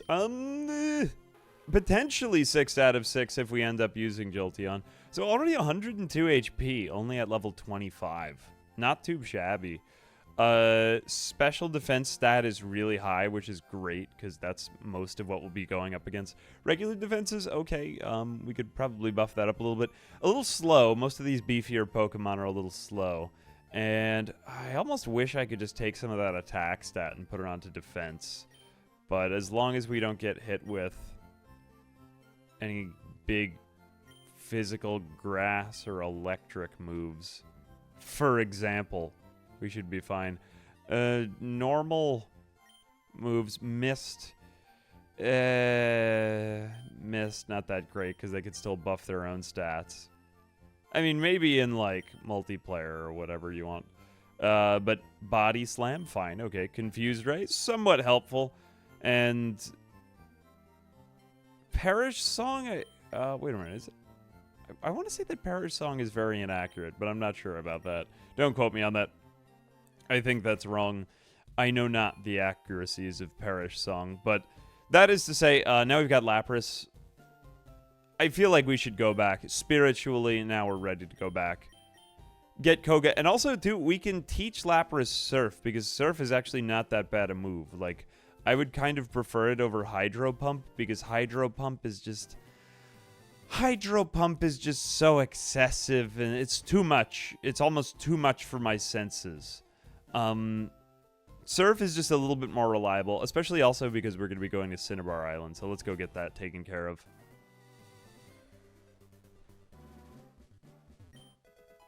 Okay, and I neglected to mention this part because it's just so hidden and lost and deep in the Safari Zone. But yeah, we needed the Warden's Gold Teeth because that's going to get us HM Surf. So that's what we need for Lapras. Are we actually able to... What do? You're the first person to reach the secret house. What have you been doing back here? Oh! Wait, why did I think the Warden... Never mind. What a bizarre place to keep HM03. And that's pretty much when we're out of steps. I'm just going to run around a couple more seconds, and then I'll be kicked out of the Safari Zone. Because, unfortunately, you can't, like, double up on the number of steps with the... One would think that for $500, you know, they'd be willing to give a little bit more. I guess inflation has just got out of hand, though, because maybe that's not as much money as it used to be. All right, well, now we have HM3. And we do have the teeth. I think that's for strength, then? It's been a little while. And it's time to teach Lapras Surf. I really don't get a lot out of Perish Song, because... I mean, they could just switch, and it's just 3 turns is a long time to stall in some of the later matchups. So I'm just going to teach Surf to Lapras. It's a useful water-type move. Trying to think of something that I like better. Maybe there is something better, but whatever. This is good for me. On to Koga we go. One other thing I forgot. This guy's sitting in his house with any teeth, the warden. What he's the warden of is, I guess, of the Safari Zone. Thanks, son. You're a real lifesaver. No one could understand a word that I said. Not one. I was too ashamed to show my face around the office even. Let me give you something. Oh, this poor man. All right, so that was strength that we actually get from him. I don't really want to teach anyone strength, though, on our team. Maybe I can give it to Krabby. Let's use Krabby for many of these feats of strength. All right, it's Koga time. Koga's a little bit tricky, but I'm pretty sure with Pidgeot and Snorlax, as well as, like...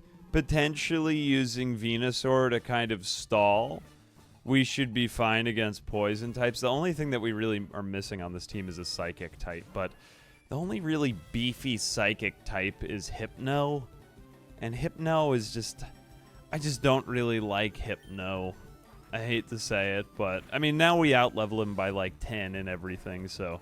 Oh, this is rather annoying, actually. Toxic.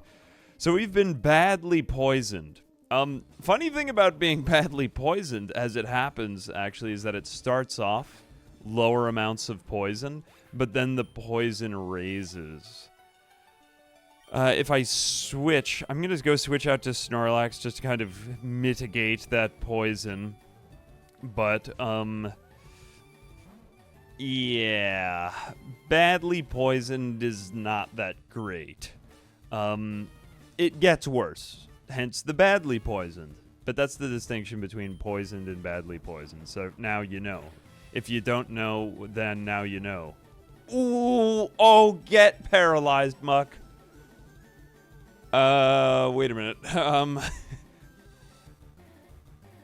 Wait a minute. No, I hate Muck's minimize.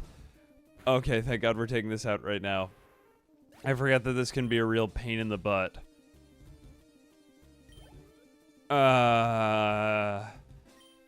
This is like a crash course in what not to do in a Nuzlocke.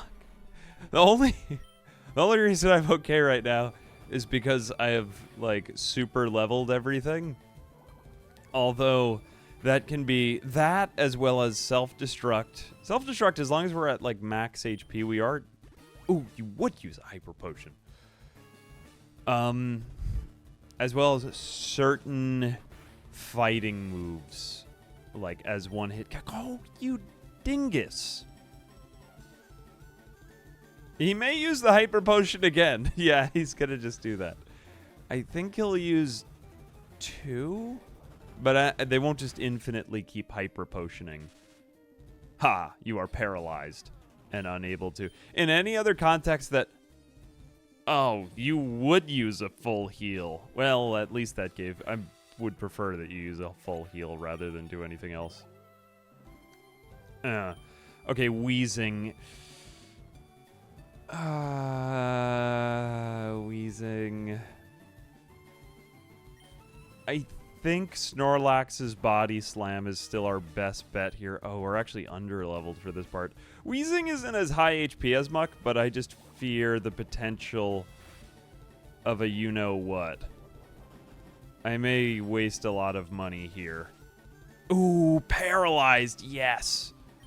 Oh, we've gotten so much paralysis. What do I have? I really don't want Snorlax to rest. Okay, I'm really gonna die in the Elite Four if I keep thinking like this.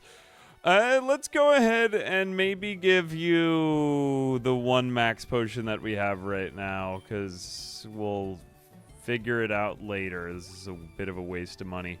My fear is just, what if he uses self-destruct? I don't know if the AI would be this dumb to use it on its last Pokemon, but I've seen the AI do some questionable things before. Okay, we are faster, and it's just Sludge. We should, as long as we hit this, survive. Yes. Okay, that wasn't very safe of me. Oh, God, why? 4,300 Poke Dollars. A good amount of money, to be sure. And we now have Surf, so now we can finally see what the last of our team looks like. But I should have... Let me just show you something. So there are certain electric-type moves that are capable of hitting anything. First off, I needed to one-shot that coughing and wheezing, because I'm pretty sure that they have self-destruct in their movesets. So going back and just having a psychic type, which is why I was so salty when we missed that Abra earlier, would be much better, because that sweeps a lot of the poison types in this game. Other than that, though, the one thing that's very tricky about Muck's Minimize is if he, like, gets a little spammy with it, then it becomes almost impossible to hit him, which is terrifying.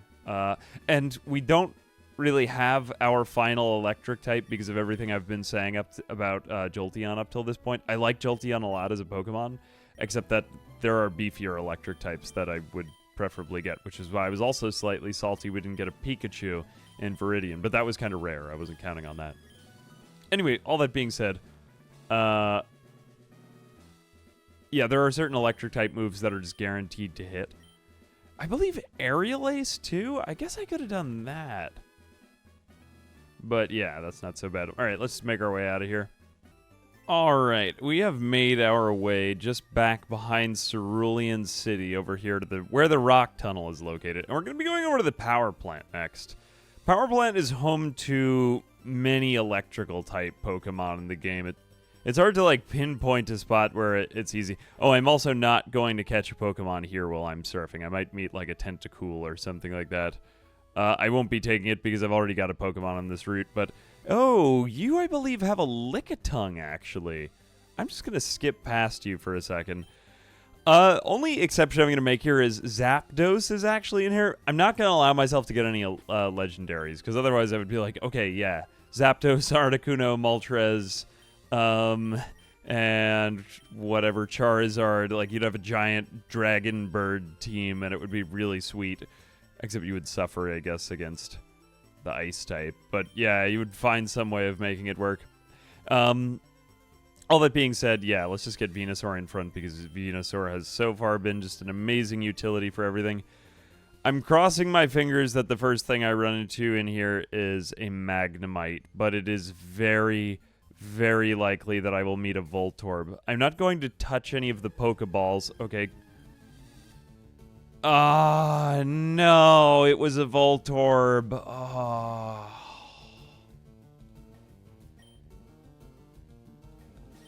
That sucks. I was hoping we would get a Magnemite. Okay, I mean, like, it's decided then. Although this is pretty bad because... So it doesn't really make a difference what else I get because this is a Nuzlocke. Is it literally going to be the second thing I find? It was literally the second Pokemon I ran into. Oh, Magnemite, why? My self-imposed rule has limited me to such an extent that I can hardly even enjoy my own life anymore. Whatever, I'll just use these. Magnemite would have been an amazing team member if only I had run into you 2 seconds earlier. Ah, I hate Voltorb so much. Magnemite is interesting here because it is the only... Is it actually? I think it's the only Pokemon of Gen 1 that had a new type that was still among the Gen 1 Pokemon. So you can get Dark-type moves and Steel-type moves, but Fairy wasn't invented until much later than that. But I'm very salty. Okay, so what that basically means for us is this. I'm pretty sure there's nowhere left that we could potentially run into a Pikachu, because Raichu would be my only other electric-type alternative, or Zapdos, but Zapdos is off limits for reasons I've already stated. So that basically means we're going with Jolteon. Fortunately for me, I really do like Jolteon, but Jolteon is also a little bit scary to play with, because basically Jolteon has to take them out in one move, or it's not good. It's really, really very not good, because Jolteon is also not very beefy at all. I believe of those 3, Vaporeon, Flareon, Jolteon is... Correct me if I'm wrong. I want to say Vaporeon has more HP. Not by much, though. If any. Anyway, we're kind of more or less stuck with Jolteon right now. Fortunately, I really like him, but... Yep, let's go back and do a little bit of Jolteon training. Also, Dratini and Lapras. But now this is our full team. I'm just going to go back out for a second. Now that we've beaten the owner of the Lickitung. What is Lickitung? What even is Lickitung? It's so bizarre. So we got Snorlax, Venusaur, what will be a Dragonite. Might be Dragonair when we go to the Elite Four, just at the rate we're leveling. Pidgeot, Lapras, and Jolteon when we get Jolteon back out. So that's our team.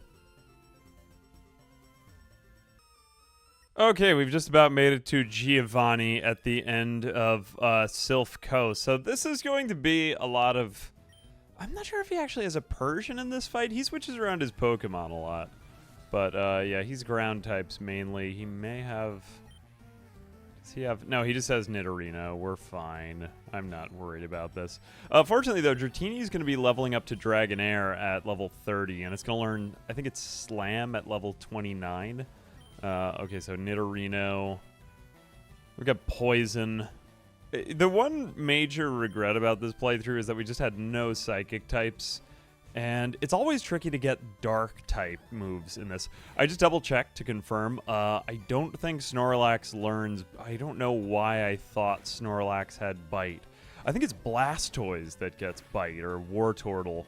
So, in retrospect, although it makes life a little bit trickier at the beginning. Okay, we've got Nidoqueen now. Pretty easy for... maybe not as easy for Venusaur, but Venusaur will be fairly resilient. Venusaur's had a lot of these matchups where he will do a move that's, like, somewhat okay, but then... Oh, wow, we're actually getting out-leveled right here. I mean, ground-type moves aren't really going to hurt me. Okay, Poison Sting. I mean, even Earthquake here wouldn't be that bad, come to think of it. I might even just Leech Seed you, because, wow, your moveset is just so bad. Normally, I would do Lapras here, but at the same time, I'm going to try to plant a Leech Seed. Okay, Double Kick, not really, dude. That's 3 out of 4 moves. You don't have Earthquake yet. Maybe you don't have Earthquake until... your boss form, because then I think he has Nidoking and Nidoqueen, which are actually quite scary. But, this is fine. Yeah, Giovanni is kind of an interesting fight, man. He always brings out cool Pokemon and, like, underutilized stuff, I feel. Oh, this might actually take him out, because that's going to deal that much damage, and then will the Leech Seed be enough, or will he be able to Hyper Potion? Ah, paralyzed. Alas. Oh, got him! That feels good. Venusaur was not really getting enough love lately anyway. Okay, we're getting growth. Give me a minute. All right, well, on principle, I don't really like growth as a move just because I know it raises special attack, but in most fights, you don't really want to be waiting around raising your stats. I mean, I guess it makes a difference for stuff like minimize or agility, where it's just like, haha, you can't hit me at all. But I like the utility of sleep powder just for catching anything we want. I guess that'll kind of wear off, but still. I like Leech Seed because it's also a good utility. I know it's an early move, but it's just solid. Razor Leaf is great, and Tackle I would eventually replace, but I mean, it's nice to have different types. So let's type no growth. No growth for me. No, I will stop learning growth. All right, Kangaskhan. Let's have my normal type against your normal type. Who is the most normal among us? Oh my gosh, I just said among us. Wow. Crazy. I will paralyze it. Still under leveled. Wow, I guess Nidoqueen might have been the highest level, because I don't think that he comes out with his Nidoking here. Flinching me. Hang on a second. Do I have any protein? Or any, I do have an HP up here. When I was a kid, I used to read that as HPUP. I just saw letters. I didn't see whole words. Okay, I don't have anything, so let's try another Body Slam, see if we can paralyze it. Nothing else is really doing that much, though. We could use Rest here. I probably will. With the Rage building, yeah, that's not so great. At least I kept Snore around. Come on. Yes, Snorlax. Do a Snorlax thing. I love Snorlax. Okay, we'll just Snore. Snore can actually cause the enemy to flinch. I didn't even realize this. But it can be tricky because you don't really know when your Pokemon is going to wake up. So Snore. We could just Snore again. Ooh.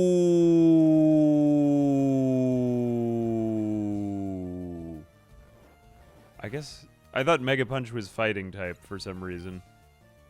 Oh well. All right, that's pretty good for Snorlax. Okay, Rhyhorn should be pretty easy in the end. Or maybe not. We'll be immune to a lot of things, but we also get that rock type in there. Or is that with Rhydon? It's been a minute. I gotta reset. Some of these types, rock overlaps with ground so much in Gen 1. I didn't even know that ground was a type when I was a kid. Fun fact, I thought that everything was just rock type. And therefore, I thought that the move Surf worked on everything. Which is actually somewhat true. Surf does kind of work on everything. But that being said, it's just not enough sometimes. It's just not enough. Alright, down goes Giovanni. I should really get some full restores in here. I lost again. 4,100 Poké Dollars. He's a very wealthy man. Blasted all you, ruined our plans for Sylph. Let me just get some dollar bills out of my pocket. You deserve this. Alright, now we get the Master Ball, which is utterly useless in our Nuzlocke, because... Well, is it? I don't know, I guess if you played a Nuzlocke where you allowed yourself legendaries, but... Thank you for rescuing all of us. Really, or for shiny Pokemon. I mean, I guess that's really the reason to save around. Why do you just have a PC back here, man? Alright, well, we've saved Silphco, and now that means Team Rocket is out of Saffron City, so it's on to the most confusing gym in the world for teleportation time. Oh, it's going to be horrible time. You'll just hate it. Alright, all that said and done, it's time to go to the Psychic Gym. What is her name? Sabrina, yeah. Man, what a great name. Every gym leader had just perfect names in this generation. All right, there are my gym badges. I've got 5 now. This will be number 6. Venusaur is not going to be as useful here. It's really just a matter of, I want to get, well, Dratini's about to level up into Dragonair and become actually useful once it gets Slam. Because right now it's just all of these kind of like stall, bind, awkward dragon moves. It would be really neat to raise Dratini from the very beginning because Dratini is... Well, Dratini's a dragon and that's cool. But Lapras would be really useful. Lapras is also going to learn Ice Beam very soon, too. I think it's level 31. I've just been looking into more of the move stats now that I'm here. Now that I'm in this area.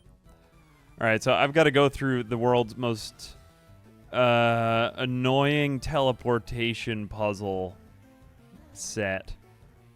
And then we finally get to Sabrina. The one thing I realized, though, is we're going to have to use some serious TMs in order to... I don't even have Bite on this team anymore. This is a bit of a pain. We're going to need to use TMs to get Jolteon's move set up, because Jolteon just doesn't really learn that much. So I might go back and use the one that Surge gave us and see if there's anything else. I might even go back and explore just the power plant or something, because I need electric TMs. Okay, after a series of annoying teleportations, we've finally made it to Sabrina. Sabrina is fairly simple as long as we've out-leveled her. To be totally honest with you, I'm kind of like regretting some parts of my team. I just, the sheer number of psychic types in this game, I think we would have done better with maybe Persian looking back. Although we've got a lot of... It's easier to just always say grass is always greener on the other side. Just some Pokemon that I wish you had early access to, like Grimer or Muck, would be interesting. But a lot of it just ends up being over level with one Pokemon and just sweep due to type advantages and disadvantages. I definitely wouldn't have picked Venusaur as a starter again, but Venusaur is also... It's so hard to just... like, go back over it all and say, oh, wait a minute, no, you're the one with a... Why did I think Koga was the one with a Venomoth? Never mind. Everything is fine. But yeah, this is one of the easiest gym battles.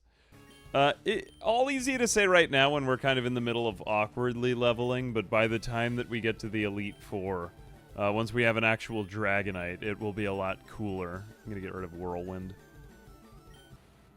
Alright, and Alakazam, which is her strongest Pokemon, but so far nothing has really changed here. Alakazam is not really that beefy compared with, like, Hypno. I'm pretty sure Hypno has a little bit more hit points or something thereabouts. Alright, just let me get out. Don't make me teleport all the way back. They really need to open up just one more teleportation. What is this, Psychic? Psychic Power. TMO, wait a minute, TM4. What is that? That's gotta be Psychic. Hang on a second, what is that? What did you just give me? What did you put into my pocket? What's in the box? Oh no, Calm Mind. Well, special attack and defense. And that one may be useful. But at the same time, then you'll get hit with a physical attack. It is what it is. Alright, so now we've cleared out 6 gyms. I just have to make my way through the world's worst puzzle, and it's just as hard to get out as it is to get... Oh no, now I know where I'm at. Whoops, it wasn't there. It was one of these. The 7th gym is going to be Fire, so it's time to get a little bit of leveling done on Lapras. After that, Lapras will have access to Ice Beam. Here we go. I think we might take a little while to explore the Seafoam Islands. Just get a little bit of experience on Jolteon, level up Dragonair. I'm trying to think where else we've got areas that we haven't even explored yet. Oh, and we also have access to Fly now. I will actually use Fly, simply because Pidgeot isn't even going to have 4 moves that I really want to use. I don't tend to use Agility, so I think I'll just insta-forget Agility, and I'm not planning on keeping these Pokemon around after this playthrough. I just want them to be immortalized as they are. Raising speed is fine. Don't get it twisted, but at the same time, like, Pidgeot is... actually, it's not as fast as Fearow, but it'll be faster than most of the things, and the fact that we have Quick Attack, it gives me faith in it. I want to keep Wing Attack. I probably won't be using this too much in combat. It can be useful if you want to stall, like you've poisoned an enemy and leech-seeded them, and you just want them to kind of run out of HP, but more than anything else, it's more just as a convenience thing. So I think I'm going to, yeah, now we can totally just fly anywhere we want. So let's go over to Pidgeot, and we will. This was always so magical to me. I didn't know about fly as an HM when I was a kid. It's really just not giving like too many great impressions of myself as a child. I was not particularly smart. However, I learned only much later that you could do this. Just so many memories, man. All right, let's go to Fuchsia City. Let's take the long way over so we can deal with swimmers, and then we'll make our way over to Cinnabar Island in the Pokemon Mansion. I don't think we're going to be getting any Grimer anytime soon. I'm not really interested in coughing either. But yeah, that's about it. Just a little bit more leveling here on Lapras, on Jolteon, and on Dratini, which will be Dragonite soon. Okay, and we've also just learned Slam with Dratini, which is a fantastic move. We will probably keep that around for a while. Let's actually just swap back out to Dratini, because now Dratini can start to get some experience independently. I think one more level, and then we level up into Dragonair, so just increase of stats and everything like that. Yeah, we want to remap that just to keep it at the first move. Oh, and you would smoke screen. You're wasting my time. Not quite as much damage as maybe I'd hoped, but Dragonite is going to be fantastic later on. The only tricky part is, well, Dragonite is just generally quite good, except against other dragons it can get very risky. So I'm thinking, oh, and before I forget too, let's go to the Celadon City department store to just get some extra TMs. I mean, while they're there for the taking. Okay, another thing that I'm doing here is I'm just going to get rid of Feather Dance. I really just like to have different type attacks for each of my Pokemon. Eventually I'll switch out a lot of these, but I think I'm going to replace Feather Dance with Steel Wing. A little bit I'm regretting Fly. Maybe this wasn't the best move, but I mean, a Steel type move on a normal flying is just kind of nice utility to have around in case if we for some reason get left with, and also a Steel type move in Gen 1 just kind of is unexpected and comes out of nowhere, so that is quite nice. The other thing that I'm going to do is just teach Shockwave, because it can't be evaded, which is very, very nice to have just as a utility on a team, to Jolteon, because Jolteon's... Whoa, we could actually do this on many... We could have done this with Snorlax? Really? Snorlax is just all over the place. But I will replace Growl with that, because I have almost no use for Growl anymore. Alright, good stuff. Okay, so after a quick search, I have figured out, yeah, the TM for Thunderbolt, because I didn't want to get Thunder right away. Eventually, Jolteon is going to learn Thunder anyway, I believe, but let's just grab some extra coins from this person so that we can get the TM for... You aren't the one who sells the TMs, are you? You're just... No, you just give me the information. Yeah, we should be able to get Thunderbolt here, which is nice because it's like a decent electric type move without going straight to the top shelf. For Thunder... No, we've already done that. As for you... Okay, it's going to be 4,000 coins for Thunderbolt. What are TM30? Shadow Ball. Ooh, this is actually pretty good TMs. There's also Iron Tail, Flamethrower, too. I may come back here. It's going to be expensive, but it is worth it. I had to look through the power plant, too. I did get the TM for Thunder. I'm not sure if there's another one in there, but yeah, Thunder is available in the power plant. So let's go ahead and buy.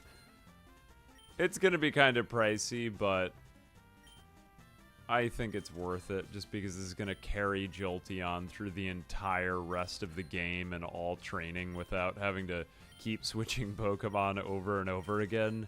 And that's nice. I like that. But maybe I am... Whoops. Maybe I am kind of throwing away money here.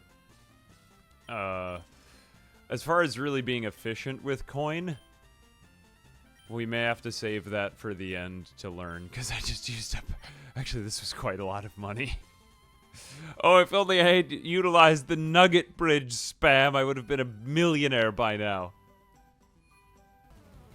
Okay, and the training of Jolteon has begun. Jolteon, Jolteon, the ground type, slash electric. No. Jolteon is highly offensive and extremely fast, so Jolteon should be fairly easy to train. It's just we gotta keep an eye out for anything that might potentially take a big poop on Jolteon and just switch out before then. So once we get Jolteon's HP up just a little bit more, yeah, take a look at the stats. Okay, max HP plus 3, moving along here.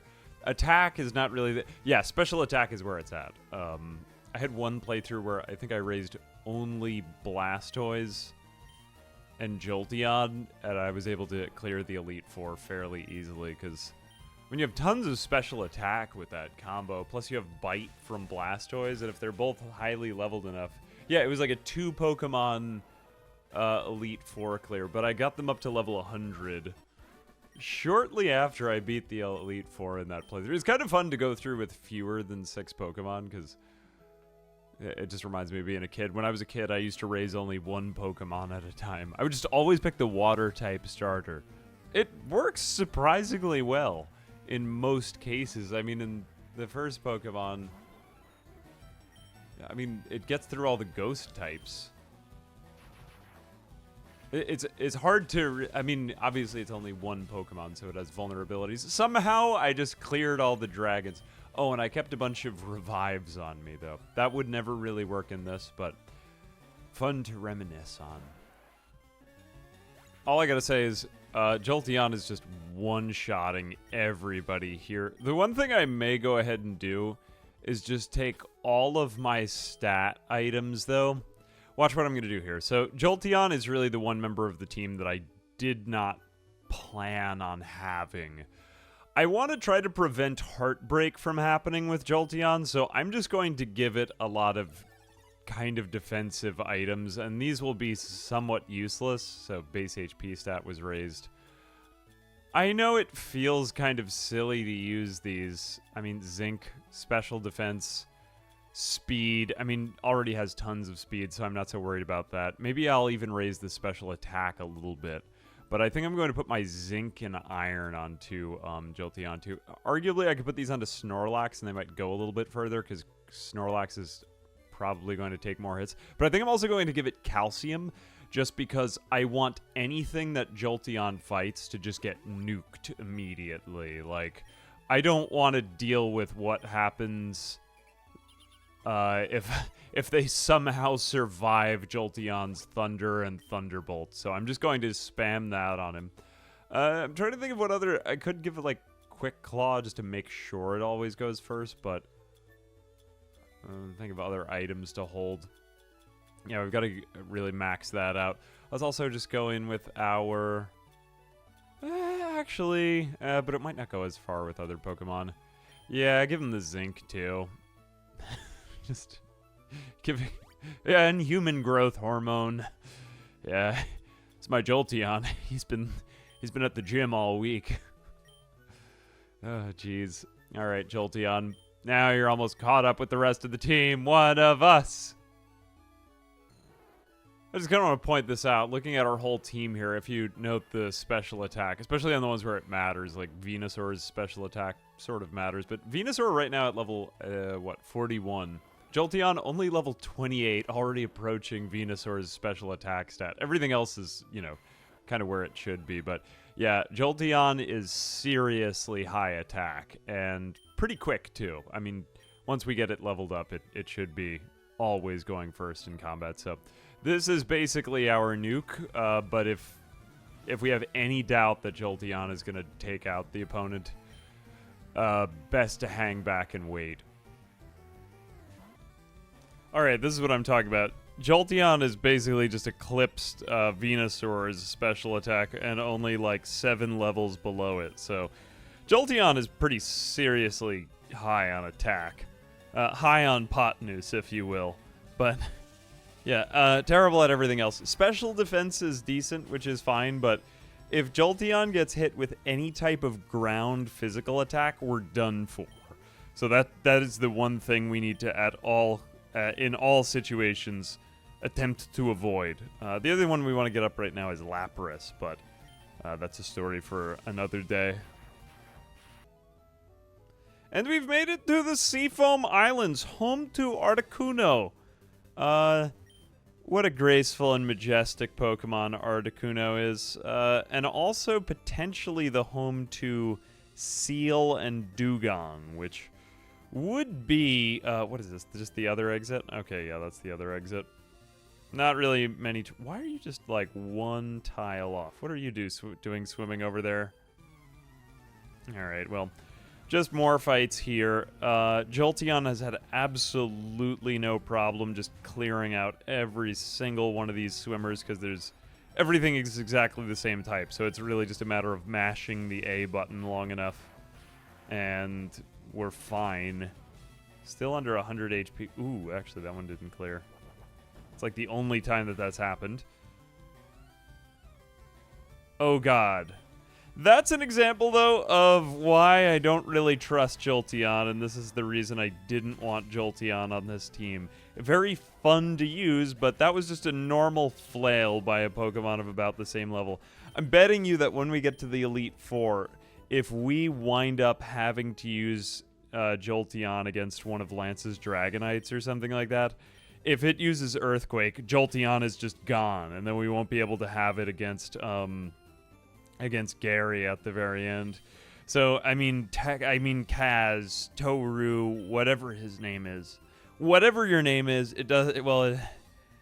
I'm upset and annoyed. Anyway, let's go back to Pallet Town, because I don't actually want to go through the Seafoam Islands right now. There's just not that much more experience. We've got Lapras. We're not going to do any other ice types. Just gonna go home to my mom watching TV. You should take a quick rest again, AA. Thanks, Ma. Oh god, we gotta get up Jolteon's HP somehow, though. I'm just debating on how much I should spend on HP ups. You could actually try to train it with EVs, but I think that counts as grinding, and I won't really allow that of myself. Tentacle, we won't even be catching this, so just forget about it. But yeah, Jolteon, grind. And about to get dragged. Okay, we've made it to Cinnabar Island.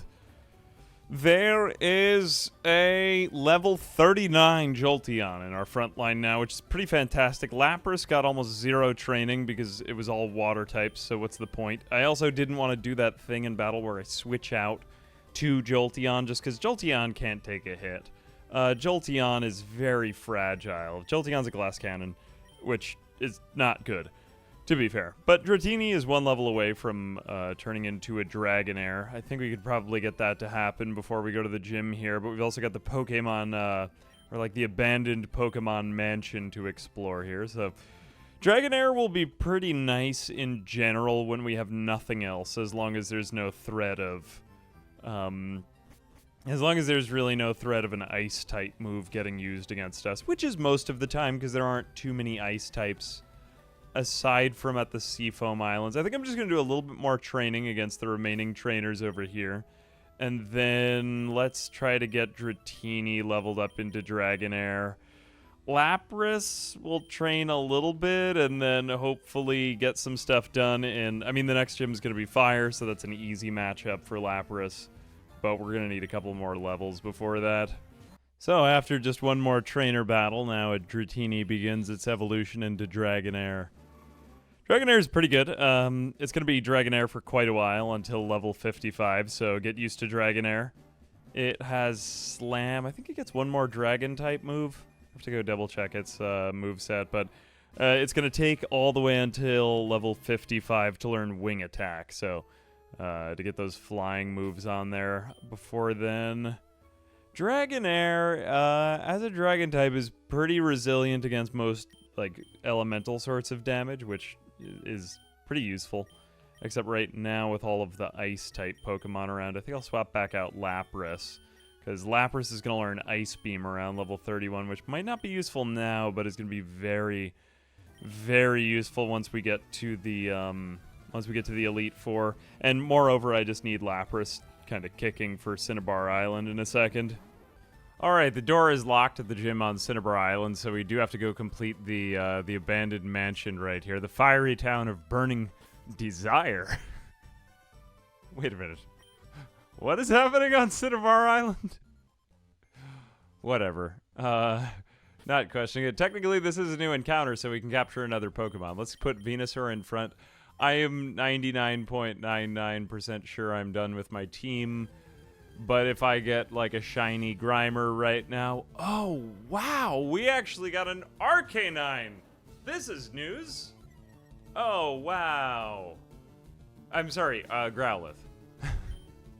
Wow, it's an Arcanine!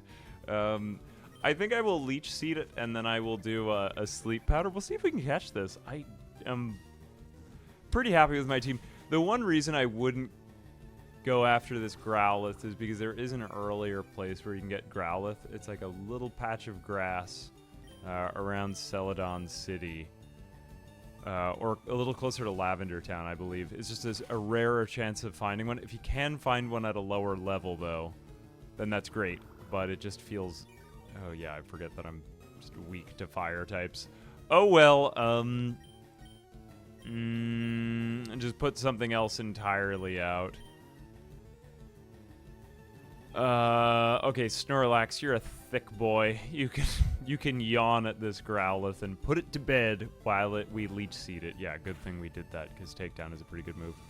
Now, like, it's an odd Pokemon. Growlithe, it is a very physical fire type, which usually when you get fire types, they're like specialization and special attack for the most part in this game. Growlithe, I'm trying to think of anything else. I guess Ninetales. Yeah, to a certain extent, like Ninetales you could use. Oh, I hadn't even thought of that. Yeah, go with Vulpix.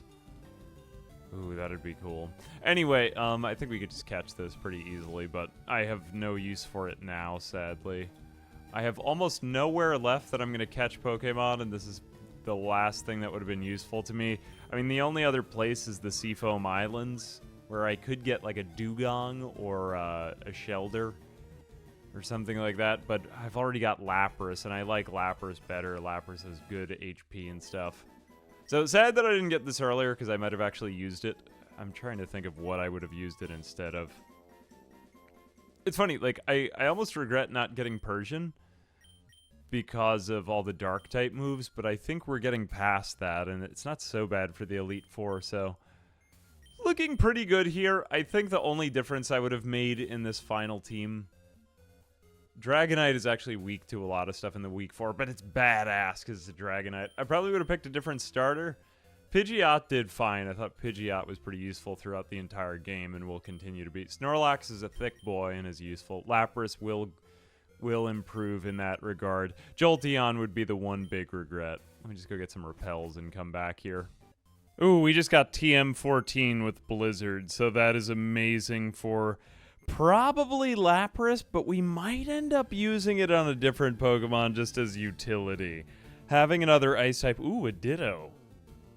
I can't think of any reason to get a Ditto right now, but it's kind of fun to see a Ditto. I could Body Slam it and just... take that Ditto down. Myself. Okay, we got the secret key. This should get us into the gym, just...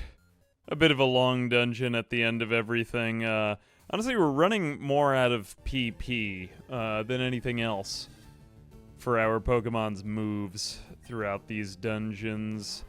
I'm feeling as though... Well, we haven't... I think I used an Ether once early on, so not any, like, relative danger with that.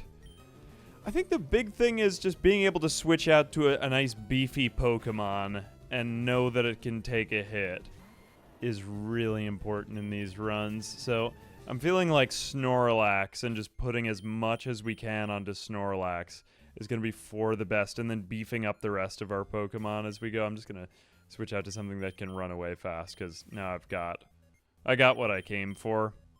We now have the secret key, and it's time to enter the Cinnabar Island Gym.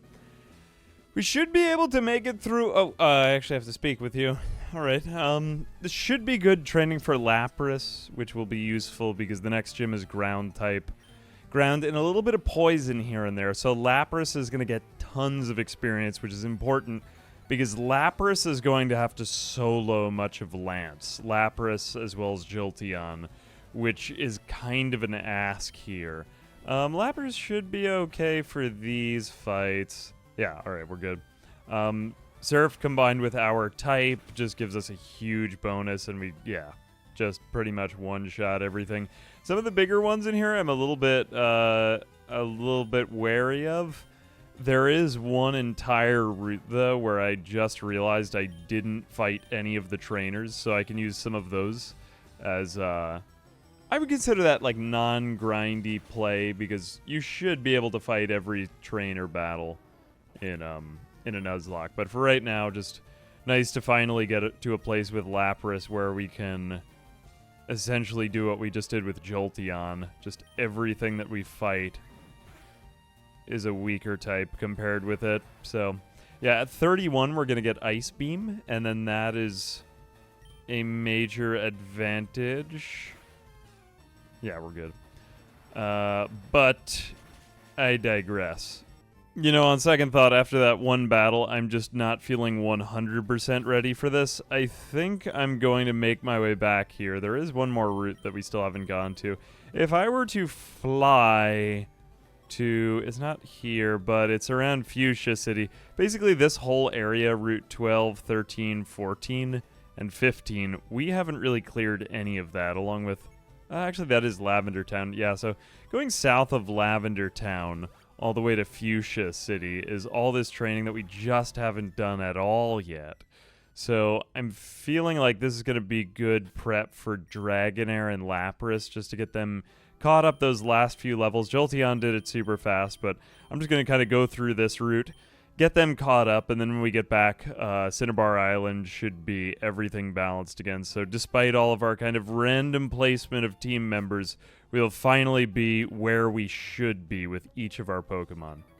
Okay, the time has arisen after just a crap load of grinding to fight Blaine.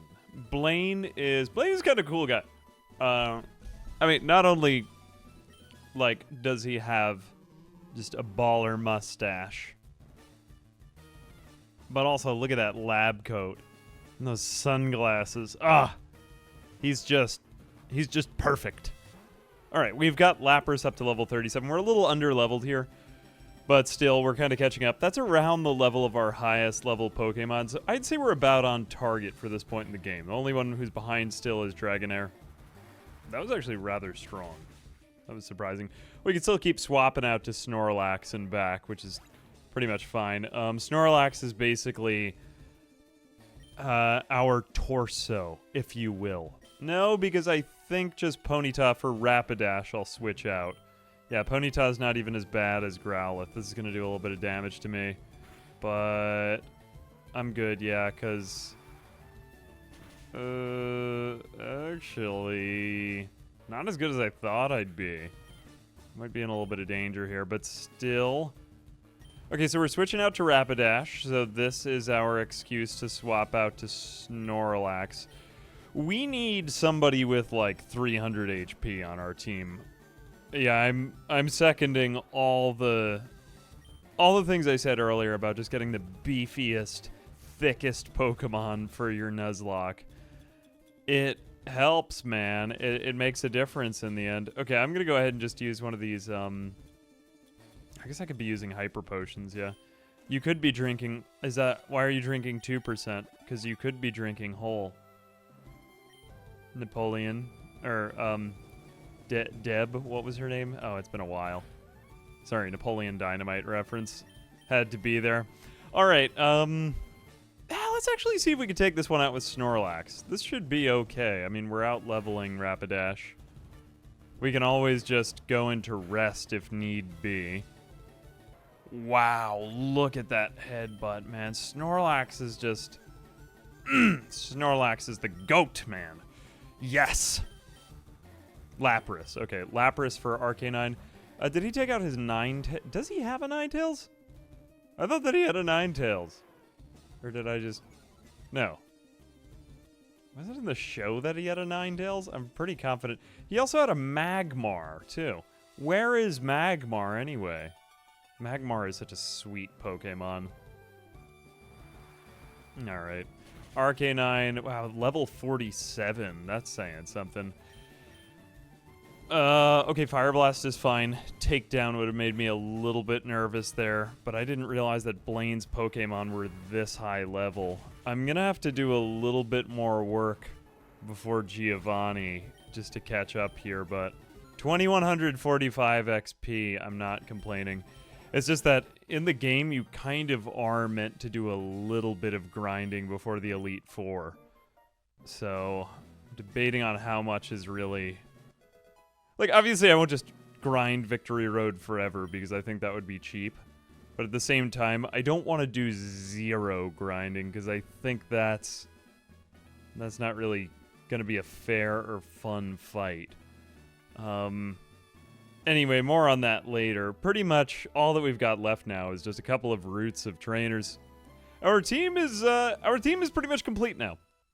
We could technically, and the other thing that I would say is it might be fair to go and just fight the legendary Pokemon. Oh, here's Bill. Okay. Spending some time with me. Come to the one. I believe this is for post-game content, isn't it? Oh, in your private boat, Bill. All right, I'll go with Bill. This is kosher. This is allowed in the challenge. Whoa, there we go. What an impressive cutscene. Wasn't this post-game content? Here we are. This is one island. There are several islands. I'm allowing this. Let's go see Celio. Yeah, there's all these islands after FireRed where you have all this other content. I guess it starts taking place here. I didn't even realize. Celio, Bill, can't believe you came out here. Well, absolutely. How's your research coming along? Oh, wait a sec. Hey, this is my buddy Celio. He's one dedicated PC maniac.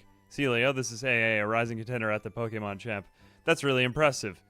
I hate to say it, but I have zero aptitude for battling. Anyways, I'm glad to meet you. So, bring me up to speed. How's your machine running? It's running fine, but we're too remote out here. Okay. So, he wants to connect to Bill's PC. One island and two island. What kind of dingus is naming these islands, the towns? Oh no, actually, I was just thinking about... What is it? Is every single city? Yeah, I guess every single city is a color in the original Pokemon. That doesn't really keep up throughout the future Pokemon games, though, does it? Alright. Oh, man. All the Pokemon games. Gen 1. I don't know why I'm proud to say. I guess that's just to say that I'm getting older now. I'm not old, but I'm old for being young now. I did start on Gen 1. I fondly remember looking over my older sister's, oh god, we can go to the... I guess we gotta do this. Looking over my older sister's shoulder to watch her play Pokemon Silver. Just like breathing down her neck the whole time. Until the day I finally got my own copy of it. Yes! Gen 2 was great. Gen 2, I mean, remember playing in... Why am I going to the Pokemon Center again? For some reason, I thought something would happen. Gen 2, everything being in color was just amazing. Like, it's hard to really state how amazing it was, how good portable technology was getting.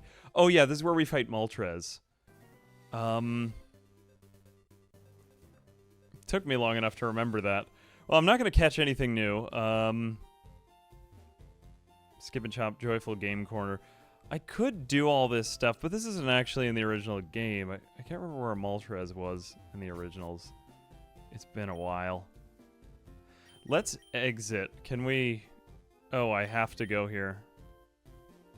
Alright, I just have to get through some of these cutscenes. But yeah, Gen 3 was where it was at, man. Oh, so good. Not to say that I don't like Gen 4. I love Gen 4. I don't even remember what necessarily means Gen 5 after that. Was that white and black? Why are you doing donuts around this lady?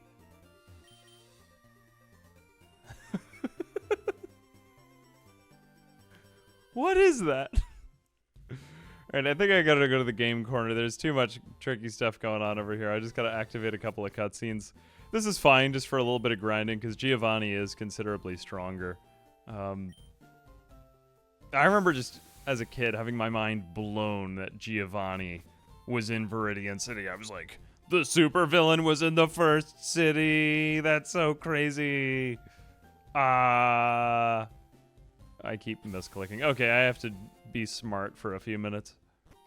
Alright, we've embarked on kind of a weird, like, little side quest right here on 2 Island.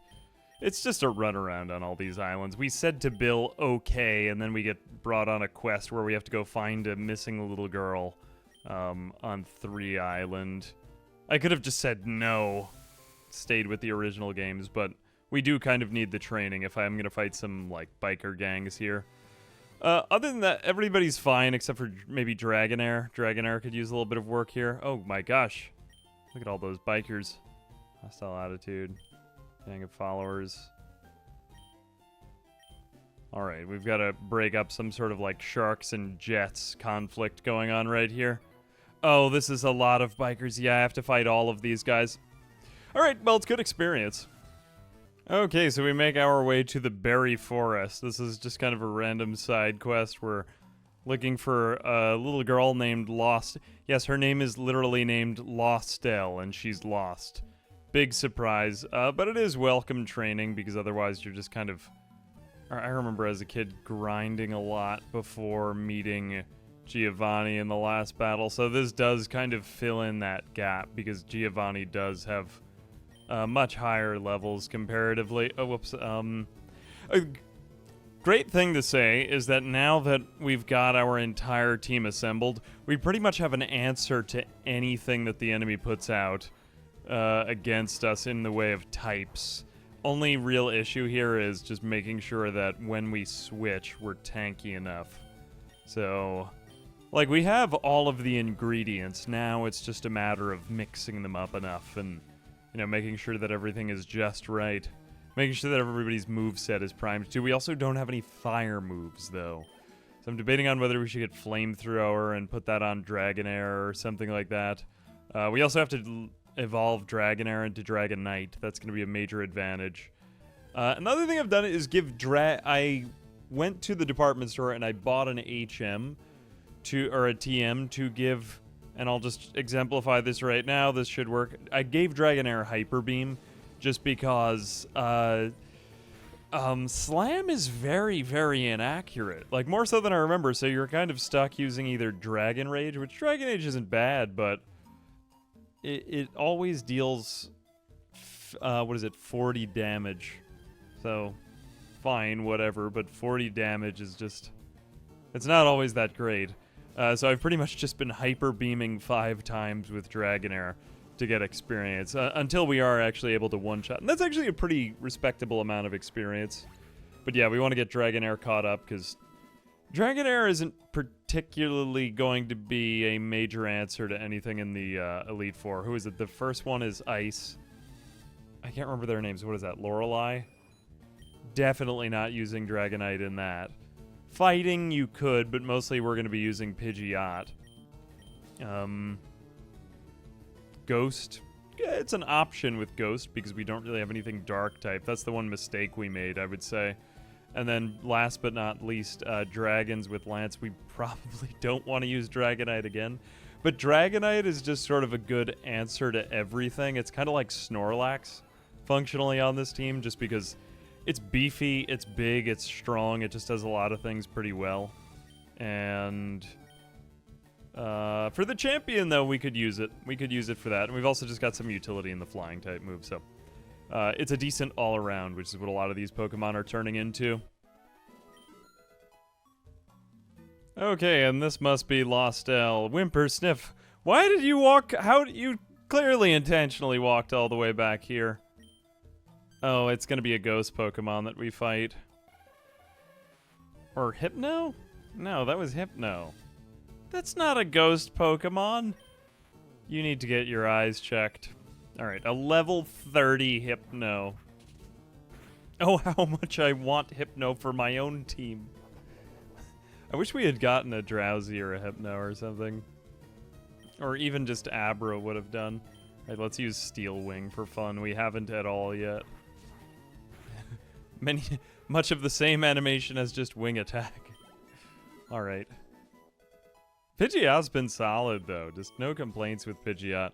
Pidgeot got so much experience throughout the entire early game that has just carried us for the entire game. Alright. Done with the quest now, and we are done with Islands 1, 2, and 3. I'm pretty sure that means we can go back to Bill, go back to the mainland, fight a few more trainers, and then make our way over to Viridian City to take on Giovanni. And then it's on to Victory Road, which there are a lot of Dittos on Victory Road, and technically we could have caught another Pokemon over there. Technically we could have gone back every time we'd finished some gyms if we wanted to look. I hadn't really thought of that. I'm trying to think what else is there, though. I think Ditto... Is Mankey over there? If there is a possibility at a Pikachu, that would be crazy. I'm pretty sure we could just go back to Bill and Celio now, though. Now that we've found the lost child. Alright, Bill and Celio. They're in this giant computer room. There we go. Oh, hey, we got the PC working. Oh, how convenient in time. Alright, so I think that's pretty much it. Okay, the last thing I forgot was just, we get the meteorite for... Whoops. Oh, and we also got a moonstone. Nice. From Lostel's dad, now that we've found her. Okay, so we're gonna head back over to One Island, give that to Bill and Celio, and then make our way back to Kanto. Alright, we've finished off the work here. Bill and Celio, we're just gonna skip past this conversation. They're just gonna congratulate each other for a minute. Finish the job, ready to head back to Kanto. Sorry we sent you off alone today, blah-de-blah. Alright, take me back on your expensive boat, Bill. Pretty sure you can just access this, though, with the SSN anytime, or where it originally was. But he still seemed to enjoy it. Come back again. Got the tri-pass, woo! And then he disappears mysteriously off just south. Never to be seen again. Alright, it's time to go to the, on that note, it's time to go to the lab. We're not really going to do anything here. But it is an opportunity to get the fossil thing done, which it would be nice to get the Omanite. All right, we've got the Helix fossil for the important doctor at the back. Yeah, hurry and give me that. I'm pretty sure all we have to do is walk out of the room. Take a little while. Walk out of the room and then come back, and we're going to Jurassic Park this Omanite for you. All right, are you finished yet, sir? You late. Where were you? Your fossil is back to life. It was Omanite, I think. Okay, so we do get an Omanite. No, not going to nickname our Omanite. And Omanite is... What is Omanite? Water and rock, I want to say? Could be interesting because we don't have a rock type. That would be kind of cool to do in this playthrough, but I'm pretty sure... I just want to double check this. I think it's at level 5. It would be such a pain to bring it up to speed at this point in the game. Like, even just think about what a hardship it was to get, we'll just move Pokemon, to get Lapras up, and Lapras started at 25, yeah, 5, that always just hit me wrong in the original games. Now, don't get it twisted, Kabuto is pretty good. Omanite, I think, is a little bit more defensive, though, but I've never really extensively looked into them. Oh, the other one that I hadn't even really thought of was Aerodactyl. Ah, yeah, actually, we could have played Aerodactyl. I wish I'd thought of that, because then I might have picked Aerodactyl for my team. It's feeling a little bit late to put Aerodactyl onto the team. God, I totally forgot that Aerodactyl even exists in this game. And Aerodactyl is sweet against Lance, because it's not a dragon type, but it can use all these crazy moves.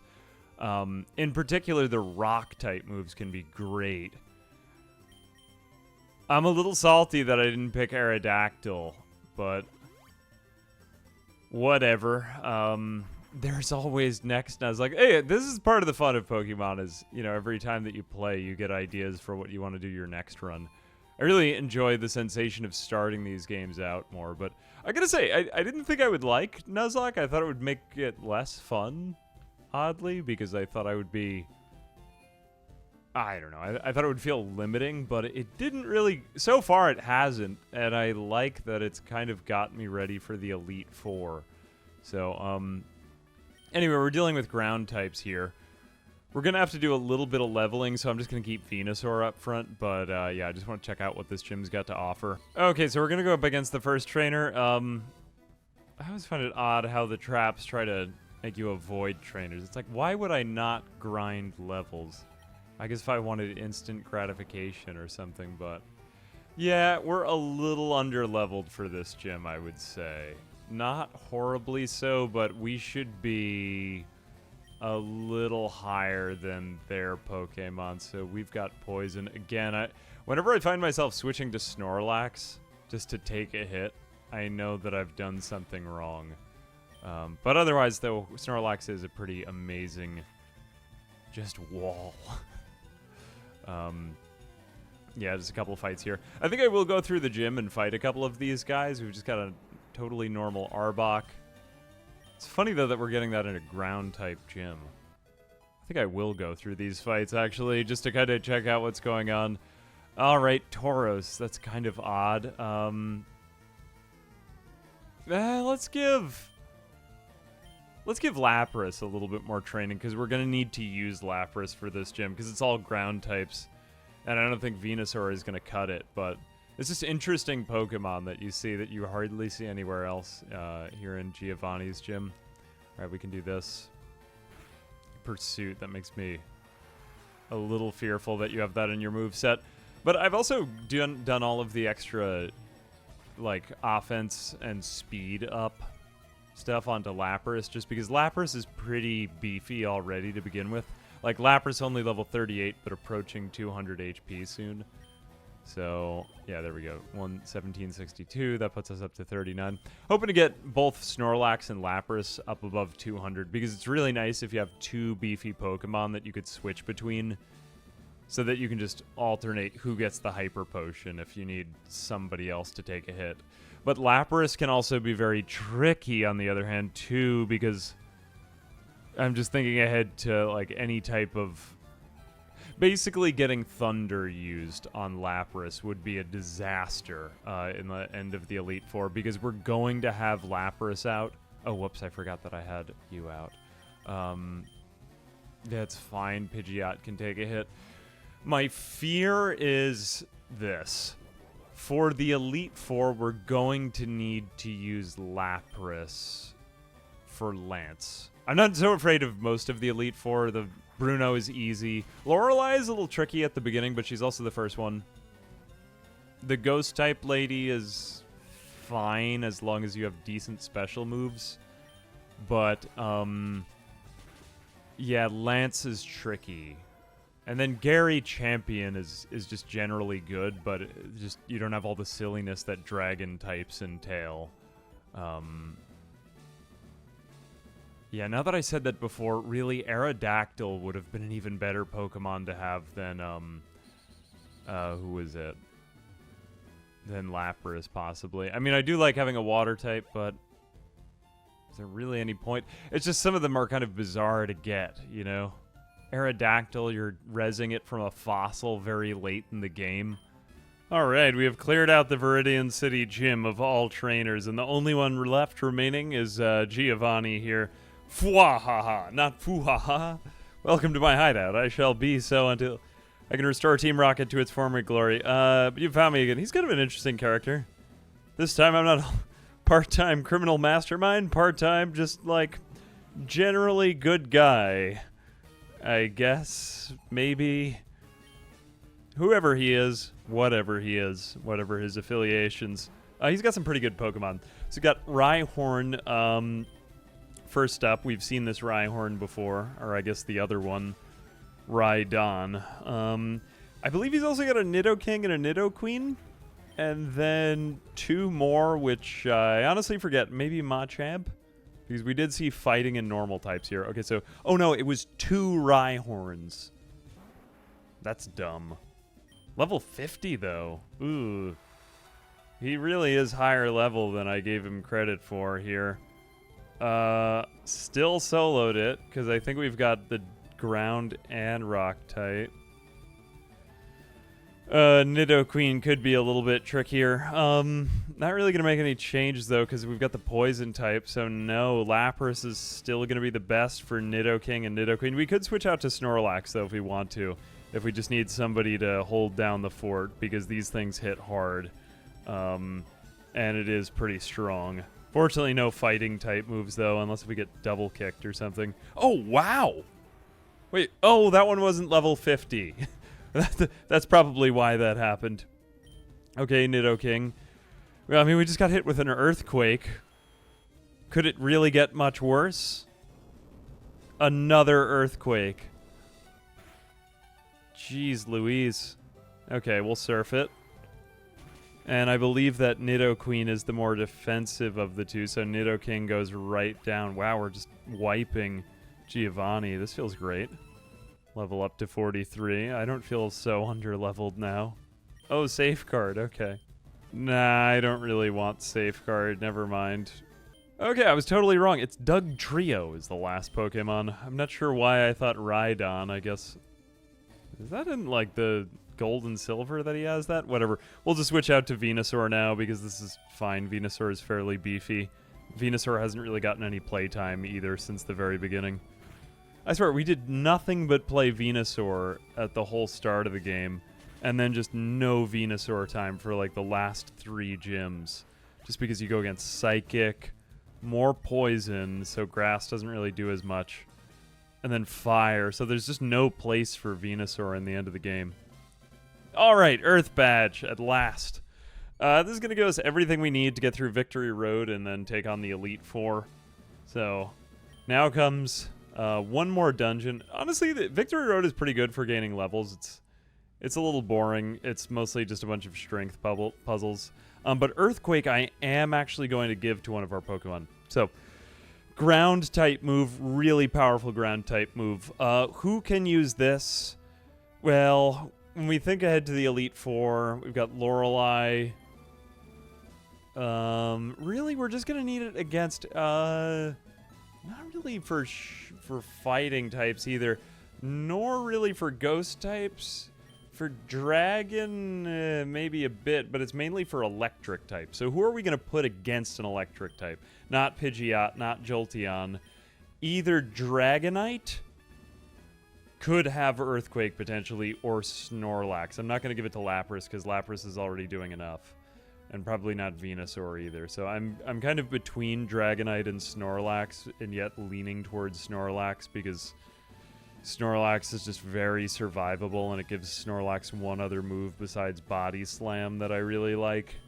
There are other options, but yeah, this I'm thinking. We'll wait till a little bit later, though, because I just gotta reconsider it for a minute. But yeah, that is great. I thought that was the TM we would get from him, so... Moving on now, we are going onward to Victory Road. Alright, we're just about ready to get off. We're going to be having another rival battle right now, so we've got our team beefed up. I think I've fought every single trainer in the game aside from a couple of channelers. Green, what AA? What a surprise to see you here. You're going to the Pokemon League. You've collected all the badges. You're always 2 steps ahead of me, Kaz, Toru, Gary, Green. Whoever you are, it doesn't matter what your name is. Oh, you have all 6 of your Pokemon here. Oh, how predictable. To start with your Pidgeot, as always. I will beat you because I am smarter than you and better than you at Pokemon. Huh. Well, we have now destroyed. I have killed you haven't even done anything to me at all. Rhyhorn. Okay, it's time to swap out. Rhyhorn is no joke. Still Rhyhorn, though? Do you even lift, bro? Get out of my face. Alright, we're bringing out Lapras. I guess it's Rhydon at the very end. He also has... Oh, I was going to say that he had his own Dragonite. No, that's Lance. I just always mix up Lance and what Gary has at the very end. Alright, Lapras has... Perished, Execute. I mean, not Lapras. Lapras has Sweep them. You either sweep, or it gets very complicated if you don't sweep. Execute. Not even funny. There it goes down. Oh, wow. It did survive somehow. Well, he'll probably use like a max potion on that or something. So we can go take a second to just pull out a handy dandy paralyze with a Z heal here.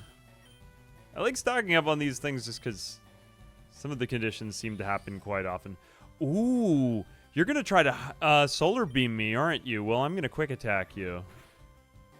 I'm not sure if he actually gets to hit us first with that. But yeah, quick attack should always hit before everything. Okay, Alakazam next. We don't really have an answer to Alakazam, so let's just switch to our strongest, thickest guy, aka Snorlax. I've also settled on, I think I am going to put Earthquake on Snorlax. Not that it's going to make a huge difference. We'd be better off with a rock-type move, like some sort of powerful boulder. But I think, you know, Dragon's going to have enough other utilities. We could even teach, like, Flamethrowers, something like that. But Snorlax is just too perfect for this world. So, therefore, we must... Oh, no, you wouldn't disable my Body Slam. You dingus. I could rest and then snore. Perhaps I'll do that. Yeah, this is another one of those reasons why it would be nice to get a second move on Snorlax right now, just because... Ooh, you've actually dipped my special defense. Unacceptable. Therefore, I go to sleep. Alright, we will use Snore. I think I'll keep around Rest and Snore, because that's been a useful combo. I just haven't got that much use out of Yawn, because Yawn is like... It has a turn delay, and there might be a change, or any number of things could happen, so... It's a bit of a pain to use it. Alright, Gyarados. Now we can use the Jolteon. The beauty of Jolteon. In order to defeat this one. Well, this isn't even Jolteon's final moveset, because we are going to use Thunder. Only thing I don't like about Thunder is that it's a little bit less accurate. Actually, a lot a bit less accurate than Thunderbolt. I can't remember by how much. We've got a TM, but he is going to learn it, so I think he'll just get to that level in time. So if we can just get solid levels, look, there's a Thunderbolt, even 2 levels under. It's a one-shot. And then Charizard. So we get a Flying and Fire. Lapras is still looking pretty beefy. I'd say that we have good answers to everything that Gary's got. It's Lance that I'm a little bit more worried about, because we pretty much depend on Lapras for that entire fight. So what I'm mostly likely going to do is just unevenly level up Lapras, because so much depends on Lapras. Basically just one-shotting with every move. See, like Lapras is beefy, but right now we're in this kind of awkward position right now. He just used Flamethrower, which wasn't even that good. I mean, we're getting out-leveled by 10 right here, so... But I'm still just going to swap out to, Oh god, what do we do right now, actually? Kind of gotten myself into a bad situation right here. I'm just going to use a Hyper Potion until he does something stupid. But, yeah, in a player battle, this would not be so great. But, then again, he does level us up, or he does out-level us by 10, so... It's tricky. What do you do?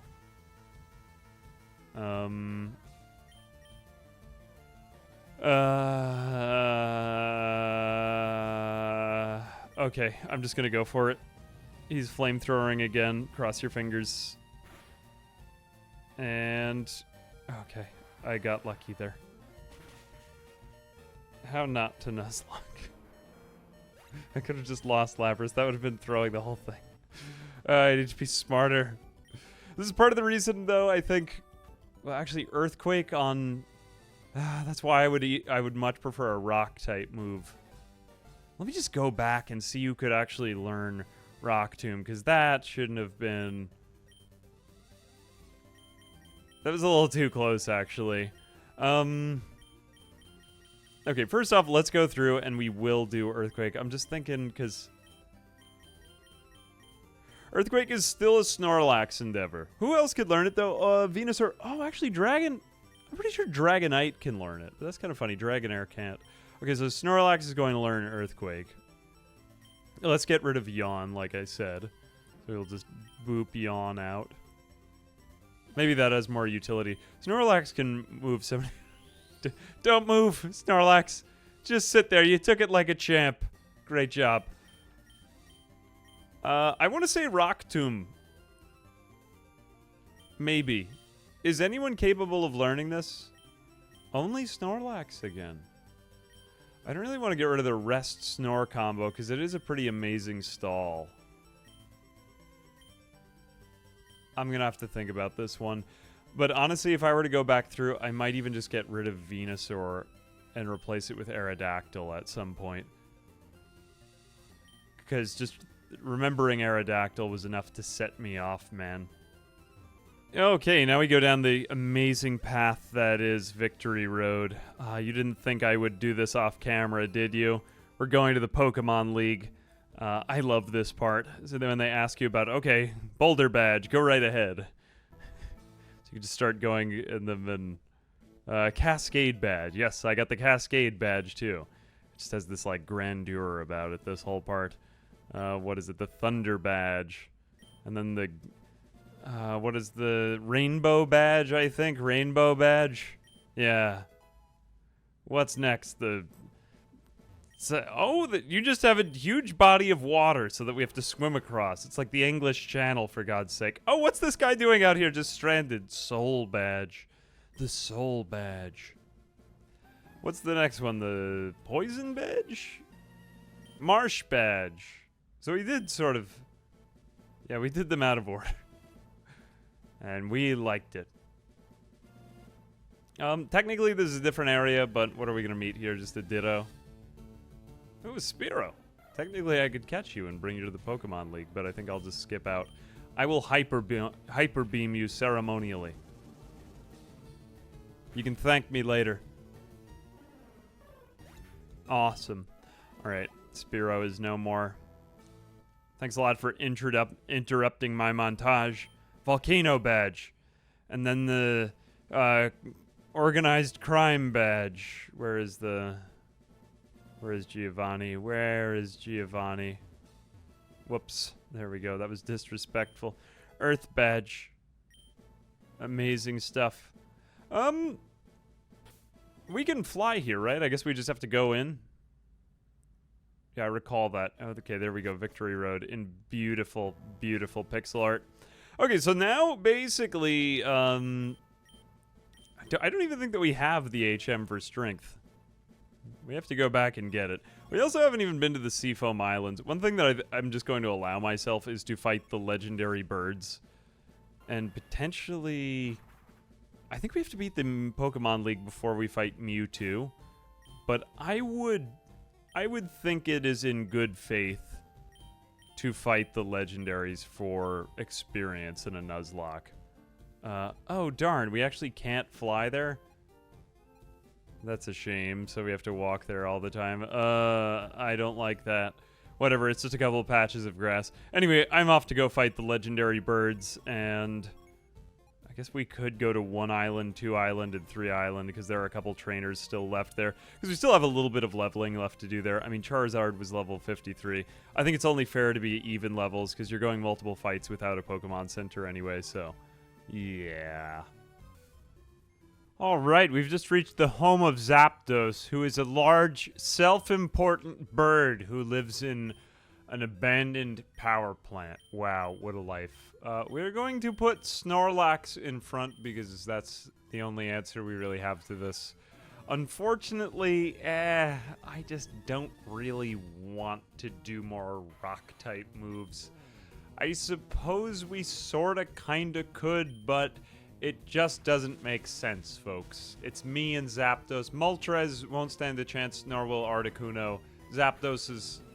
I don't know why I did Zapdos first. I mean, Zapdos should have been the third that I fought, but...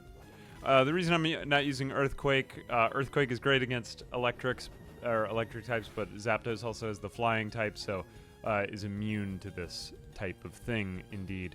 Otherwise, I think we're safe to just do another Body Slam here. Yeah, I'm already... Come on, Zapdos. Do better, Zapdos. Do better. Now, Zapdos is great on your team. Like, I've played Zapdos many times, but just right here, it gives me a little bit of pain to not catch Zapdos, but I mean, seeing as this is a Nuzlocke, I'm just using it for experience. And that wasn't really even that much experience, to be totally honest with you. I think there are a couple more Volt Orbs in there that I've got a max repel that hasn't fully been used yet. Oh god. Alright, I'm leaving. Goodbye. Okay, we have entered the Seafoam Islands. This is the home to Articuno. We may actually need strength here, but I think I can just fly back. Hang on a second, I just need an HM Pokemon. Let's go... I'll be back in a second. Okay, and we're back with a Pokemon that knows strength. I've just taken a Hitmonchan, and I'll probably use it for quite a lot right here. Time to go... actually, I could use a little bit of experience from grinding here. There are some interesting things here. Technically, we could also catch one right now. Oh, wait, I may be wrong about this. I have no interest in Golbat. Sorry, Golbat. We're just going to get rid of you. Alright. Bring on the max repels now. I was trying to make sense of what I'm supposed to do here. Let's just use some repels, but there is like some puzzling about this cave. Max repel, shouldn't get approached by anything with Jolteon in front. Oh dang. I have to go in through the other entrance, I just remembered. Wait, was there a secret item there? That is where I would put a secret item if I were a game designer. Anyway, nope, did that wrong. Okay, we gotta go out to the other side. I think we gotta push the boulders in to end the, or, like, lower the current. Alright, now we're back in the other entrance, which is slightly further away, but not really a big difference there. From here, it is normal mode cave exploration. I think there's, like, dugongs in here, seals. I'm trying to remember if we can even find a cloister, but yeah, the main idea here is this. It's not just a boulder. It is just a boulder. I am a sad man who pushes rocks into... Doesn't it look satisfying to push a rock into that hole? Squish that, cat. Alright, let's go ahead and throw on a couple more repels. Really, I'm just here for Articuno and maybe just a couple of other battles, but nothing crazy. Okay, now we go into the hole. And here we go. Oh, we actually have to push this one all the way down. It gets more labyrinthine and complex. There we go, come on. It's not just a boulder. Well, it is just, again, it is just a boulder, but at least now we can see that we have just paved the way to go anywhere that our heart desires in the Seafoam Islands. Ooh, we might even get, like, some useful TMs and stuff over here. And, oh my god, I'm a genius. I have managed to block the flow of water, which has somehow not flooded the cave. It's on to Articuno. It's time to level up Jolteon just a little bit. This should be like just a one-shot right here because he's 4 times as weak to electric. Don't get it twisted. Articuno would be amazing against Lance, but I just kind of object to the use of legendaries in a Nuzlocke, unless if it's some... like, not really a legendary kind of thing. But, yeah. I mean, otherwise it is more experience for us. And Jolteon could use it. Jolteon levels up pretty fast. And we got to get him hitting harder. So, this is the only way to do it. Goodbye, Articuno. I mean, for all intents and purposes, what even happens to Articuno in terms of canonically? What happens? It just disappears. It's just gone in the blink of an eye. Alright, well, I'm going to go ahead and use my escape route. I'm not even sure this is worth it for the experience. Maybe I'll just leave Moltres for later. I feel as though just trainers on the on Victory Road would make a bigger difference here, to be totally honest with you. Okay, and we've made it once again to the Victory Road gate at the Pokemon League. Who have we got on our team? I've actually left Venusaur in the background. Venusaur... In this playthrough, I'm beginning to feel like Venusaur was a bit of a mistake here, to be honest with you, because the other Pokemon kind of matter more in terms of their specific use cases. Like, Jolteon is entirely Lorelei. Bruno is going to be totally Pidgeot. Who's the third one? Whatever her name is, the ghost lady. we'll just use random stuff against her. Special attack.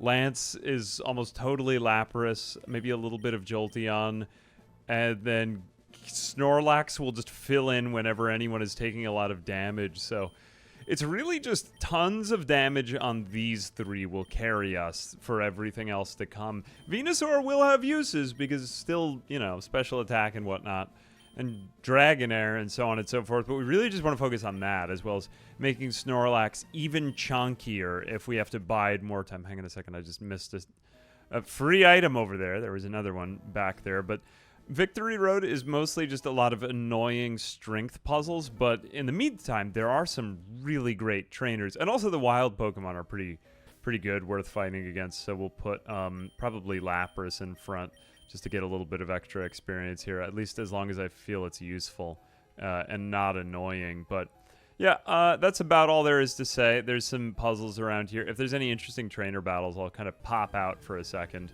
because it can get a little boring and grindy here. All right, we've come to the first trainer battle of Victory Road. I probably won't stop for all of these, because they're mostly just a little bit more interesting fights, like a Persian. We haven't seen a Persian in a while.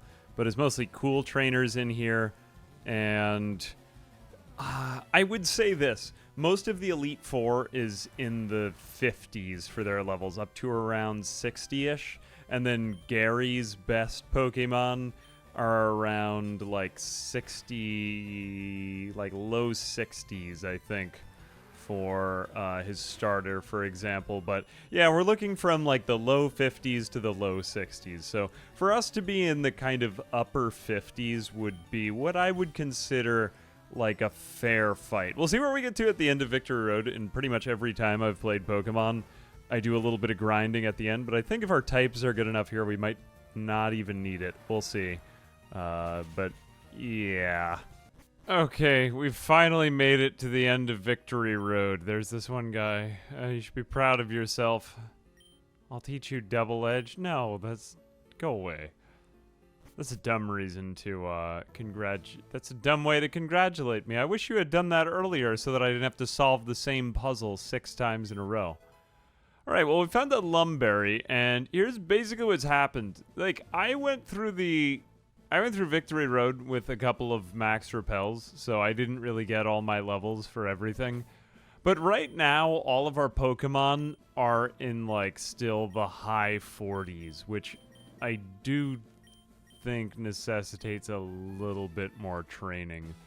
Not a ton, because I don't like the spirit of that, but I also think it's... It would just be a slaughter if we went in like this. If that is the true spirit of Nuzlocking, which I respect that, then I would say I probably should have trained fewer Pokemon, and I would have just trained stronger stuff that was more glass cannon-y. But seeing as this was the first Nuzlocke, I'm actually surprised how weak we are at this point. I'm just going to get Hitmonchan out of my team because I had him for strength. So pretty much right here is what we've got. Like with a full training of a bunch of Pokemon with hardly any grinding aside from maybe a little bit of mistaken grinding on the wrong Pokemon like Persian. But that's not really that much experience to be put on the wrong Pokemon. And to be fair, a lot of the levels that we got just from Pokemon that were gifted to us. So total levels, what that puts us at is Snorlax level 49, Lapras level 48, Dragonair level 36 is kind of bumming me out. Jolteon level 47, Pidgeot level 50, and Venusaur only level 42, as I started to realize that Venusaur is just kind of irrelevant later on in this challenge. Anyway, I mean, I'd been used to Venusaur being pretty useful for much of the playthrough. Kind of chills out at the Elite Four, but maybe not by this much, because I've looked over the rosters for the Elite Four, as I think you should, and pretty much all of Lorelei. Hang on a second, let me just get it in front of me. Yeah, Lorelei, who is the first one, can pretty much just be swept through with electric. I mean, everything has water or ice type in that team, and there's nothing that's resistant to anything. Just electric is perfect for that matchup. Even fire wouldn't do as well, to be fair, because there is one water and psychic with Slowbro. Bruno is a fighting type, but also has some rock types in there. Is pretty easy, mostly just stuff that we've been fighting all game. Agatha with the ghosts gets a little bit trickier, but I mean, in the originals, just didn't really have as much weakness. I mean, I guess you could use psychic types, and that's fine, but we never really got a psychic type, so whatever. It is what it is. Dark type moves or just more special good moves that hit. Her levels aren't really off the charts yet either. It really gets trickier at Lance when we get all the dragon types. So, I mean, that would be expecting a level 48 Lapras to sweep a bunch of high level 50 and 60 dragons, which I don't think would work. Just because they're going to use Thunder on me at some point, and I will get wrecked from it. Green should be fine. Like, if we... Or, Green or Gary or whatever you want to call him. Kaztoru. Whatever his name is, it doesn't really make a difference. But I would say that if Nuzlocking is all about don't grind at all at the very end, I would say that we failed. Like, we will die right here. And I was thinking, like, do I want to do a dual playthrough where I die and just try my best at all these fights? And then actually go back and train and just, like, save the file and then see what would happen if I train a little bit. But I think I would just rather do it once. Look, I know we're going to die if we do it right now. But then again, will we gain enough experience? It's just that Dragonair was so irrelevant for this whole playthrough. And even Venusaur, it's really just 4 Pokemon. It's these... Not even Snorlax. Snorlax doesn't even make a difference. It's really just Pidgeot, Lapras, and Jolteon. If I could go back in time, I would have trained those 3. And that's actually a pretty good team. Better would be Raichu. But... Alright, so I've decided on a solution that mostly satisfies me. Obviously, if we just grind a lot, I could just win the Elite Four. I would grind, and then we would just sweep them, and woo, we win. But I don't think that's really any fun, because there's no tension in it. I think it's against the spirit of Nuzlocking, so grinding is out. But what I do think would be acceptable would be maybe take, like...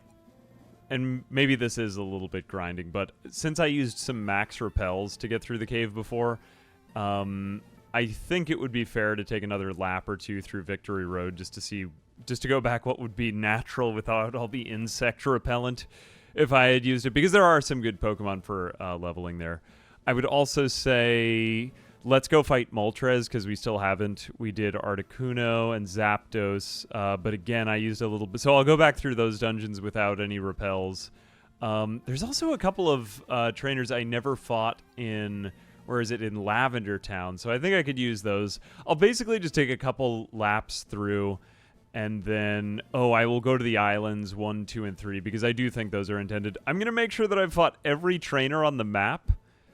So it's just going to be a little bit grindy and a little bit boring, but by the time we get back, we'll see what levels our team is at. I'm guessing that, yeah, Snorlax, Pidgeot, Jolteon, maybe Venusaur, and Lapras will all be level 50. But then Dragonair, if Dragonair can get at least to level 55, or level 50, or around thereabouts, that would be great, so that we could be evolving into Dragonite in the middle of the Elite Four. But I think that that's fair. I think that's still in the spirit of the challenge. And not too much excessive leveling, just sort of like what's natural for 100% of the game. So I know that's a lot, but it's just, right now we'll just faceplant if we do it. And I still don't think that we're fully trained yet.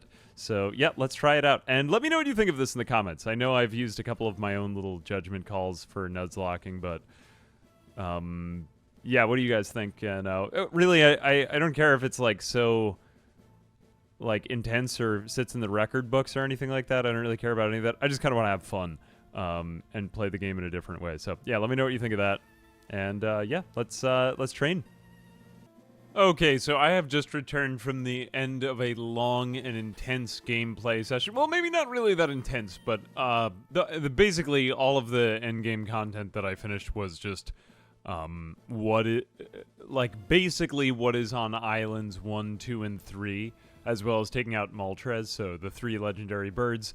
I didn't go after Mewtwo because I'm pretty sure that's at the end of the Pokemon League, or it just doesn't feel right to me. Not that it would even give me that much experience anyway, but there were a bunch of trainers over on those islands, which I think it is fair that I fought them, because I mean it's in the game and it's trainers that are still around.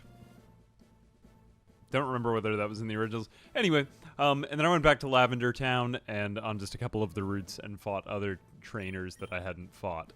So what we ultimately ended up with was this. Here is our team. Oh, I actually just have to give everybody berries. I will do that in a second before I get going. But yeah, we are still under-leveled. And here's the logic that I employed. I didn't want to do a lot of grinding because that just felt against the spirit of a Nuzlocke to me. This is the first time I've ever done it. I really enjoyed doing this. Even if I modified the rules slightly from what's normal, I felt like it was fun, or it has been fun, and I would happily do it again, especially in a version that I don't know as well. Or come back through FireRed and Leaf Green or something like that. Ultimately, Venusaur, I think, is just not going to be that useful for the Final Four, so I completely took priority off of working on him. Dragonair also, too, didn't ultimately get as much attention as I thought. We got Dragonair, like, to a point where it could survive maybe a couple of hits, but very little else. Might be able to deal a little bit of damage with Hyper Beam and then just basically get yeeted. So I'm not going to be able to rely on that. So after I finished with all the trainers, I was slightly below level 50 with everything. I felt like it would be cheesy to grind, so I pretty much just like leveled off everyone wherever they were at. And then I looked at my inventory because I feel as though all of the resources that you play with should be at your disposal. I bought what I thought I'd need for the Elite Four. I still have a couple of extra things in case if God knows what happens. But I basically got 8 of each like utility healing item. I have a couple of ethers left over, which may be useful for this, and an elixir too, which is amazing, especially in case I'm thinking like of Jolteon, as well as I got, I think, 20 max potions. I really should have done hyper potions in retrospect, as well as did I get 20? No, I got only 15 full restores, which is plenty, but I don't have to buy revives. Oh, I actually do still have revives. Anyway, more or less, then I sold everything else that I owned, and I bought calcium. I bought tons of calcium, and I sold my remaining Pokeballs, and I also, I used up my last remaining rare candies. Now, I don't normally like to use rare candies because I don't think that they actually give you the EVs per level, and I prefer to save them for the end because obviously, you know, leveling up at the end is usually just a little bit trickier. But I just thought that was fair because it was still using every resource that I'd collected in my journey at my disposal. So I put most of those into Lapras and Jolteon because I think that those are going to be our damage powerhouses. Pidgeot was very well leveled just from the beginning because we got tons of utility. Snorlax is basically just going to be like tank, like just get in the way. Dragonair just... I kind of crashed and burned on that, and Venusaur. But for my first ever Nuzlocke, this is kind of where it all counts, or what it all leads up to, so yeah. Let's go ahead and switch over Jolteon, because we're going to be going up against Lorelei first. I think it's fair to just... I don't really look at their move sets, because I don't want to micro it too much, but I do know the lineups I'm going up against, and I do know the starting Pokemon of each one, which I think is fair, because normally when people play the Elite Four, there's just so much more going on. Anyway, another thing that we've got to do is just give everybody a berry, and I guess this isn't really a first-gen kind of thing, but it is cool, and it is helpful. Mainly, who gets the Lumberry? I'll be back in a second. Okay, this is the moment of truth. I've given all of the Pokemon just various berries. I've actually kept the Lumberry in reserve for before the Lance battle, preferably to give to Lapras. I just don't want Lapras to use that up early for any reason, because it could be used for pretty much anything. Everybody else is holding something for like ice or paralysis or sleep. Snorlax has a Chesto Berry, which I think will be useful. And yeah, I'm not so worried about the first fight, but you never know. It might just all turn out horribly. I have no reference here, and I've never done this before, and I am afraid, but let's just begin with Lorelei. We have Jolteon in front, and we are just going to try to sweep her with Thunderbolts from Jolteon. I don't trust Thunder, because Thunder is way too inaccurate. I would only use Thunder in a desperate situation, but Jolteon does know Thunder, so level 52 versus level 52. We're okay here. This is also water and ice type with Dugong, so cross your fingers. Here we begin. Lorelei is honestly a pretty easy Elite Four member in comparison with the others. And we're already off to a terrible start, not able to one-shot, and we're going to get frozen. Oh, God, what did I tell you? We're going to Shockwave just anyway, because she's probably going to or Max Potion or Full Restore or something. They always do that, so we're just going to go into a Shockwave and then directly into another Thunderbolt after that. So we wasted a little bit of PP there, but wow, that would be... Oh, you know, I probably would have just been better off with 2 Shockwaves, but whatever, same difference. Doesn't really change too much. We just have more PP there. We do also need to kind of manage PP on... I know, I keep saying this, but on each of our moves from battle to battle. Okay, so we're going to get Cloyster next. We really don't want to die. I still don't really trust Thunder. And if Ice Beam did only that much to me... Okay, you're going to Protect. That's fine. I'll allow it. I suppose I have to. Thunderbolt again, please. Something. All right, we are, I believe we're water and ice type. Okay. Super effective. Dugong is pretty meaty, I also believe, so that's fine. Okay, Slowbro has only water, but also psychic, so... I mean, are we going to put in Venusaur for a second? Nah, I just don't think that's going to work. Venusaur is just too under-leveled here. I think we've got a Thunderbolt again and just hope for the best. Slowbro is a little chunky, though. I don't think this... Oh! Okay, Yawn is fine. Yawn is fine. I don't believe that's your berry, though. Hang on a second. Can I just see what berry did I even give you? What berry are you? I can't remember what berry I gave you. I think it was the ice one or the confusion lifting one, in case if we got hit with confusion. Oh, what do I do? If I keep him in there, he's going to go to sleep, and then I'm going to be screwed for the next part. I could always put in Snorlax, too. That would be fine. Snorlax can really take a beating here. But, okay, well, you know what? You're going to... It's weird, because I can't just use... I hate this. I hate this so much. Okay, I'm going to just, let's put in Snorlax for a minute. Because I think we could take him out with Body Slams. Earthquake's not going to do anything to him. Why would you use Yawn again? Wait, why wouldn't you use your... Okay, it's fine with Snorlax. Snorlax can be asleep and just be fine. What happens if I Body Slam you? Oh, you didn't... Apparently, Lorelei doesn't even care about Slowbro. This is fine. Oh, well. Sad. Okay, well, she is going to switch out to Lapras. We might as well not even use up this Chesto Berry. I did want to save the Chesto Berry because it's really useful on Snorlax because you can just rest and recover from sleep right away. Lapras is going to take double damage, and we know based on our own Lapras... actually, it does have really high special defense, so I am a bit worried here. We're probably going to get hit with an Ice Beam, but we will hit a Thunderbolt on target, so this should be good. This should be effective, but I don't think it'll take it out. Yeah. All right. Surf, cross your fingers. Okay, and you did use a berry, but we took out about 2/3 of your health already. So I think we can just Thunderbolt and run away with this one. So, like I said, Lorelei is really not that bad because there's a lot of quadruple weaknesses. Oh, wait. Okay, it's when this health bar goes down slowly like that I get fearful. Okay, so Jolteon, just barely not enough to level up. So, Jinx. We got Ice and Psychic. We don't want to be putting in Venusaur at all. But not really as meaty as...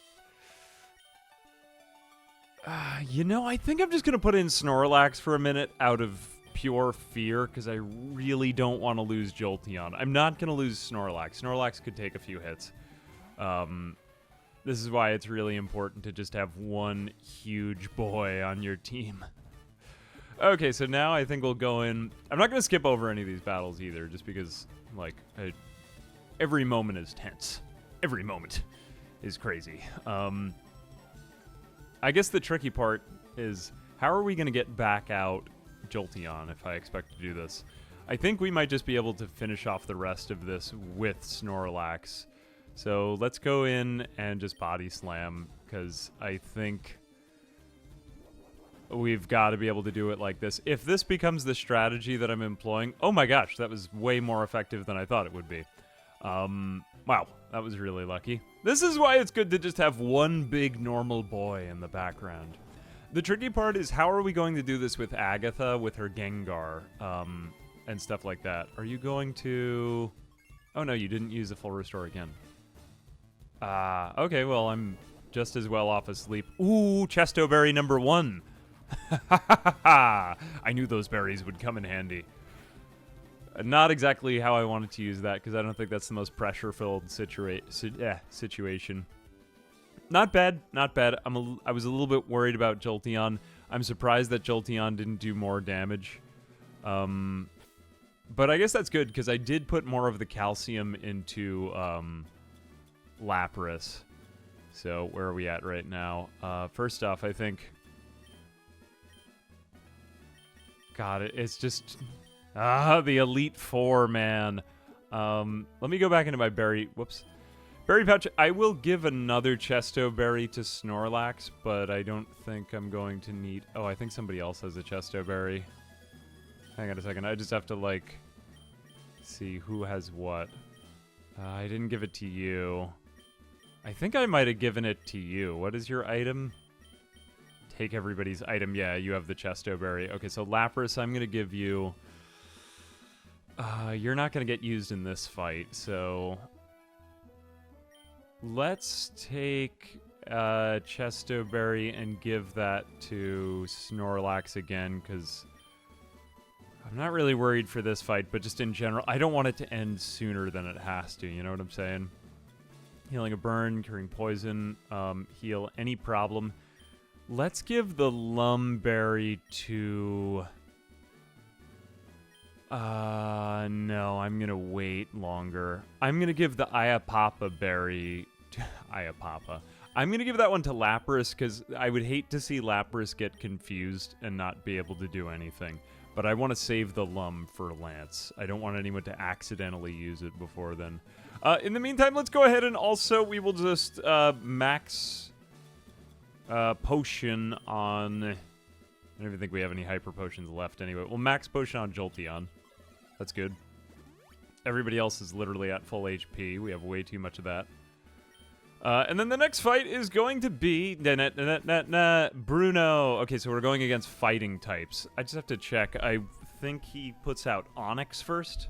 And just to prove to you that I'm doing this all in one sitting, I'm literally going to look this up. Elite Four. Bruno... FireRed. Just had Google open the entire time. Like, what is the information on... Yeah, so he actually has 2 Onyxes. Onyx Hitmonchan, Hitmonlee, Onyx Machamp. I haven't looked into movesets because I feel like that's a bit... I mean, you could know their movesets. That's totally fine. That's perfectly legit. But we want Lapras to be first here. We just want to go in with one nice, easy surf. They keep getting higher level as we go throughout the Elite Four, so just in general, that's what's going on. Hopefully we can just sweep this more or less straight through with Lapras, Pidgeot, Lapras. This is probably the easiest fight of the Elite Four. I would have to say Agatha is a little bit tricky after this, just because you don't know what's going to happen. You don't know if you're going to get hit with Confused Rays. You don't know if you're going to be awkwardly switching out Pokemon. This should be easy. I do have Hydro Pump, but Hydro Pump is less accurate. And, oh, you've got a very fast Onix there. It'd be a shame if something were to happen to it. Actually, Lapras is pretty slow. And our special attack is just through the roof now on Lapras. I mainly did that out of fear of Lance. Yeah, we're going to go switch out to Pidgeot. So if Pidgeot dies, that's going to be pretty bad, because they're doing normal damage against Pidgeot. Like, it gets canceled out between the flying and normal type. Yeah, we'll just go in straight with a wing attack. This is probably just going to one-hit KO. Oh, no, it didn't actually one-hit KO. Wow, that was very lucky. That rocked. I don't think that would have killed Pidgeot, but it would have made the next Pokemon. That was a very, very lucky moment. I am a blessed man. Okay, so Machamp is probably the strongest one right here. What is Machamp? Just pure fighting type. So I always used to think that Machamp was also like rock because it was gray and because of the colors. But I don't know why that makes any sense, because there wasn't really very much color in Pokemon Yellow. Okay, and he used Bulk Up. Awesome. Wait, does that raise everything? Oh no, that actually does your defense as well. Hold up a second. I just want to see something. If I go back into Pidgeot, which one has more power? Wing Attack or Fly? Wing Attack has 60 power. Fly has 70. Call me crazy, but I think I'm going to use Fly here. Wait, there's no other status effects with this, right? Because I think this would just deal a little bit more damage that we need so that it would actually take him out because of that defense raise. Otherwise, he's going to go crazy with all these other, like, just crazy things. Unless if he uses Bulk Up again, in which case we're in trouble. So I could just keep it simple and do another wing attack, but then he's going to use a max potion. I know the Elite Four. I know what they do. I also don't want to give him too much time, because the AI will just basically roll a spinner and just do random stuff. Maybe against my better judgment, I'm just going to use wing attack again here and hope for the best, that his defense didn't raise up that much. Okay, we got lucky with the critical hit. Who knows what would have happened otherwise, because that was making me just a little bit nervous. Having a Machamp out there with that much power, especially with Snorlax as my only real defense in the background. No, not going to change. Okay, I would say that we got through this really, really lucky, because, I mean, even though that Bruno is pretty easily countered, he does hit pretty hard. Oh, Hitmonlee. No, bro. Not very cash money. Okay, he's definitely going to use a potion right now. But, yeah, I think we wing attack, and then we could just quick attack next time, because he's going to do that either way. But, I mean, we're pretty much always going to be faster than him. Pidgeot. There we go. All right. Okay, so then the very last thing that we're going to deal with is just going to be an Onix, and that should be fairly simple unless if we get some kind of weird curveball. So Onix, I could potentially, like, hang out with Snorlax for a little while because Lapras isn't fully charged up. We're probably going to take another hit here. The Ice type is making me a little bit nervous, but okay, we got Earthquake, so fine, whatever. I mean, it's good, but it's just a ground type move, so it's not gonna... Oh, all my rock elemental types. I think, what is it, rock? Rock beats ice? I think, don't quote me on any of that. I don't even remember. I just struggle. Oh, I like how he just turns away. What does he actually have to say? My job is done. Go face your next... And then he faces the other way. He's like a moody teenager. Oh, jeez. All right, Max Potion, we're going to use one on Pidgeot. So, Agatha is arguably... Well, Agatha, I think, is going to be either the second, tied for the second, or the... I mean, there's something of, like, tension that's lost once we get to Gary, because we could lose Pokemon, because that's just the last battle. As long as one of them survives, I'll declare the challenge won. But if all of them go down, then, you know.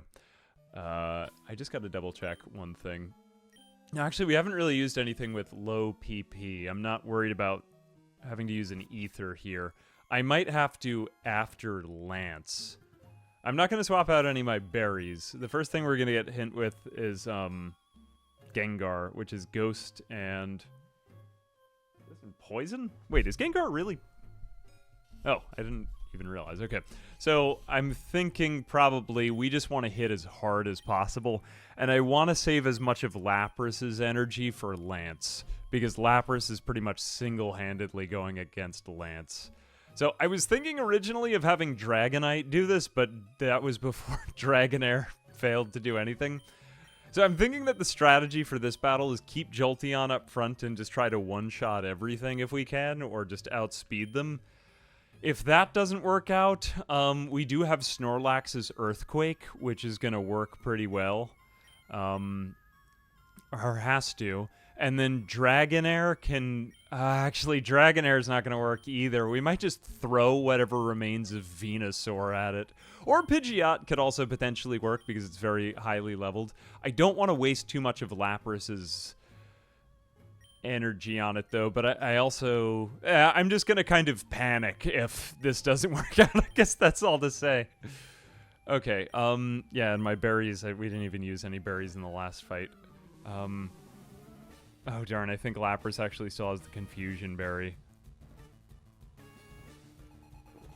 I just panic a little bit with Agatha because she is probably the most status effects that she can inflict. Lance is just simple paralysis, but we could get, like, poisoned and confusion and stuff. And Gengar might even be faster than Jolteon. I don't think he is, but I will find out right now. I don't think that Thunderbolt is going to cut it either. We may end up having to resort to Thunder. Okay, so I'm going to get Shadow Punched right off the bat. Shouldn't be enough to kill me, and you're not going to use a full restore. So this is the weak Gengar. There is a stronger Gengar that's coming up, but not too bad. Shadow Punch, I definitely want to have Snorlax back out there while we're recovering HP. And isn't it upsetting that this is going so well? I was hoping that, like, there would be a little bit more tension or just some moment of grand humiliation at the end of all this. Like, this is going a little too well. I gotta say, we got very lucky with Bruno a minute ago, but we are definitely not just one-shotting everything. A couple things, I mean, but it's Golbat, for God's sake. Okay, so she's going to use Arbok.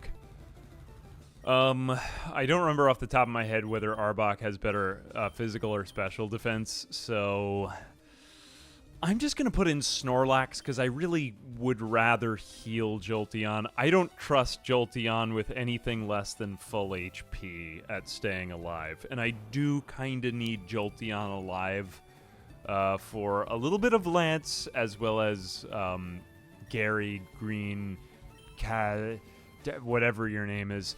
I'm just thinking if I want to stall a little bit more. You know, I might actually just let Arbok live for a second. Arbok, you're fine. Snorlax has the ability that he can recover from poison anyway. So I'm just going to do this max potion on Jolteon. We're going to have to use an ether on Jolteon's Thunderbolt after this too, because I don't want to take my chances with Lance. Holy cow, that did a lot of damage. What was that, Sludge? I think that is the best. Is that the best poison move?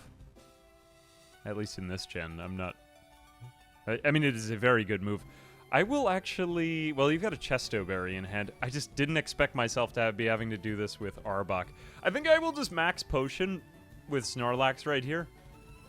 Maybe unnecessarily, but that was around 77 HP.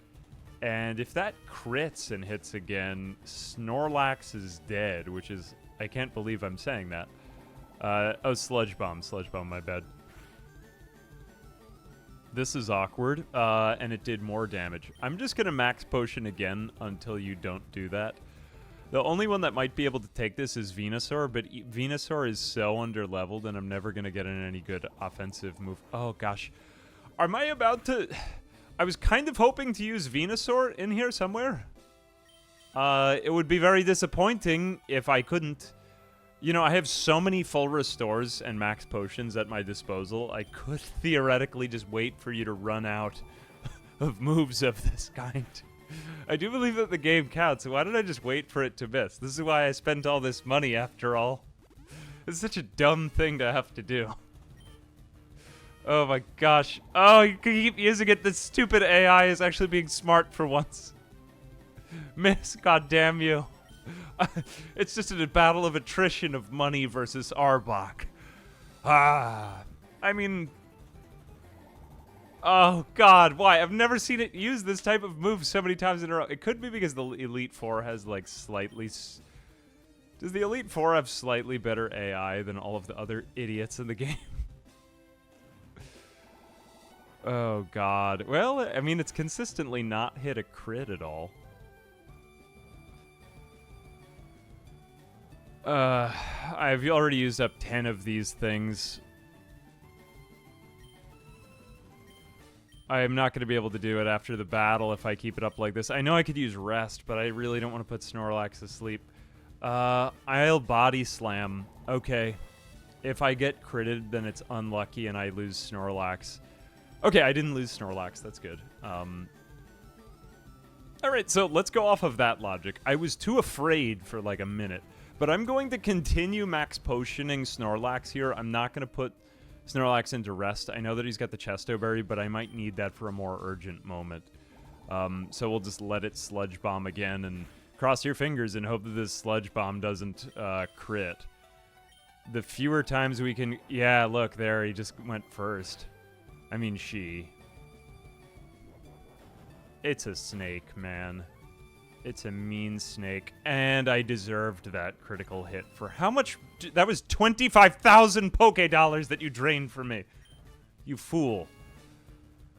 Okay, Snorlax is no longer a reliable shield in this moment. This is why it would have been great to have a slightly beefier Raichu or something like that. I'm thinking we put out Jolteon. It's going to take... I think it'll still take 2 hits. I'm not going to do Thunder, because this is the big Gengar. Yeah, level 58. If we do Thunder, it's just probably going to miss and ruin my day. Shockwave is just guaranteed to hit. I got rid of Thunder Wave, so I'll do this. Oh, we actually did manage to beat it to first combat. That's important. Gengar is pretty fast, man. Ooh, that was like the perfect amount of HP. But will this kill Jolteon and ruin the entire playthrough? Ooh, you dingus. You just used a berry. That might have just ruined the entire run. After all that good luck, now we're getting something bad. Okay, well, honestly, Sludge Bomb took off a little bit safer than half HP. I think I just have to cross my fingers now and hope that Thunder works. If it does, we win. If not... we're in trouble. Okay, it hit. Thank goodness. We've had very good luck, but that berry was bad luck, man. Bad luck berry. Oh, you... Oh, why? Oh, God, why? No! Well, I can at least rest assured in knowing that you're going to use a max potion, too. So we basically just replay that combat. You won't have a berry this time. Oh, I just lost my voice from being so angry about what you did with that Gengar. So at least, geez, all those, like, whatever the thing I did was to raise Jolteon's defense really worked. That was smart. I'm a smart boy. We will go in with 2 Thunderbolts and I think take out this Gengar. Because it won't have the berry to recover. And we will hopefully survive this Sludge Bomb. Oh, that was a better Sludge Bomb. That was a little bit scary. Okay. Gengar is no more. Oh, I would have liked that critical hit before, but whatever. So far, this is actually going quite well. Haunter cometh. I am going to swap out again. I could swap out to Lapras. That might make my life a little bit easier. Just because I feel as though I'm going to use a lot of Earthquakes with Snorlax, and I might need them later. But I still have a lot of Ethers that I could use. Let's go ahead and just manage that after the battle. Because I'm thinking this. We put out Snorlax. We do a max potion on Snorlax. I don't want to do rest because I don't know if speed is going to come into play here. And I don't know enough about how rest works as a move in order to get that out. Remember, this isn't the last of my max potions. I've still got 15 full restores left. But the two... arguably, this is tied for toughest battle. Ooh, Hypnosis is such a bad move to use on Snorlax. Body Slam isn't going to do anything, so we're just going to try Earthquake. And you missed again. Hypnosis is fairly inaccurate, too, I believe. Oh, I'm an idiot. I totally forgot about Levitate. Oh, God. Why? No. No. I can't do anything. Can you roar at me, please? I feel very precious about keeping Lapras around, but Pidgeot just has fewer uses, and I think that Wing Attack might actually have to get us through the end of this. This is going to be very scuffed, what I'm about to do, but I don't think there's anything in this moveset that is going... I don't think there's any, like, weird ice move with this Haunter. Okay, just Hypnosis, whatever. Fine. I'll just use an Awakening. Or arguably, I should just wait and use a full restore. And then put this. Yeah. Okay, I'm stuck in a slightly awkward situation. I'll just wait until he uses something, like, damaging on me. Maybe I'll be able to use a full restore. But yeah, we will get back up to full health here.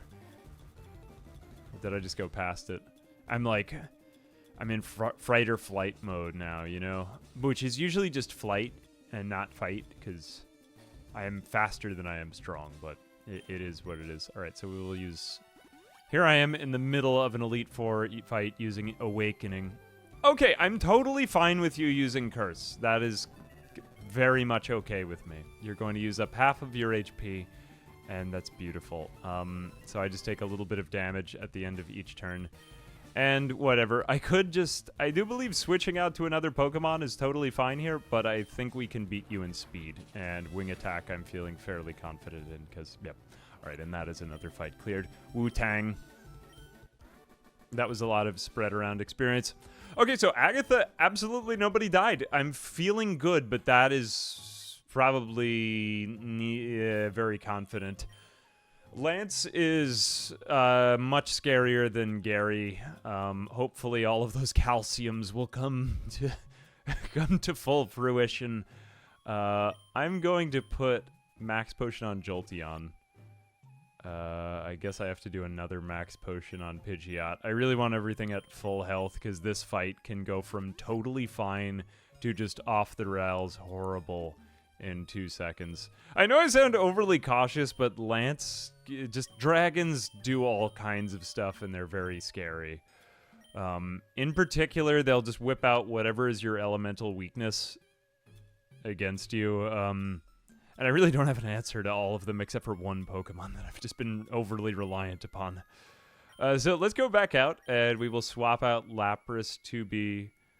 Actually, I take that back. Jolteon is going to stay in the front, because Lance's first Pokemon is actually Gyarados. Lapras is going to have the Ayapapa berry taken from it. Jolteon, what are you actually holding right now? You have the Persim berry. Nah, I don't really want to give you that. Let's give you, Jolteon's gonna get... I've also got to restore the PP after this. Could get HP. Heal any problem. I'm going to give that one to Lapras. I think we do... I'm just thinking of where else I might need this in battle. Probably Aerodactyl. Yeah, you know what? Let's just give you the HP berry. Only because that is, compared with the other Pokemon, a rather significant portion of your HP.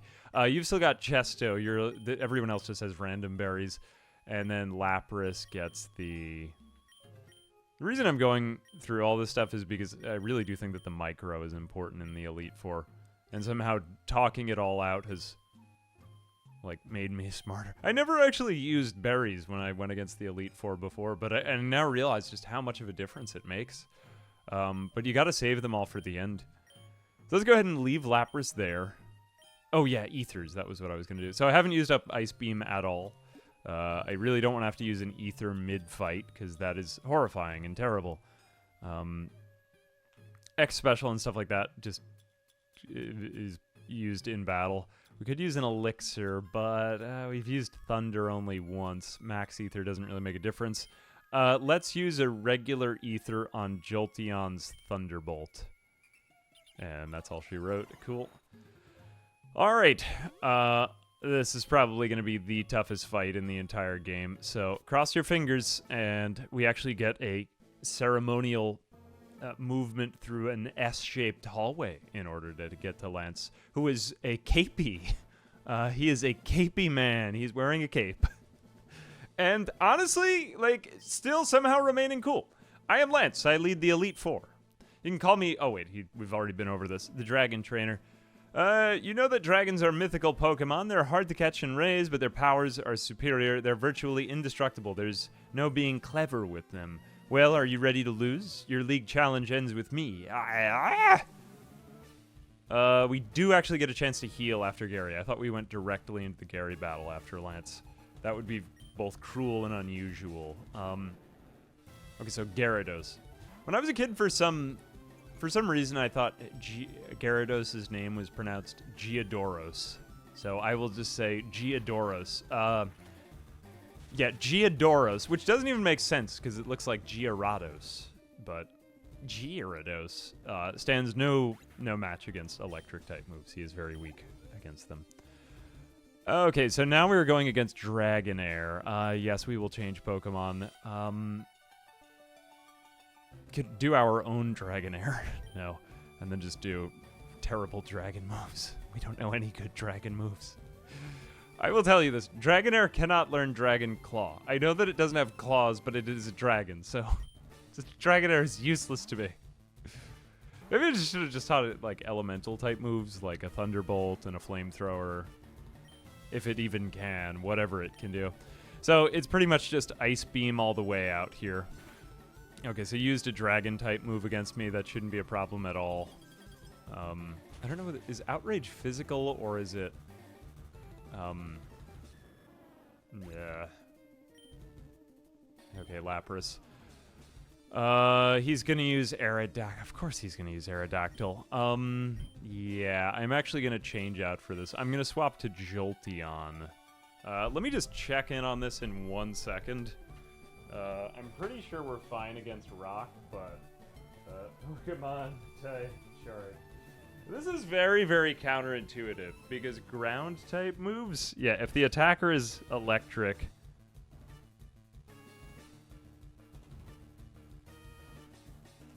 Really?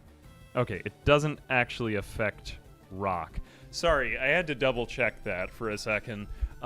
Because this is so weirdly counterintuitive. I always thought that Rock-type Pokemon didn't conduct electricity because they're rock, so they were immune. But that's only because so many of the ground and rock types in this game are conflated, because they're like the same thing. No, so Aerodactyl is actually still vulnerable to Thunderbolt, so this is a pretty good move to use here. I'm going to try to avoid using Thunder. Oh, and it is actually faster than me. That's horrifying and bad. Oh no. Woe is me. I think we're good here, though, because as long as we can survive one hit, he's going to use a, Oh, he's going to go faster, though. So, you know what? He's going to use a full restore on it. So I'm going to use Thunderbolt so that I can just get it back down, and then I'll use Quick Attack after that. Because if I use Quick Attack here, Aerodactyl is going to outspeed me, because Aerodactyl is actually a very fast Pokemon. I didn't realize it was this fast. It actually beats Jolteon. I know we're at a level differential here. Probably if Jolteon were a little bit higher up, we'd win this one. Ooh, I got paralysis on you, too. I don't think that you'll do it again, so I'm just going to quick attack you. Yeah, okay, so that was right. Oh, what the hell? Oh, my God. Oh, Jesus. How did... What? Oh, I'm an idiot. I shouldn't have done that. I just didn't expect Quick Attack to do that little. I forgot Rock type. Yeah, it's not effective, but... Come on, Jolteon. Man, he is paralyzed, though, too, so his speed is halved, or whatever it is. So I can just Thunderbolt here, and I'll be fine. I could have even just Shockwaved. Whatever. I'm not thinking straight, though. This is what Lance does to me. Also, Aerodactyl is just kind of a weird Pokemon to fight in the middle of this. Because it's a flying rock type. It's technically not a dragon. Okay, so we're going to go against Dragonair number 2. So, I'm assuming that Dragonair number 2 is going to do something. I don't want to get wrapped up in trying to put Snorlax out there and awkwardly trying to give Lapras potions to fully recover Lapras's HP. Actually... Talking this out is helping me. I am going to do that because if I can body slam this Dragonair, or just hear me out on this for a second. If I take a max potion and just put that, because I want to make sure that when I put Lapras up to Dragonite, Lapras is at max HP from the first second that it goes up against it.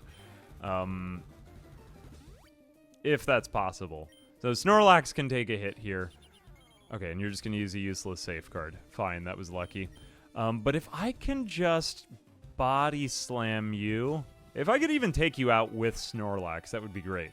That would be great, because Snorlax is pretty much fine here. You've got a lot of... Actually, you've got a lot of physical attack, and Snorlax doesn't have a lot of physical defense. That actually just sets me a little off. Yeah. Yeah, Snorlax is actually just handling this all like a champ. I should go double check Outrage. Is that a special move? I should know it, really. If so, then Snorlax is just a fantastic defense against this. Okay, yeah, it's time to switch back out to Lapras. We actually have not been as reliant on Lapras as I thought. I was expecting a lot more fainting throughout these fights. Okay. Fine with that. Though we are severely out-leveled here. I mean, it's level 52 to level 60. Just like a Dragonite. Man, Dragonite is just so sweet. I love Dragonite. And he didn't use Thunderbolt. We are saved. Okay, so Ice Beam. He also didn't take up half my HP. Obviously, if he gets a... Oh my gosh, I can't believe that that worked in one. I was feeling a little dumb for not putting in Blizzard. Wow, that was like the easiest Lance battle I've ever fought. I always die more. Or it's like, even if you win, it's always kind of messy. I am very surprised. That was the fight that I was most dreading. I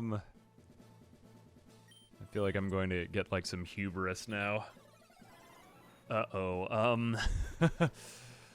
Okay, alright. So this still could be messy simply because Gary / Kaz / let's just call him Toru. Toru has, he has very high-level Pokemon. I mean, type-wise, I'm very confident in what we've got, except for Venusaur. Venusaur is so horribly undermatched. Their starter is 21 levels over our starter, which is kind of sad, you know? But, so Lapras, the only thing I really want to check with Lapras, because I think we used up 2 Ice Beams in this fight, and considering that we just don't have any other fights left to do, who is low on PP of moves? Let's give Jolteon another Ether on Thunderbolt. I don't think we'll need it on Thunder. He's never going to survive for 9 Thunders if for some reason we have to do that.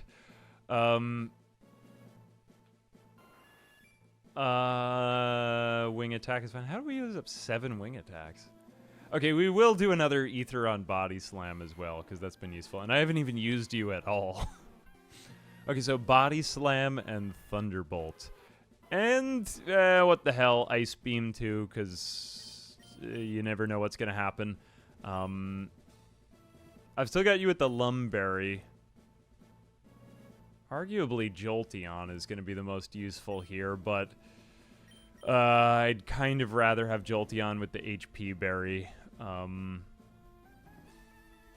Yeah, nothing's going to save us now. Okay, let's go ahead and do an Ether on you 2/3 of you, because, I mean, there is literally nothing left, so we might as well just use the last of all the items here. Unless if we somehow get horribly cursed mid-fight into some awful loop that just sends us round and round. Okay, I will give you that for Body Slam. Might end up using your Earthquake in this fight, actually. And we'll do one more Ether on what the hell. I know that this is a waste, but I will just do it on Ice Beam because this is the very last fight. Okay, I am pretty happy with everything. I would say that's a moral victory for me. We beat Lance. And now we go against the Immortal Green. Let's just call him a different name every time. It doesn't matter. I forgot your name. Even your grandfather forgot your name. And your grandmother forgot your name. Oh, wait. We haven't even met your grandmother, because she's gone, and you're traveling the world and overcompensating because you never knew your own grandmother, Gary. Wow, Jolteon is faster than this Pidgeot. I'm not going with Thunder again because it's just not as reliable. I would rather take reliability. I'm fine with that. Look how close we were. It just goes to show that we were so close to leveling properly. So I will Thunderbolt again. He's going to Max Potion. Man, you know, in so many games, like, talking it out makes me worse at it. But right now, this is the best I've ever fought the Elite Four. I'm seriously surprised that we're beating them this bad, even when we're out-leveled. So he's not going to do it again, so we just go to Quick Attack this time. Oh, what? No. Oh, I forgot that you withdraw Pokemon, you dingus. You disgust me. You are dishonorable. Although at least it is a real fight. I just totally forgot that he did that. Oh, God. Why? No. Snorlax could do Earthquakes for nothing, but it's not gonna work. I hate you. I really hate you. What do I do now?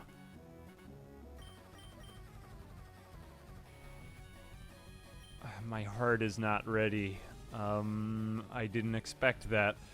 Okay, I'm going to play Lapras because Lapras is supposed to be pretty beefy. I know Lapras has good special attack, but yeah, please don't die, Lapras. Don't die. Just do anything but die. Okay, I will use my bag. You have 5 of those. Okay, you are the one who withdrew your Pokemon. If you use all 5 of your...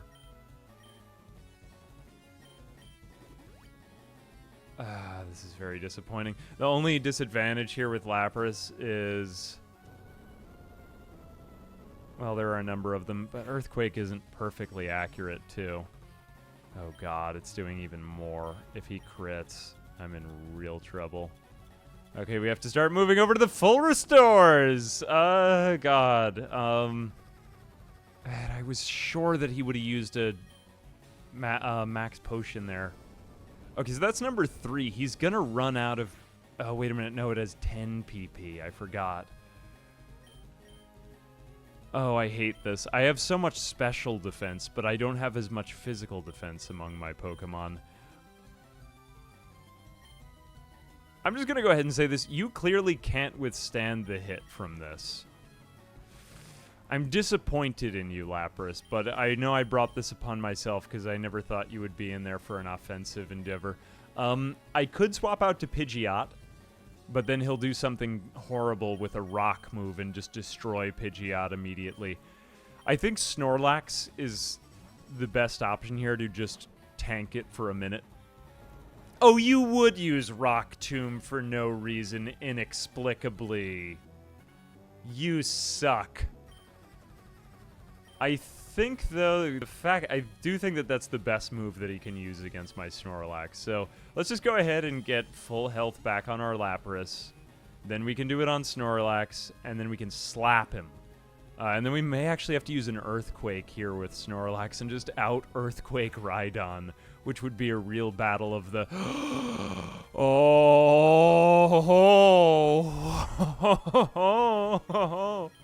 No, you didn't do that. Ooh, how did I take so much?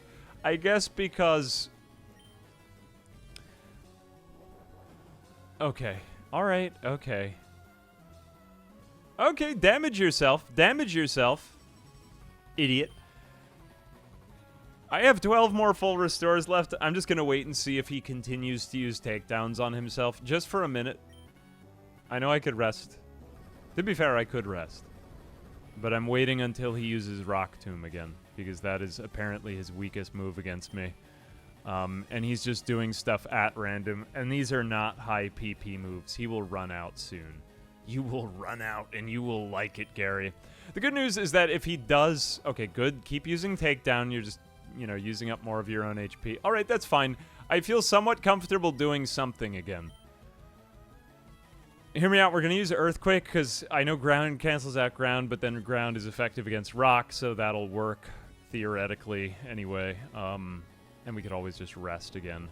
Oh, and he's faster than me. I really hate you, Gary. I really hate you.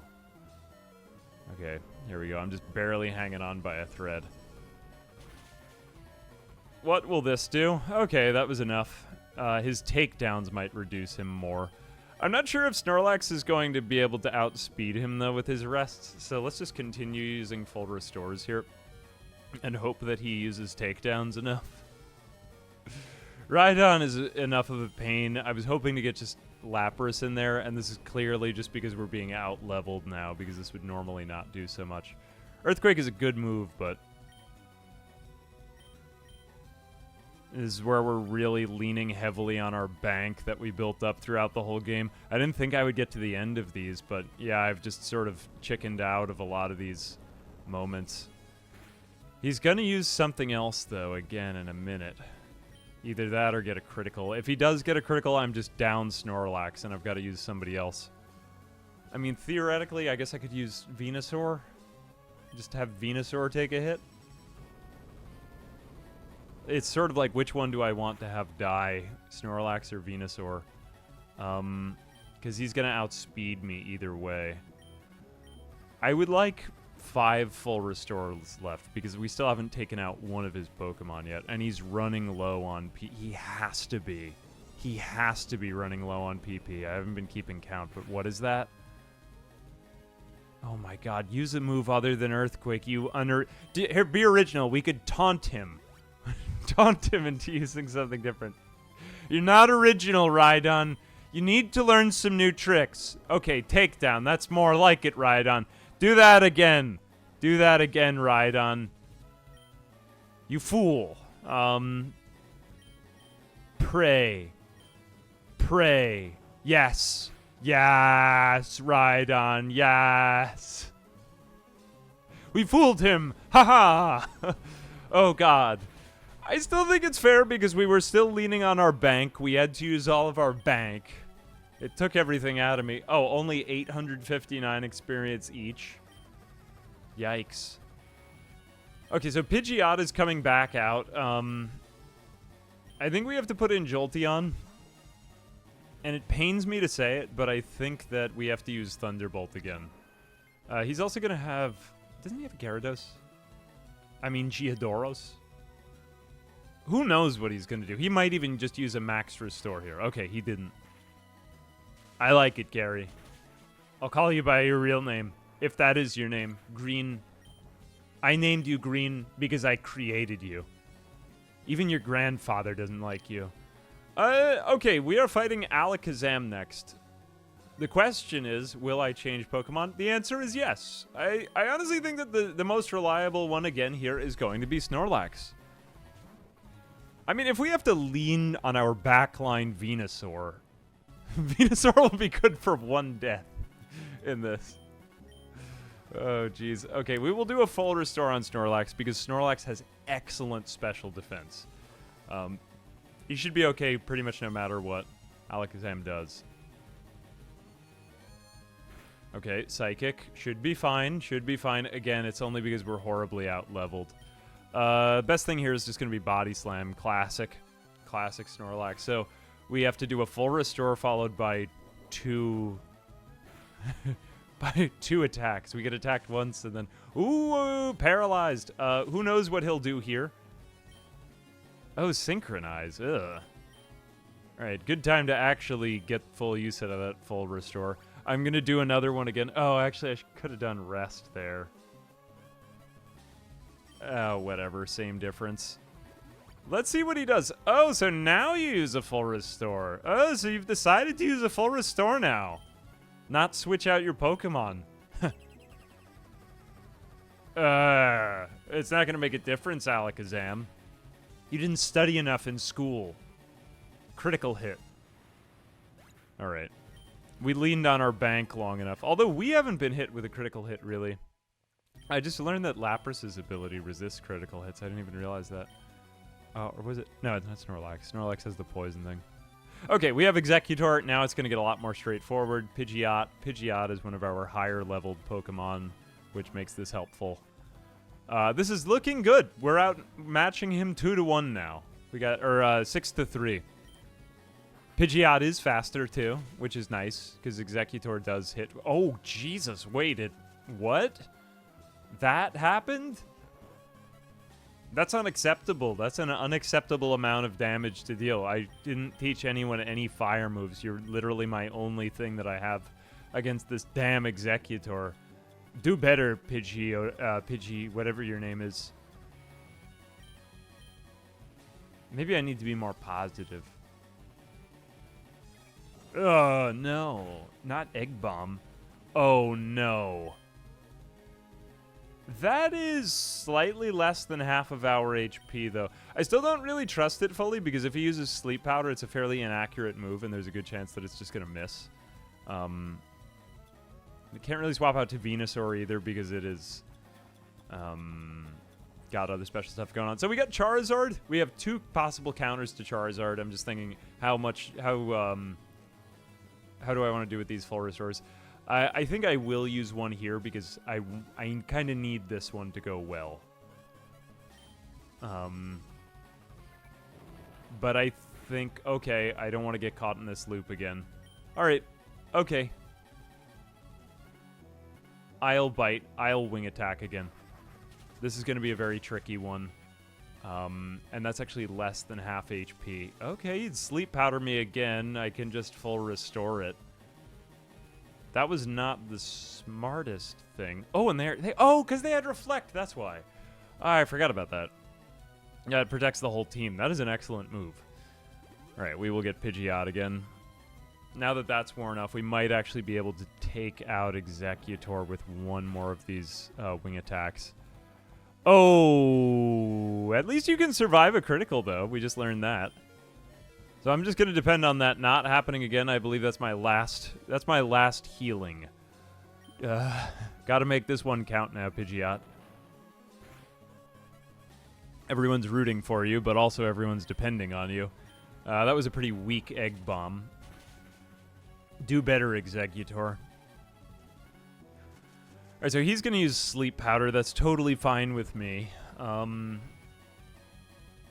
Actually, is it fine? Do I have one full restore left? No, that was literally the last full restore. I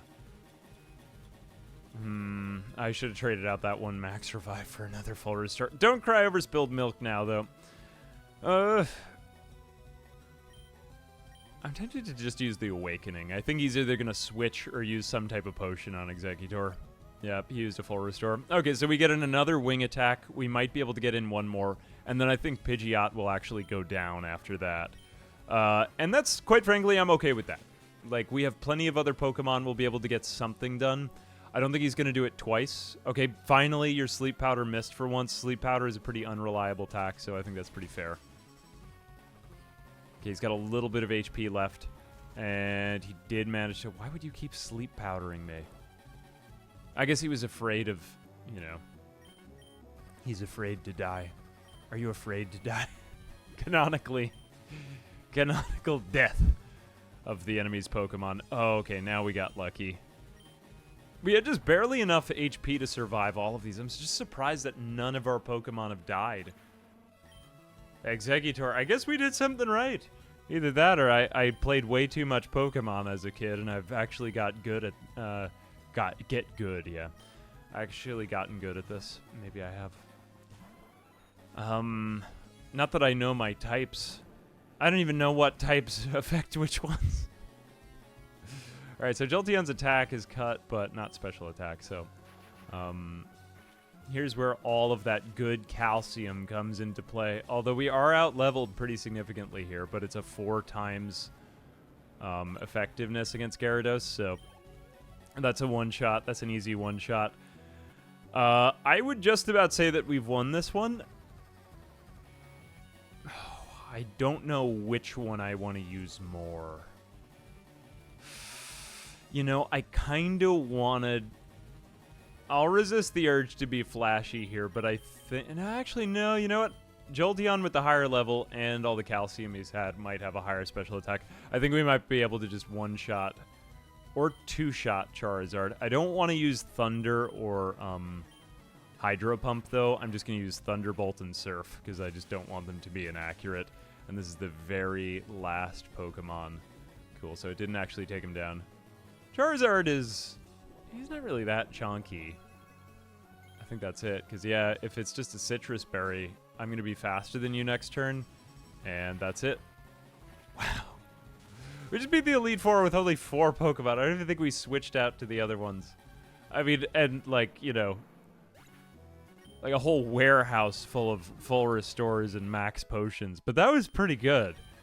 To be fair, I think I've beaten the Elite Four with Jolteon and Blastoise before, like just those two. And they're pretty much a wombo combo. Like, electric types do great in this game, and with a water type to fill in the gaps, as well as Bite from Blastoise, which is in the 3rd gen. There you go, Oak. Not even remembering your grandson's name and then just lecturing him. All right, and we get on to the Hall of Fame, and I think that this is well-deserved. Anyway, I think that's about it. This is the crowning moment. This is the ultimate thing. This is the first ever Nuzlocke I have completed. I am surprised that we actually won it. Anyway, I think that's about it. Love you guys lots. Thanks for joining me for this Nuzlocke. And yeah, let me know anything that I did well / messed up, because I've never done this before, and I know there's a massive community of people who are a whole lot smarter than me out there. And yep, I think that's about it. And so until next time.